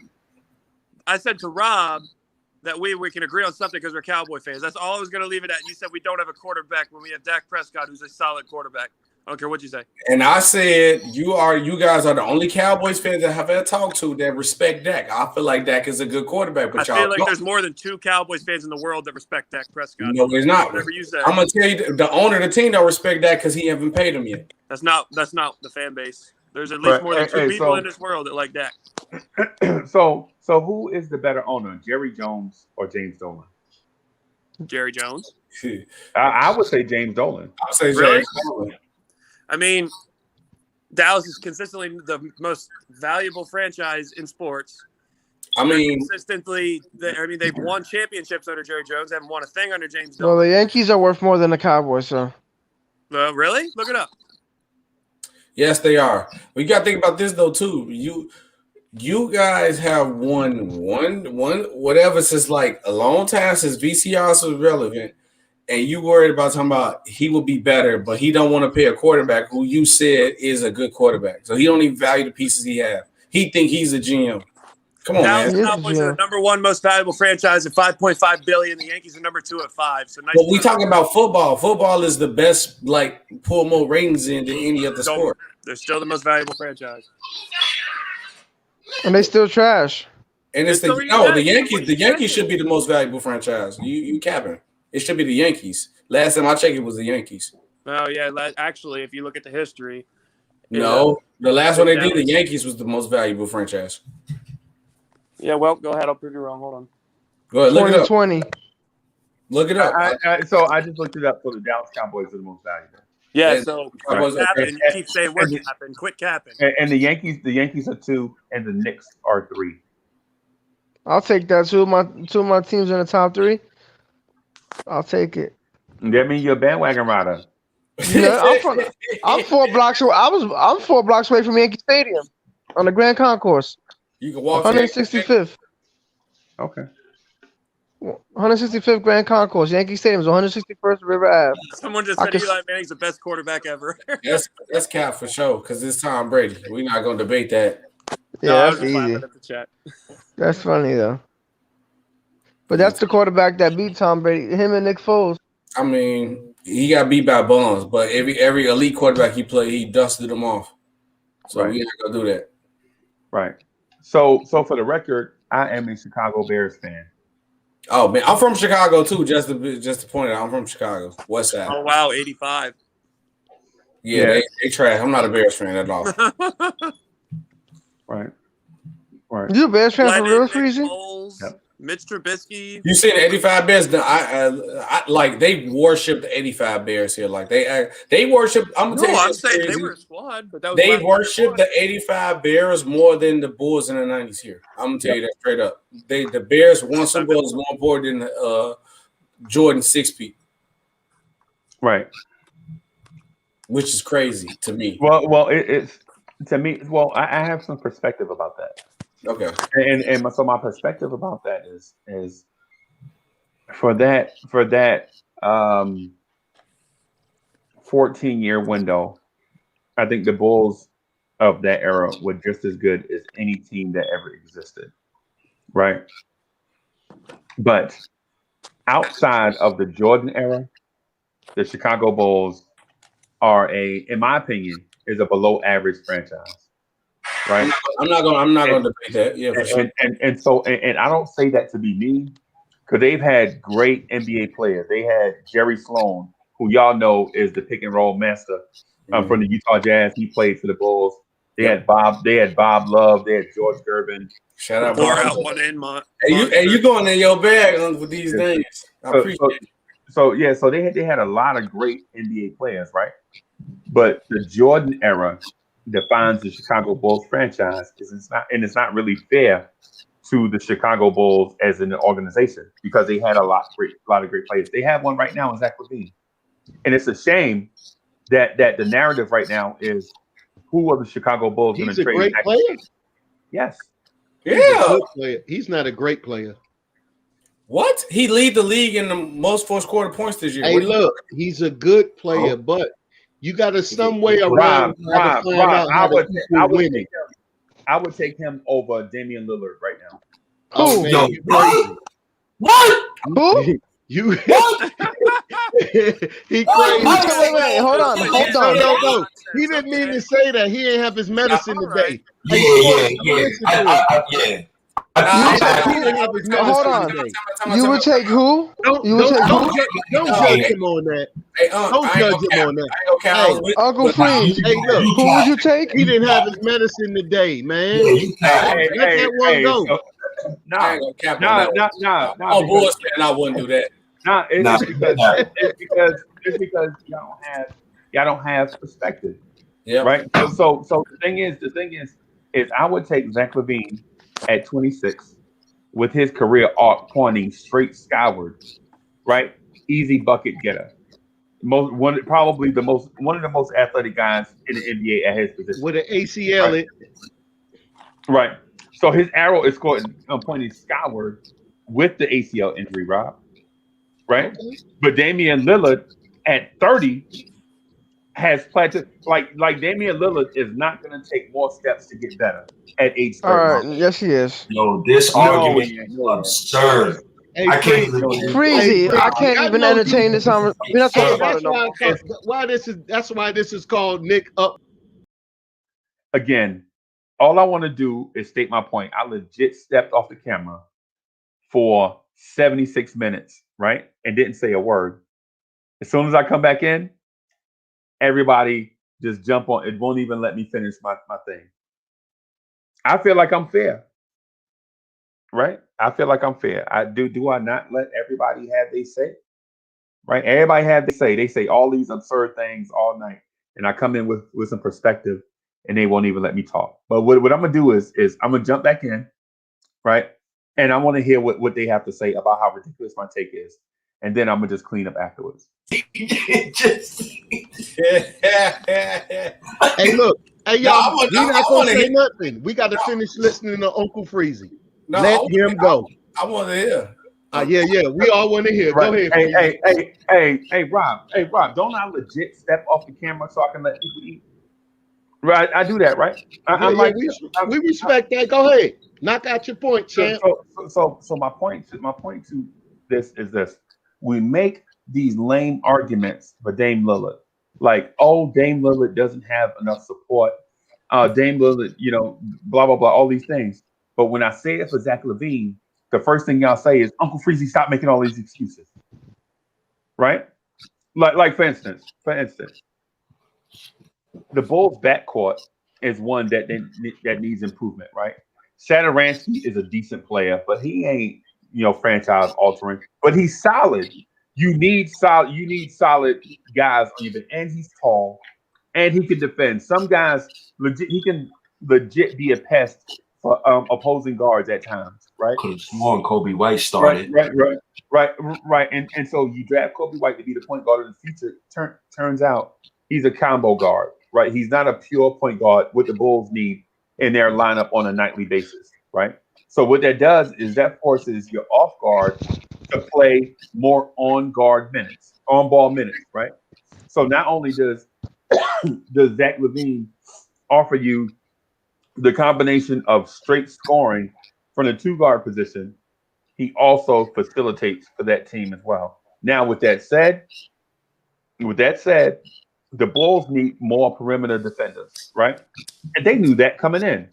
It's one of the reasons why they traded for Otto Porter and the reason why they drafted Patrick Williams. They knew they had a hole there because you were forcing Zach LaVine to defend perimeter guys, facilitate because your point guard is not a pure point guard, and do the bulk of the scoring because Lauri Markkanen is 30 points one game and 10 points another game. Wendell Carter, who you drafted, when he's there, when he's not hurt, he may not be as effective. So now you got Zach LaVine carrying all the weight for the Chicago Bulls franchise, right? And he's 26 and averaging almost 27 points a game, right? So what we do is the only thing we look at Zach LaVine is, because you're not a Bulls fan, you look at 26.5 points a game and say, well, Dame Lillard averages 29.5. So I would take Dame Lillard, right? But Dame Lillard has a secondary ball handler in CJ McCollum. He's hurt. Right? Okay. Okay, go ahead, State. Go ahead and do your thing, dog. He's hurt. Go ahead. No, we're not gonna care. Hey, State, you want me to go first, or you want to? No. I feel like I should go first as the Bulls. Okay, Go let bro. Breezy finish first. Okay. Yeah, Look, first of all, Uncle Unc just said everything he just said was definitely factual. He hit everything on the point of the head. Because first of all, he definitely pointed out LaVine is our best. Satoransky and LaVine's are our two best playmakers. He did not cap about that. We need a new playmaker. I've been pushing for us to get Lonzo Ball because we need a playmaker. Also, he's a perimeter defender. He did not lie on any point that he just said. I don't watch us every day. Now, I wouldn't go far as saying Zach is better than Dame. I'm not going to go that far as to start talent because at the end of the day, Zach value is high, so we will to move. If I can get Dame Lillard for Zach, I'm trading Zach for Dame in a heartbeat. It's not a question. I'm not going to doubt that. That's the only thing. But everything Unc just said, he's factual on what he just said. No, but the Dame Lillard star power is too high, so I'm not going to do that. If I'm picking a team at any age, I'm taking Dame over Zach LaVine. Wait, first of all, Zach LaVine has less weight. Hold on. No need to dog Zach LaVine. No, I ain't mean to cut you off. I'm laughing at the super chat. My fault. The super chat. Jonathan JD, he said, "Please, why not his beat to the card tonight?" Introduce the unknown enemy. I said I'm cool with being the villain on the chat. I'll be the villain. Yo, real quick, man. Listen, y'all get me tired with saying LaVine is better than No, I'm going to bed. I'm going to bed. Crazy. I'll talk to y'all tomorrow. Hey, look, go to sleep if you want to, but you know that we didn't say that. Yeah, we ain't say that. That's absurd. No, listen, I'm going to watch y'all on my big screen TV and be in the chat. But that is cat. until I fall asleep. All love, my brothers. Be good. What? Freezy, I love you, bro, but you wildin'. Yeah. Hey, I'm going to prove everybody wrong, man. Good night. Yo, listen, Dame over Zach at any age. I'm taking Dame. Dame, matter of fact, when Zach LaVine gets 50 wins in the East, that's when we gonna put him on Dame level. Dame been winning 50 games a lot. Dame been to the playoffs a lot. Dame got playoff game winners. Dame got playoff send you home bye-bye game winners. Let's stop capping. Let's stop the cap. I'm taking Dame any age over Zach LaVine. Zach LaVine has less wins than the Knicks right now, averaging what he's averaging. Sometimes people gotta put every 28-5 ain't the same. James Harden 28-5 ain't Zach LaVine 28-5. Zach LaVine is a good player. Is he a great player? No. Great players get to the playoffs. He needs to get to the playoffs. These excuses that you're giving me, Kobe White, that's on your organization. That ain't on nobody else. Make them work. I'm not going to say that was the best available person at the pick, so we had to take Kobe. True, so make it work. Make it work. No excuses. No excuses. That's not true. That is true. The two best guards in that draft was Ja Morant and Kobe White. Say, look, but State, I'm gonna have to to make do a that podcast on this. What the that media excuse work says and what you watch. Now, look at it right now. If you go back in that draft again, was Chicago draft White? Yes. Really? Yes. I watched Kobe White in North Carolina. No, I'm saying with the guards that went after him now that you know that's in the league. Name one better than him. Okay, what was his draft position? He's the point guard. Only point guard better than his draft position. What did they do? What year he? What year? The seventh pick in what year? I'm gonna tell you right now. Hold on. Give me 1 second. I'm gonna look up Kobe White. But no, Kobe White was the best guard in that position. No, I'm not saying that. I'm saying after his draft year, was that the best possible player y'all could have got? He got drafted last 2019. He's rookie last year. He got drafted last year. Okay. Yes, we needed a point guard. Yes. Okay, at that position, you telling me that y'all drafted at what position? The point guard. Okay. At what number you drafted at? 7. Okay. Or 8. Look at that whole draft, 2019 draft, right? Yeah, last year draft. Okay. Give me the first round. And now we're going to talk about who's better than him. Nobody but Ja Morant and probably Zion. No, okay, I'm taking Tyler Hero over Kobe White.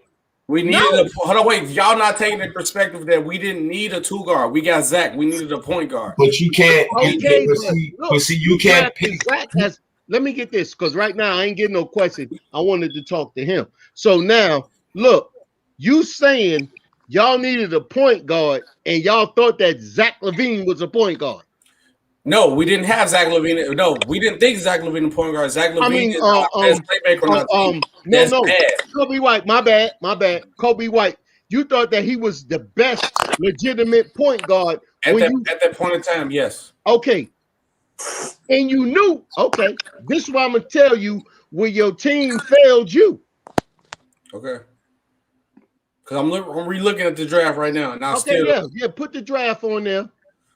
I mean, just go through the first. I can tell you the draft right now. It was Zion, Ja Morant, RJ. No, start from the one going from the top, from the bottom. You're taking Tyler Hero, Rob. It ain't even no point in him doing that. You only taking Tyler Hero. The rest, none of these. No. Look, it's nobody else on here on this list. We didn't need Tyler Hero. We needed a point. No, you go down the list. Just give me the names. Okay, I got you. Okay, look, I'm gonna go to 1. You want me to go to 30? No, from 30 to 1. Okay, Kevin Porter Jr., Keldon Johnson, Jordan Poole.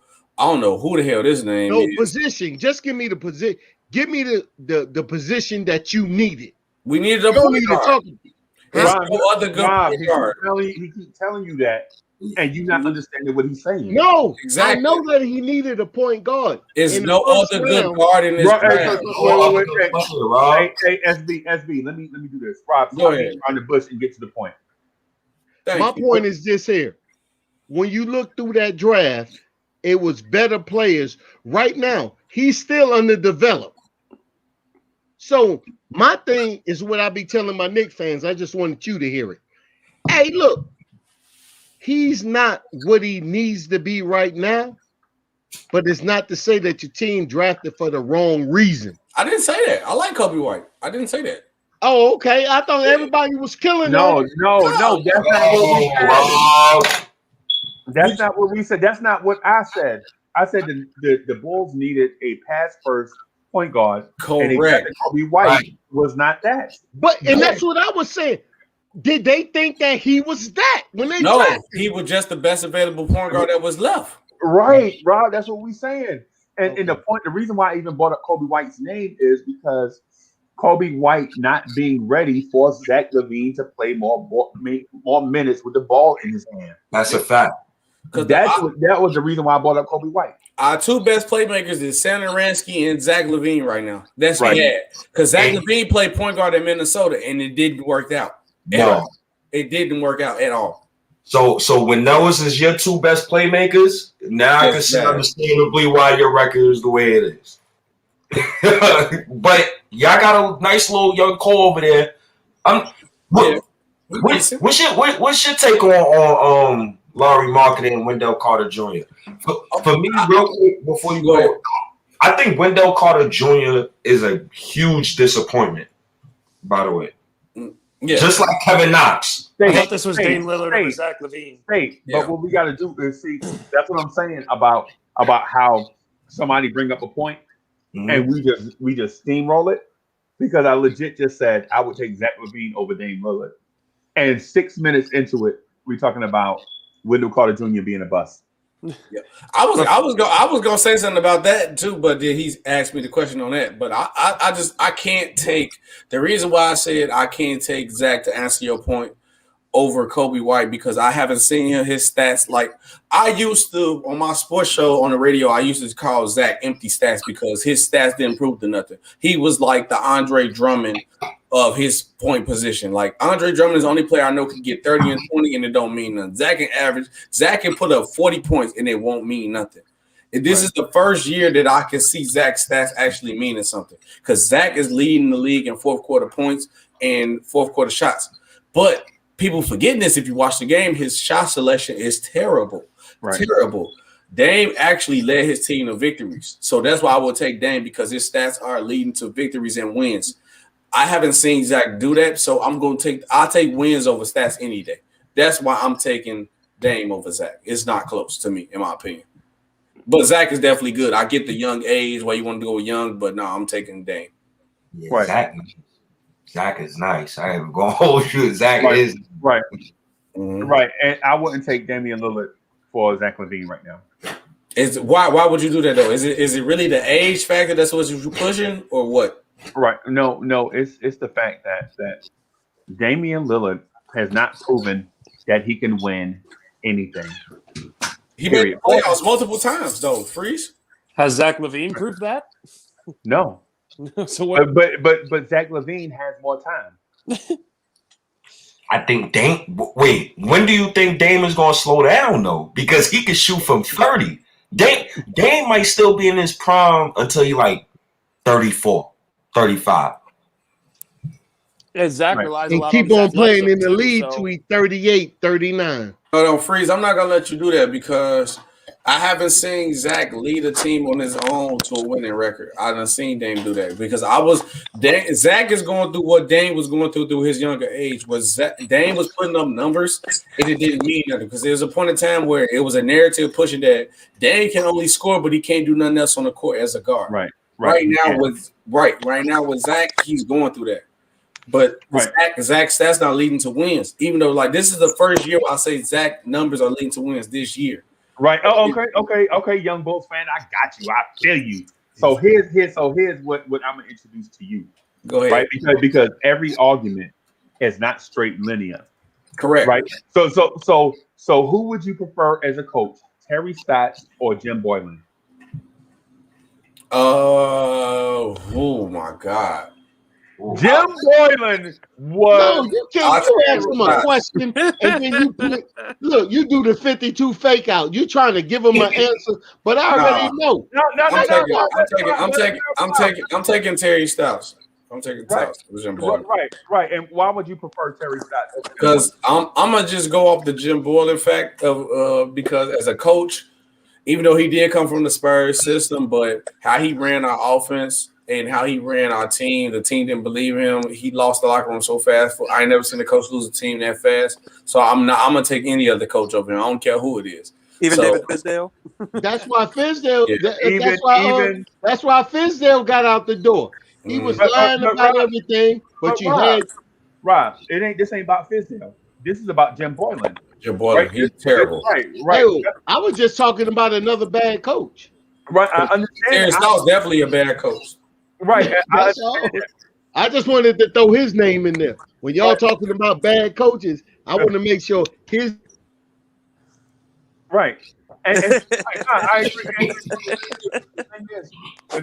When the Trailblazers had Nate McMillan would not feature Dame Lillard or any other guards. He featured his bigs. He would feature a Brandon Roy, LaMarcus Aldridge, and those guys, and then the guards would be complimentary, right? Yeah. So the Trailblazers get to the second round of the playoffs and lose, right? So now then they bring in Terry Stotts. Terry Stotts was like, yo, me and this kid named Caleb Canales, and that name should ring a bell with y'all. Caleb Canales. I know y'all heard that name before. Yeah, he's on the Knicks staff. Right. So what they did, they said, well, what we're going to do, we're going to build a guard-centric offense, right? And let our guards take over the games and let them lead us to championships, right? Correct. Because before that, Portland was frustrated about getting to the second round and losing, right? So Caleb Canales takes this young guard out of Weber State to the side and was like, yo, what we'll do is we'll run pick and roll, right? But what I want you to do is attack the basket first, right? Threaten this and make sure everybody knows that if you hedge up front, I'll blow by you and get to the basket, right? So what happened is they tried that and it actually worked, right? It worked. They couldn't stop Dame Lillard from getting, or any guard in that offense from getting to the basket, because they would spread you out so thin that if one person cheated, there would be a wide open 3-pointer on a perimeter for a wing player. You know what I'm saying? Your Nicholas Batums and your guys like that, right? Your not Caleb Swanigan, but I forget the other guy name. But what happened was in this playoff series against the New Orleans Pelicans, the Pelicans exploited them. They were like, what we're going to do is take an elite defender, right? An elite defender, Drew Holiday, and we're gonna have him meet Dame Lillard at 35 feet and dare Dame Lillard to try to beat him in a foot race to the basket, right? Dame Lillard couldn't do it, right? The Pelicans exploited Dame Lillard's weakness, right? But Terry Stotts and Caleb Canales was like, look, I'll tell you what we'll do, right? What we'll do from here on out is we're going to set that high ball screen up higher, not 22 feet. We're going to set it at 30 feet. And then that way, Dame can make the choice whether to drive all the way to the basket or pull up for three, right? And Dame time is born, right? Dame time is born out of that, right? So now only you're right on that. So Dame Lillard has the ultimate green light on every possession to shoot the three or go to the basket. And what people look at is they're like, oh, Dame Lillard is great. What they don't realize is Dame Lillard gets more opportunity, right? He gets more opportunity to get his shot, more so than anybody else in the NBA. And I'm talking about your Bradley Beals, your James Harden, your whoever, right? Dame Lillard on every possession has the opportunity to shoot first and play make second, right? But it still got them the same result. Second round exits. And what y'all are saying is Dame Lillard is so much better than a Zach LaVine, right? But what I'm telling y'all is if Zach LaVine had the ultimate green light, Zach LaVine may put up better numbers than a Dame Lillard. Because Zach LaVine is the superior athlete. And that shouldn't be up for debate. No, that's not debating that. And their 3-point percentage is around the same. Dame Lillard is not an elite shooter. Dame Lillard makes deep 3-point shots, and it makes it look like he's an elite shooter. Okay. But Dame Lillard's career 3-point percentage is 37.5%, 38%, right? 37.5. 37. That is not elite, seeing that league average is 36%. Right? Stop fooling yourself with these false narratives. You see Dame Lillard hit a 30-foot 3-pointer, and you think that he's splash-tastic. He's not. Can I say something? Can I say something now? But Rob, let me finish this one thing about Zach LaVine, and I promise I get out of the way. Right? So Zach LaVine, who's a combo guard, forced to be a combo guard, right? Played in the worst offense over the last 2 years, right? Jim Boylan had the most basic high school offense in the NBA. That's why they got rid of him. That's why they ran him out of town. He should have been gone 2 years ago, but they kept him around 2 years too long. Correct. Right? And so what happened is you see Zach LaVine put up these fantastic numbers in a basic offense. And now that you have a coach that knows how to coach guards in Chicago, right? And this is just, I'm telling you, it's the tip of the iceberg with Zach LaVine. You see his numbers spike on better efficiency already, and he's only played 27 games with Billy Donovan. I'm telling you, once the Bulls get another legit consistent offensive weapon in the backcourt, Zach LaVine may average 32, 33 points a game under Billy Donovan. I got the Bulls making the playoffs. I thought you was going to say I thought you was going to say 44, 45 wins. You went right back to what the problem was, Freezy. You went right back. You talked all of that for all of these minutes, and you came right back to what the problem was. We already know that the boy can get points. So if he get 5 to 6 more points, it doesn't matter. You kept young boy, all interested in you, but you didn't deliver at the end. Rob, you falling asleep in church. You falling asleep in church? No. Yes, look, you are. Let me get to my point. The point of it all was look, you said let you get to your point. I did. The point of it all is my man legit carries this team in the second half of games. We understood that. Now let me get to on his. Okay, go ahead. Yeah, we understand that you think that he does that, but at the end of everything that you was conversating about, you came down there to this. So he gonna get some more points. But young boy was talking about wins. Randle gave us points last year.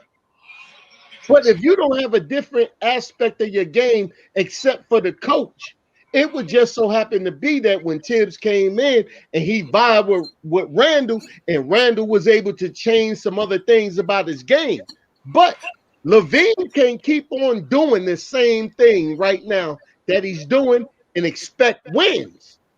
It may get you to an all-star game all along, but then the same media that you're talking about is going to be like, yo, at the end of the day, he didn't win.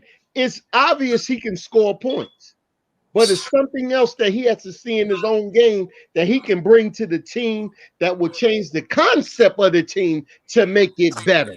Making the team better is not just scoring points. Randle had to find that out. Rob, it's because you don't watch Bulls games. No, I watch basketball. Because the Bulls, I got cousins that's Bulls fans and everything. Right. They come over here, and we ain't playing, or they on the 10 o'clock. We gonna watch the game over here. So I do watch Bulls. What I'm saying is, the Bulls are not a team that goes into every game and is down 15 points for the whole game. The Bulls are competitive.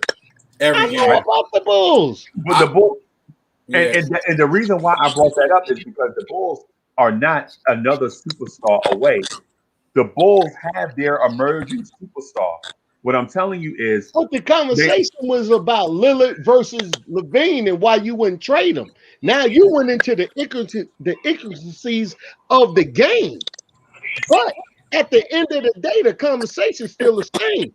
Damian is better than Divine, and everybody knows that, but you took the other route. Yo, SB, can I ask you a question? Do you think I'm watching highlights on Twitter? You think Anthony Edwards gonna be better than Zach LaVine? No. Okay. No. Okay. Not even close. Did you think Zach LaVine was gonna be this good? I was expecting him to score like this, yes, because you got to think about this. When you got the ultimate green light, that's why I said, Freeze, I disagreed with you when you said, because Zach got the green light. When you got the green light like this, a lot of people going to score like this. A lot of players are going to score like this when you got the green light on a young team. Because I even asked like my Bulls people this, is Zach LaVine really good because he on a young team, or is he just this good because he got the green light? We don't see him in different situations, but only thing is good. Like, and I feel like Freezy pushed the narrative because why he would take Dame over Zach is because Zach is young. He's 20. No, Zach over Dame. That's what I'm saying. Zach, you would take Zach over Dame because Zach is young. He's 25 and averaging almost 30. Time. Yeah, and that's why I said I wouldn't do it because Dame actually showed me his scoring would lead to wins. I don't feel like Zach don't know how to win yet. That's the problem with Zach. Zach don't know how to win yet. Hey, look, this dude went to the Western Conference Finals. And everybody knows, and he sends people home. But not only than that, you know what the problem with the Portland? He did game us too, though. He did. Hey, look, you know the problem with Portland? The problem in Portland is this here to me. I think that CJ McCollum need to go. No, he does not. No, let me tell you why. Let me tell you why. Who you gonna trade? Let me tell you why. When it get down to the playoffs, you got a 6'2" guard and a 6'1" guard. That's playing. They got Covington, Rob. They got wings, bro. Hey, look. Let me get this off. Maybe look, you might learn something too. This is why. Look. Oh God. Look, this is the reason why. I'm not saying they both are talent. Yeah. But they both lack in the same way on the defensive end. You got to have one to help the other. Instead, I don't have to get all your points, but let me get half of what you got. I'm going to defend better up there with you. And then the background is the same. Rob, they got 3 wins, bro. They need somebody that's who you going to trade for, though? Who you going to trade CJ for? Hey, look at here. He come with a ticket. Y'all get something, especially if they trade him now. It's going to come with a ticket, but it's a team need. Like you said, you got Kobe White because of what y'all needed. They need a defender at that too. They got it. And they play major minutes. I disagree, Rob. They have Robert Covington. They have Derrick Jones. They got Carmelo Anthony. But in the championship, who you want on the phone, on the floor, Covington or CJ McCollum? I want Covington, CJ, Dame, Melo. No, I'm just saying at that position. What position? At the 3? No, at the 2. At the 2? What? You got Rob, what's the point?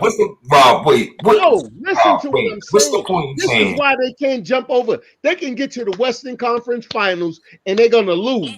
And then they can do that with Dame. It's a team decision that they have to make. Rob, CJ is hurt. 1, 2, they're winning streak. What are you talking about?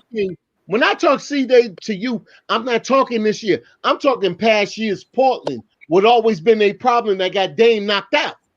We can't talk about past years because past years they didn't have a bunch of wing defenders. They not gonna get past Shaq and them.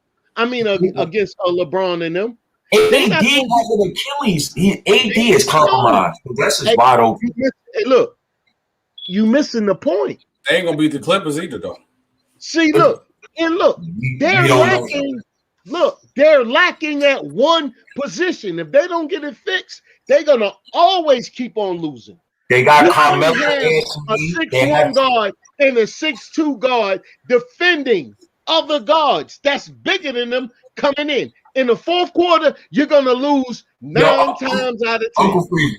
I hear you. You hear me, Yeah, I hear you. You hear the point that I'm saying to Rob? Am I bugging right now? No, you're right. All right. So Rob, they have Robert Covington, they have Derrick Jones, and they have Carmelo Anthony. If they get the same Carmelo Anthony that they're getting right now in the playoffs, they have a legitimate shot. Anthony Davis got the same injury Kevin Durant got. And the last time he got that injury, he tore his Achilles. The next time I seen him on the court. So the Lakers is compromised. So it's going to be a new NBA. It's going to be a new NBA champion this season. No, they got more time to rest him now. They need to. They only rested Durant 3 days. No AD. No, Rob, you not understand. I just said that he got the same injury that Kevin Durant got before Kevin Durant tore his Achilles. So if you bring him back, if you bring him back this season, you're risking that. So since AD is never going to be 100% this season, and including the playoffs, Portland got a legitimate shot because they got the Western Conference Finals. Hold on. 100% wrong. Let me tell you why. That was you just before you tell me why. Let me tell you why. Hey, look here. Rob. Let me tell you why. Why am I wrong, Rob? Why am I wrong? This is why you wrong. Why? They had 7 to 4 days, maybe 10 before the end of the finals to rest Kevin Durant. Oh, they got the whole second half of the season to rest Anthony Davis. That's all it took. He didn't have to he didn't have to do anything else because he didn't rupture it. He sprained it. He has time to sit down. The same injury that Anthony Davis just got. He had his Achilles was bothering him. Now he has a calf strain. That is the same injury that Kevin Durant got. You're compromised. The Lakers, all right. The Lakers is compromised. They have more time to rest it. Hey, man. Rob, you already said that 4 times already. Hey, so let's finish. So Portland already been in the playoffs, right? Right? Now, AD is compromised, right?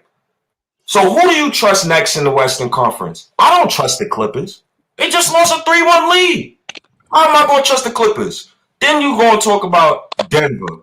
Denver cool, but Portland beat them already. So I ain't worried about that. Is Klay Thompson healthy? Nope. So I damn sure don't believe Golden State.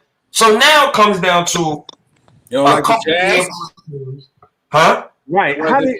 You don't like the Jazz? Right. Hey, so SB, I was gonna let him talk his way back his way. I take Portland over Jazz too. I like how you ease that. I take Portland over Jazz too. For my I just had to ask. The Jazz are number 1 in the West right now. Rob, did you see how he talked himself into a corner? No. I take Portland over I put money up if Portland play the Jazz in the first or second round, and I'm putting it on Portland. I'm putting it on Portland. You crazy? Dame? I'll take that bet with you, State. Hey, you know what? Hey, State, send me your cash app because obviously you're gonna be broke, and somebody's gonna need to send you some money. State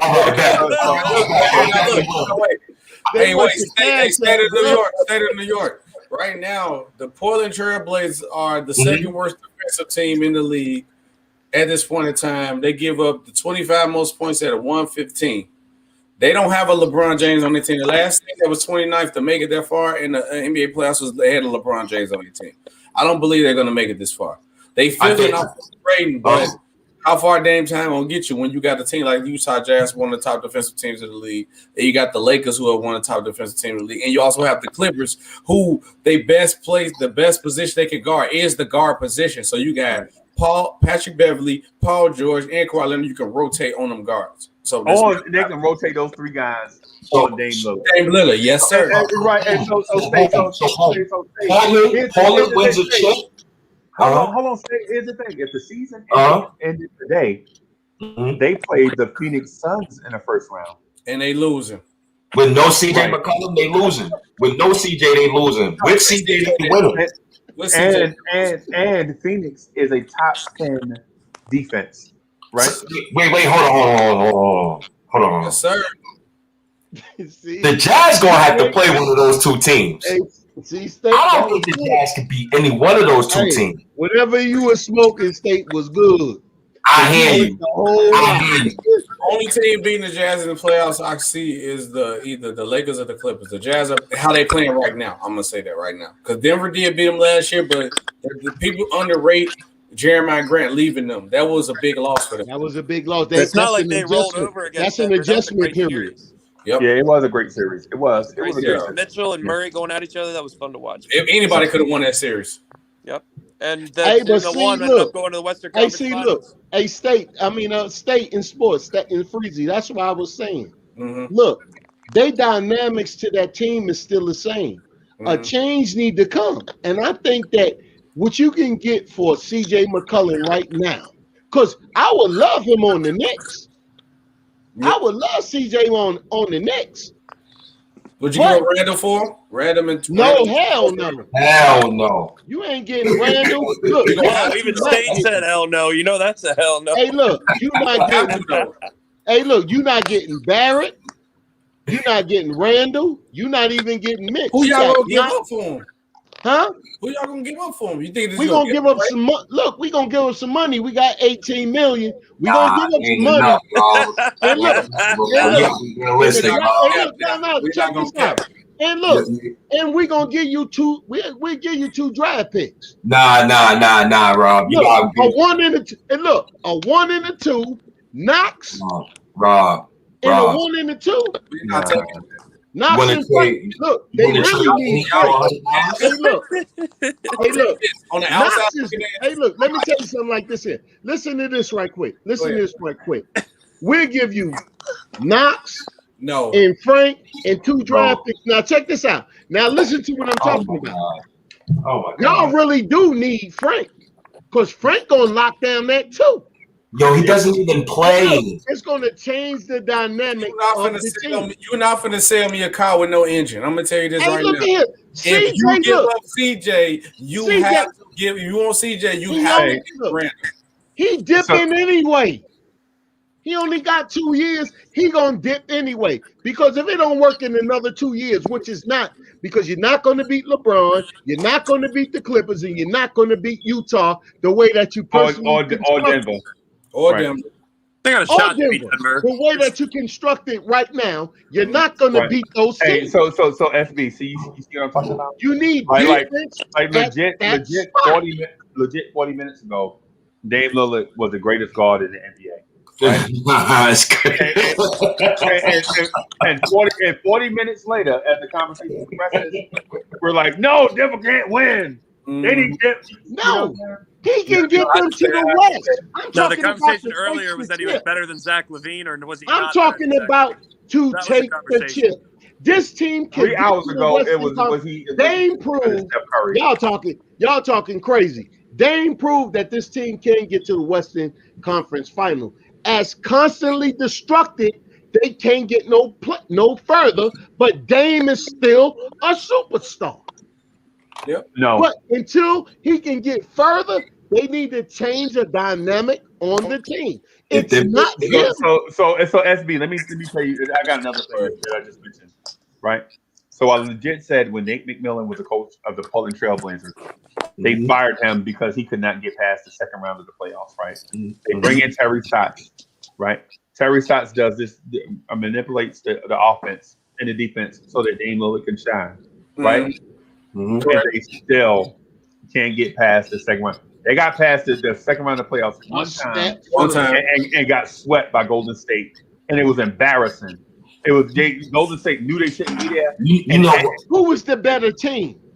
Golden State. Okay, they wasn't gonna win. You have to make an adjustment to your team. That's how far you think if Zach LaVine was in Dame Lillard's place, that they would have done any better against Hell no. Hell better player? No. Hell no. For one, you can't. For one, they wouldn't even got there. You can't take a team mentally.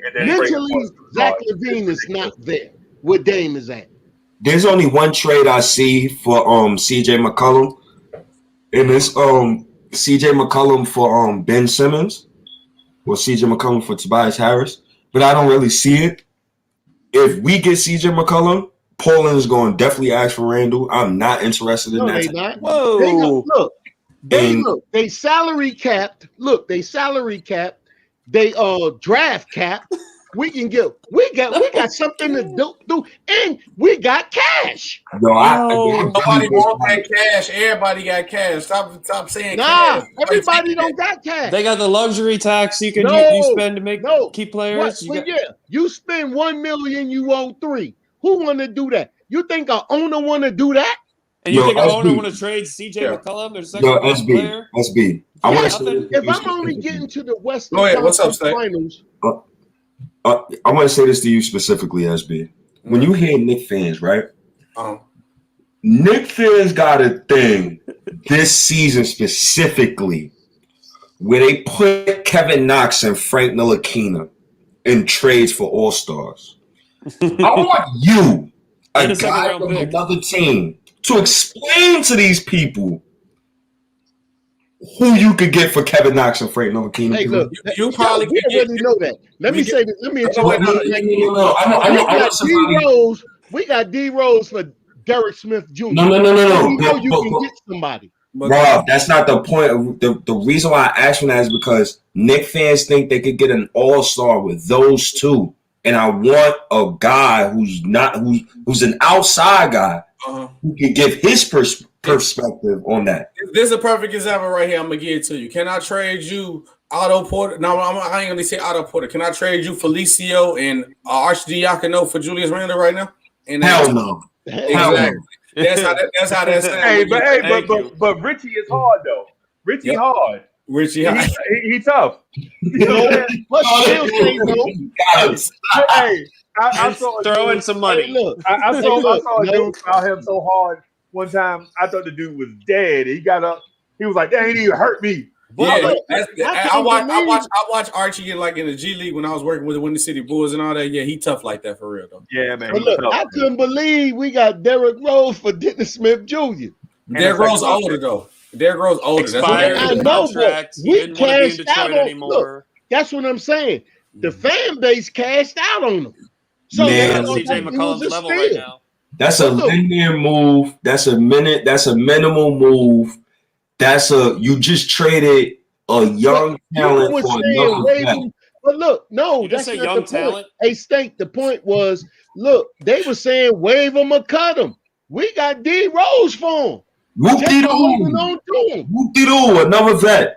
Yay. You only brought D Rose in because he knew the system already. That's only Tibbs. Right, and what Rob missing is the value. Mm-hmm. So the Detroit Pistons got a second-round pick and supposedly the deepest draft in years. You know what I'm saying? So they got a second-round pick in the deepest draft in years. You know what I'm saying? So Dennis Smith Jr. was not even a thing. It was just about money matching.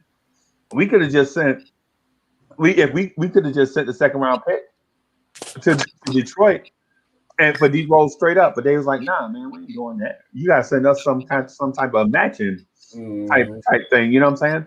And so instead of trading a high second round pick, we traded them the low second round pick and DSJ. You know what I'm saying? And while you sleeping on DSJ, he scored in their last game. Dennis Smith Jr. scored more points in his last game than Derrick Rose scored in his last game. Dennis Smith Jr. a bomb though. Dennis Smith Jr. How many points? Well, he might need a different situations. Players develop. Nah, man, ain't no real. Y'all traded him for Porzingis. He supposed to be the next big thing. Ain't no star player saying I want to play. We ain't trading for Porzingis. Y'all traded Porzingis for who? Randle. No, we traded Porzingis for Dennis Smith Jr. You don't look at the big picture. I know you was gonna say that. Oh my God! Everybody thinking about look. Not saying that you're wrong. Hey, I'm not saying you're wrong. Listen to what I'm getting ready to tell you. When I did the research for that, for what Rob was saying, because I fact checked when people are talking or whatever, and the first thing I see is Dennis Smith Jr. pulling up for three over Luke. Hey, look, this is what but see, they don't. Hey, you remember Luke on that? You remember Luke on that? Yeah, I remember Luke on that. Hey, look, can I say what I'm getting ready to say? See, look, when I say that, I put that out there. Nobody listens after that because it's a wrong fact. It hits you like the front page of the goddamn sport. But what I'm saying is this here. What I'm saying is this here. We got him. We made that trade. Yes, we got back Dennis Smith Jr. and all of that. But they signed Porzingis for $157 million. We signed the same position for $63 million. And the position that we signed is better than what Porzingis would have gave us. But we didn't at the trade end of the for day, him. hey, look, at the end of the I day, should have kept Porzingis. it Or doesn't traded for even stuff. matter. We got the guy paying that same position for less money, giving us better stats. That's why I fine, but say we didn't the trade Chris KP for Randle. Porzingis That's trade false. versus Julius straight Randle. false. The You rest know, of that to me don't count. But yo, it's still yo, false. You said they traded KP for Randle. That is They completely didn't. false. you No, know, see, look, you just came in, Zach. I just explained what I meant by it. That was the But it's shock still value. false. No. Listen, I said we won because at that position that KB played, we got Randle. But the Randle first right thing you now said, is better than KP. the first thing you said was we traded Kristaps for Randle. You didn't say we traded That's the KP shock and got value. Randle. This You're is still wrong. not listening. nah, man, listen, man. It's the KP shock wasn't out value there. to We make you signed listen. Randle. But you already posed. Look, your boy wrote on the same thing in the paper. Berman wrote on the same thing. That's why I was telling Freezy the other week that I think he stole my take. Because He I did. gave Freezy this take before. He This is did. not the first time I'm saying this. Right.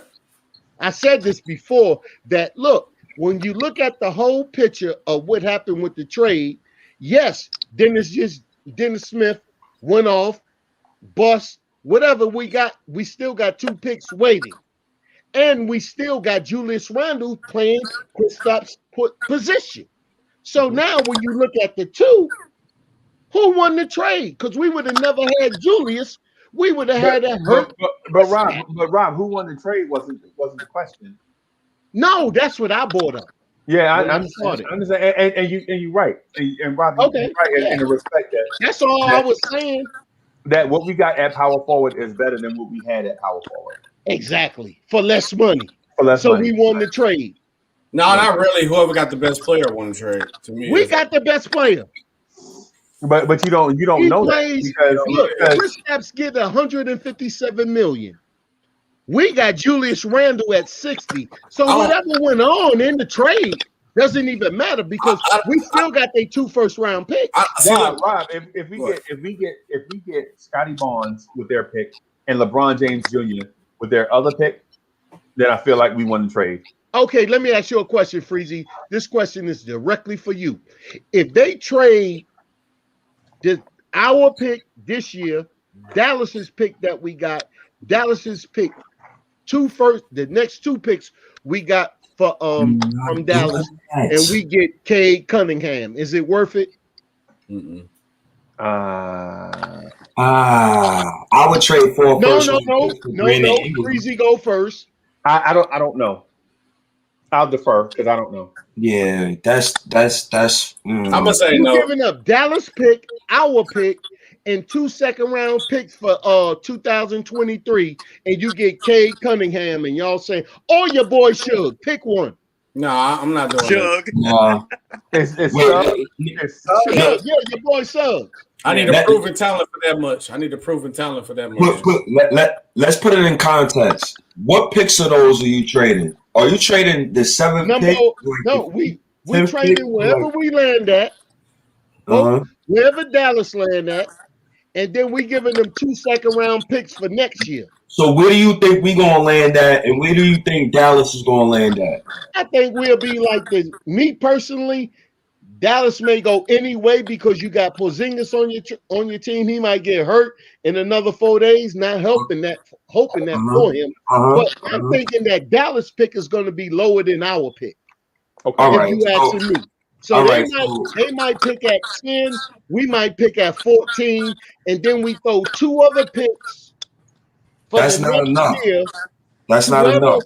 Get that pick that we want to get Cade Cunningham or anybody or any other number 1 picks. Rob, no team is giving you Cade Cunningham for the 8th and 10th pick. And no, Rob, no.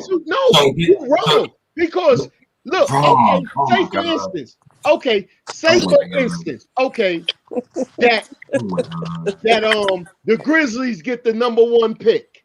Rob, you're not trading Ja you Morant for already Clean got Rice, Rob. You got the point guard. Rob, what? Rob, you're not trading the 8th and 10th pick for Zion. They're not taking that, Rob. You're not getting. I didn't say. I said 2 first rounds and 2 second rounds for your number 1, and you already got a point guard. Why won't you do it? That's not context. You're not providing context.